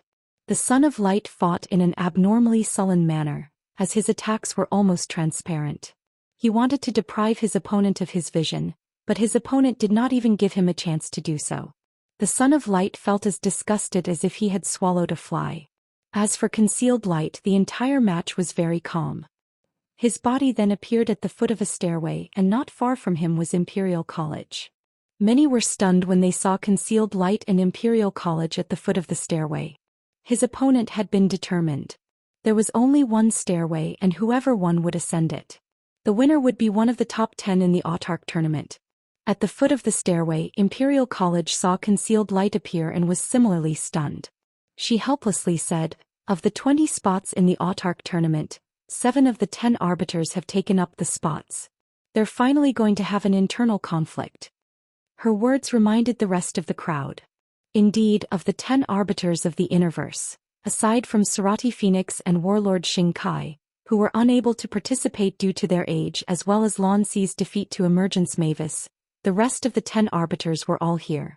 Even though it was a pity that Lan Si had lost, his opponent was Emergence Mavis. Aside from a select few, no one dared to say that they could win against Emergence Mavis, so they could only blame it on their bad luck. The Innerverse was already in an uproar. Every time one of the 10 arbiters was promoted, everyone would be excited because the 10 arbiters represented the Innerverse and Outerverse. Unfortunately, the 10 arbiters were about to fight for the top 10 spots in the Autark tournament. In the next match, when Xianxia appeared in the arena, his opponent was an explorer. When the explorer saw Xianxia, he collapsed. He was an enlighter and his opponent was an enlighter. At this stage of the game, anyone who could become an enlighter was at the peak of the first layer. The enlighter immediately admitted defeat. Everyone looked down the stairway, wanting to see who Xianxia's opponent would be. Mira, Michelle, and the rest of the Wen family were praying that Xianxia would appear next to the skinny guy. Even if he wasn't, it would be fine for him to meet Yo Year, as those two seemed easier to deal with. However, things did not go as they wished. Xianxia appeared not far from Wang Yi, and his opponent for the top 10 was Wang Yi. Many people paled as it was actually Wang Yi. Along the way, Xianxia had not met any particularly strong opponents. Wang Yi, on the other hand, had defeated one expert after another in an instant. The indescribable shock of defeating Yao Gu was still fresh in everyone's minds. The most classic battles of the Autark tournament had already appeared online. Videos of Wang Yi instantly defeating Yao Gu, Lu Yin fighting Emergence Mavis, and Xianxia fighting Star Devourer were all available online. Against Wang Yi, even though many people were confident in Xianxia's innate gift, they were still somewhat nervous. Xianxia, on the other hand, was quite relaxed. No one in the top 10 was easy to deal with, and whether it was Wang Yi or Xianxia, he was already prepared. Wang Yi was still the same. Even when his opponent was confirmed, his expression did not change, even if his opponent was an expert on the top 10 rankings. The two-person battle seemed to be less exciting than the three-person battle royale, and the next match ended very quickly. The winner was Zi. Her opponent was just a cruiser from the 6th mainland, and he admitted defeat right away. Quite a few spectators cursed, as they had hoped to see an intense battle instead of the Dao Source 3 Sky's might and suppression. The next battle began and countless people blinked in front of their screens. Where was everyone? At this moment, there was only a participant called Zhe Zhu standing quietly in the arena. There was no one in front of him. Everyone was stunned. Was there a problem with the competition? At the bottom of the stairway, Lu Yin looked at the arena and saw two streams of rune lines. One was from Zhu, and the other was from an undetectable bug opposite him. If his guess was correct, that was a death bug called the 100 Lineages. Legend had it that death bugs were extremely rare and were born from the bodies of ancient progenitors. They were basically parasites, and while it sounded disgusting, not just any species could parasitize a progenitor's body. It was common knowledge in the astral beast domain that death bugs were not parasitic, but rather born. They were born from dead progenitors, and in the eyes of many astral beasts in the astral beast domain, they were the descendants of progenitors. Because of this, even though death bugs were rare, they were still ranked second on the celestial beast list, second only to the celestial beast tribe. Ever since the start of the sovereign tournament, this death bug had kept a low profile, but it had still attracted a lot of attention. For example, it had defeated Hua Xiao and Lily Rose. Lu Yin had noticed it, but he had not seen how it had attacked. It had been too fast. In the cosmic sea in Kuan's swamp, a pig was traveling at high speed, causing a loud rumble. It accidentally bumped into something and cried out, "Which blind thing dares to bump into Lord Pig?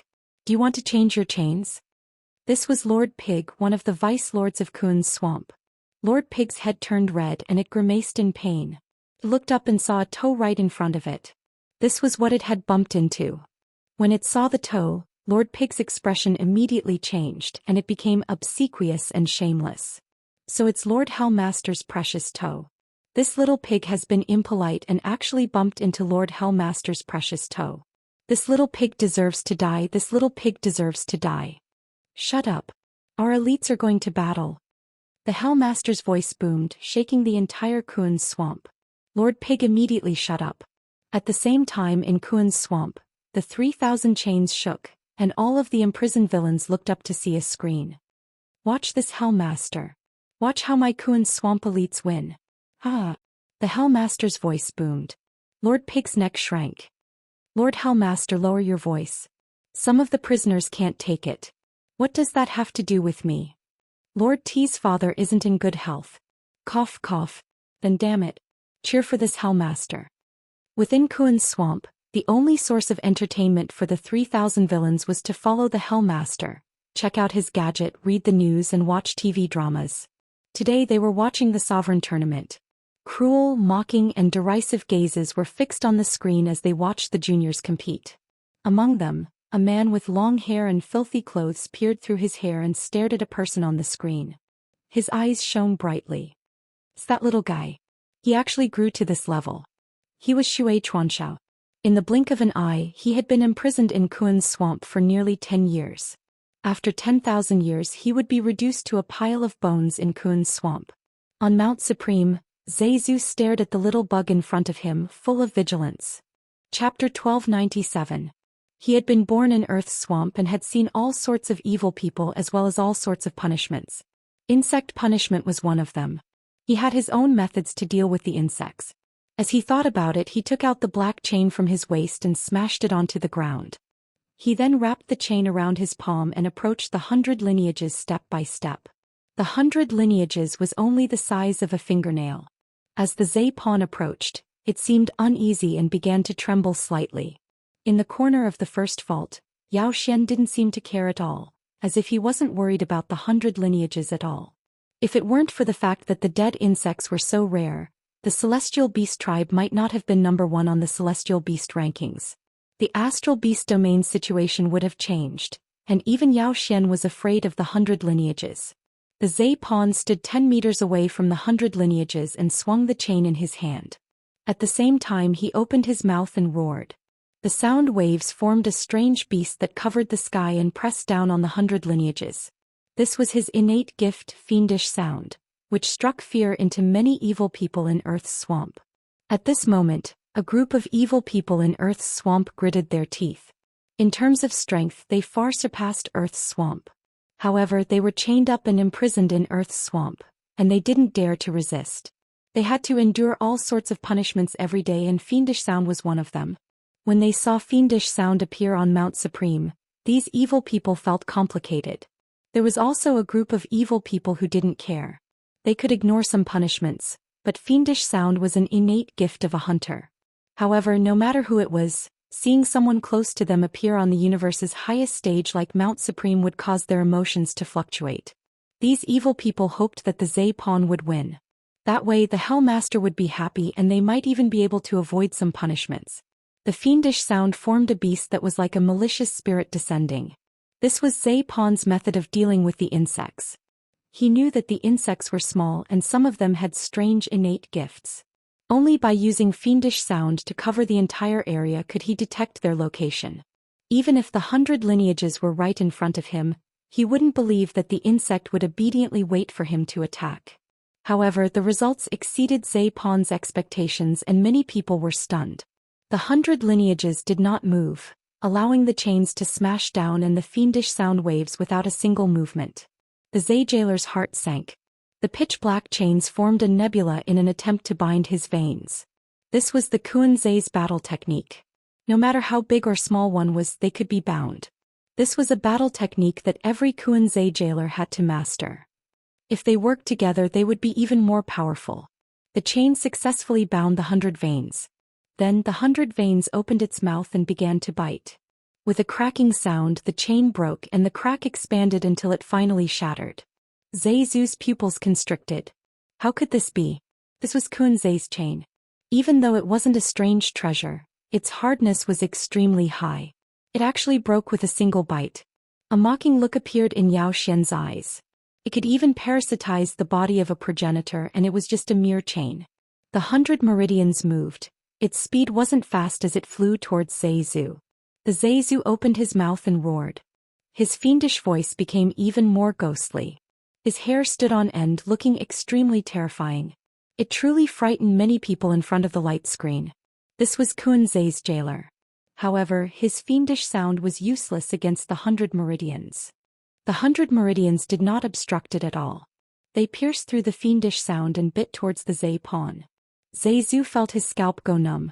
This was clearly a small bug, but in his eyes, it was infinitely magnified. Its sharp teeth wanted to swallow him up, tear him apart and crush his bones. No matter how he resisted, it was useless. Admit defeat. After all, Zai Zu was Kuan Zai's jailer.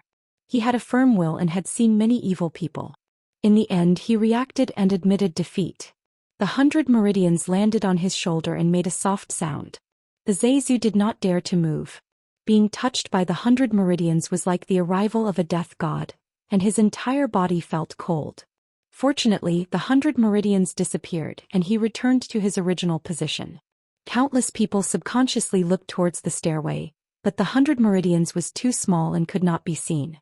Soon a wine barrel appeared on the various large screens in the universe. Drunkard burped as she appeared, and not far from her was the 100 meridians. In the top 10 battles, the 100 meridians' opponent was Drunkard. Lu Yin looked at the 100 meridians. This bug seemed to be quite troublesome to deal with. Drunkard burped and looked at the 100 meridians in a daze. He grinned. A side dish. Many people were speechless. The 100 meridians trembled slightly, but she had not spoken since the beginning. No one knew if she did not know how to speak or if she disdained to speak. Soon 2 figures appeared in the arena. When they saw these two, everyone's expressions changed. The main event was about to begin. Xianxia versus the Sword in the Stone. One was the eldest disciple of the 5th mainland's Sirius sect from the Neoverse, while the other was the 6th mainland's Realmling, the Sure Realm's Realmling. Xianxia had another identity. She was one of the 5th mainland's 5 astral children. Even though the competition between the 5 astral children had always been a scam that had been set up to scheme against the Neo-Human Alliance, after so many years, the name of the 5 astral children had been deeply ingrained in everyone's hearts. That battle had not ended, but many people saw Xianxia as one of the 5 astral children, and she had faced off against Starsabil and Xianxia by herself. Xianxia, the 4 Ultimates Heavenly Maiden, was a true peak expert of the 5th mainland's younger generation. The Sword in the Stone was also a realmling of the 6th mainland, second only to the Daoist 3 skies. Their battle excited countless people. Lu Yin's eyes lit up. He was no stranger to the Sword in the Stone, but he was unfamiliar with Xianxia. It should be said that he was familiar with her, yet unfamiliar at the same time. This 4 Ultimates Heavenly Maiden had concealed themselves too deeply. Whether it was during the Sixth Mainland's invasion of the Cosmic Sea or the Mountain and Sea Realms competition for the 5 astral children, Lu Yin felt that this woman had not used her full strength. At the very least, no one knew which of the 4 ultimates she had. There was no exchange and the battle immediately began. The sword in the stone sword chi swept towards Xianxia, and an endless amount of sword chi rained down. Lu Yin and Xianxia were no strangers to the cosmic sea. Hundreds of stars revolved around Xianxia's body, and the sword in the stone sword chi streaked across the stars and slashed towards her. At that moment the stars exploded, and Xianxia raised her hand to block Sirius's palm. Stars appeared as her palm struck out and the stars all exploded. The sword in the stone's eyes trembled and he quickly retreated. However, there were stars revolving around him and each one of them exploded with great power. They distorted the void and tore it apart, forming a crack that looked like a black hole that extended across the entire arena. And it continued to expand as if it wanted to swallow up the entire Mount Supreme. The sword in the stone lifted the giant stone sword and easily blocked the power of the exploding stars. However, even though he was able to block it, his body was still forced back by the enormous force. He took one step back then another. Xianxia's feet tapped lightly and she flitted past many stars. She raised her hand and the stars gathered to form a sword. Sirius's sword technique. The sword in the stone's eyes widened as he used the sky splitter sword force. With a bang, 4 enormous cracks extended along Mount Supreme, and the entire starry sky was cut apart.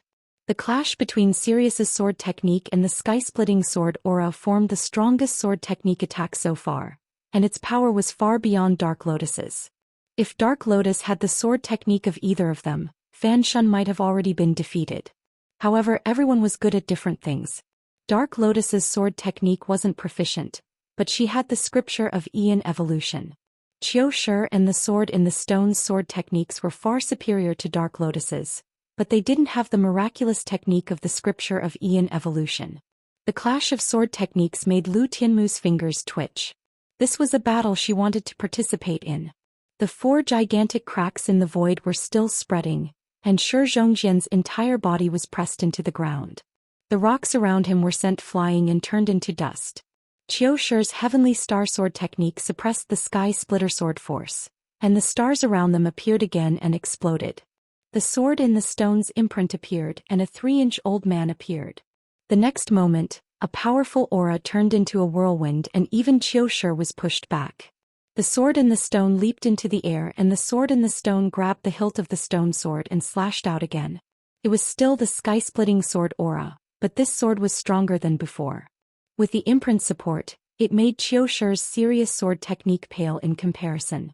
Sirius's sword technique was worthy of being the ultimate technique of the Sirius sect, and it suppressed the sword in the stone. The 6th Mainland's cultivators were already suppressing the 5th Mainland's cultivators, and even under such circumstances, they could still defeat the sky-splitting sword aura.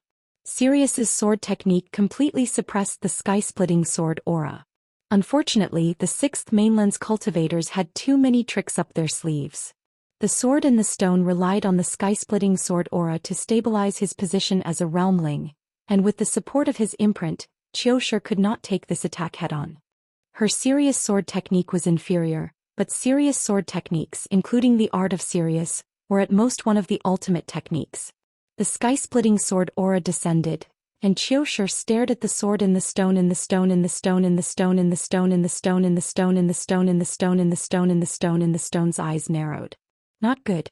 This girl is a boundless advanced lockbreaker, and her control of star energy is extremely high. She can see through his sword technique. His sword technique relied on its power to suppress Sirius sword technique, but Xianxia herself could see through the sky-splitting sword aura. The sword in the stone in the stone in the stone in a futile attempt to retract his sword and swat it at Xianxia. Xianxia's eyes flashed, and she turned around with her back facing the sword in the stone in the stone in the stone in the stone in the stone in the stone in the stone's direction. Countless people in front of their screens were confused, as they could not understand what was happening. At the bottom of the stairway, Lu Yin narrowed his eyes. Sirius's secret technique, stellar transposition. The sword in the stone was momentarily at a loss. Qiu Shi had never used the star transposition secret technique during the battle in the Cosmic Sea, so the cultivators of the Sixth Mainland had no idea what it was. Even though the Supreme Tournament was about to begin, and they had gone out of their way to investigate the situation of the Fifth Mainland's great beings, they might not have been able to find out anything about it. The Neoverse was very mysterious even to the Innerverse and Outerverse as well as the Cosmic Sea, not to mention the Sirius Sect's secret techniques. Shi Zhongjian's body suddenly appeared at Qiu Shi's position, and his sword missed. Qiu Shi's palm should have hit an empty spot, but at that moment, it hit Shi Zhongjian's back. Shi Zhongjian's internal organs were shaken, and he spat out a mouthful of blood. His expression changed drastically and he stepped forward with his right foot. He forcefully stabilized his body and turned around to slash at Shi Zhongjian. However, in midair his sword hilt was blocked by a white palm. With a flip of the palm, Qiu Shi used her right palm to slap Shi Zhongjian.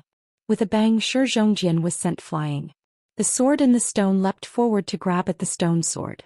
Qiu Shi casually waved her hand, causing the star energy of the sword in the stone to suddenly become unstable. Qiu Shi's world-level control over the sword in the stone caused it to be unable to grab hold of the sword in the stone. Stars began to gather in Qiu Shi's left hand as she used serious sword arts. Zoosh. Sword key shot out, sending blood flying everywhere. Sword in the stone's abdomen was cut open and his entire body was thrown over a kilometer away before crashing heavily onto the ground.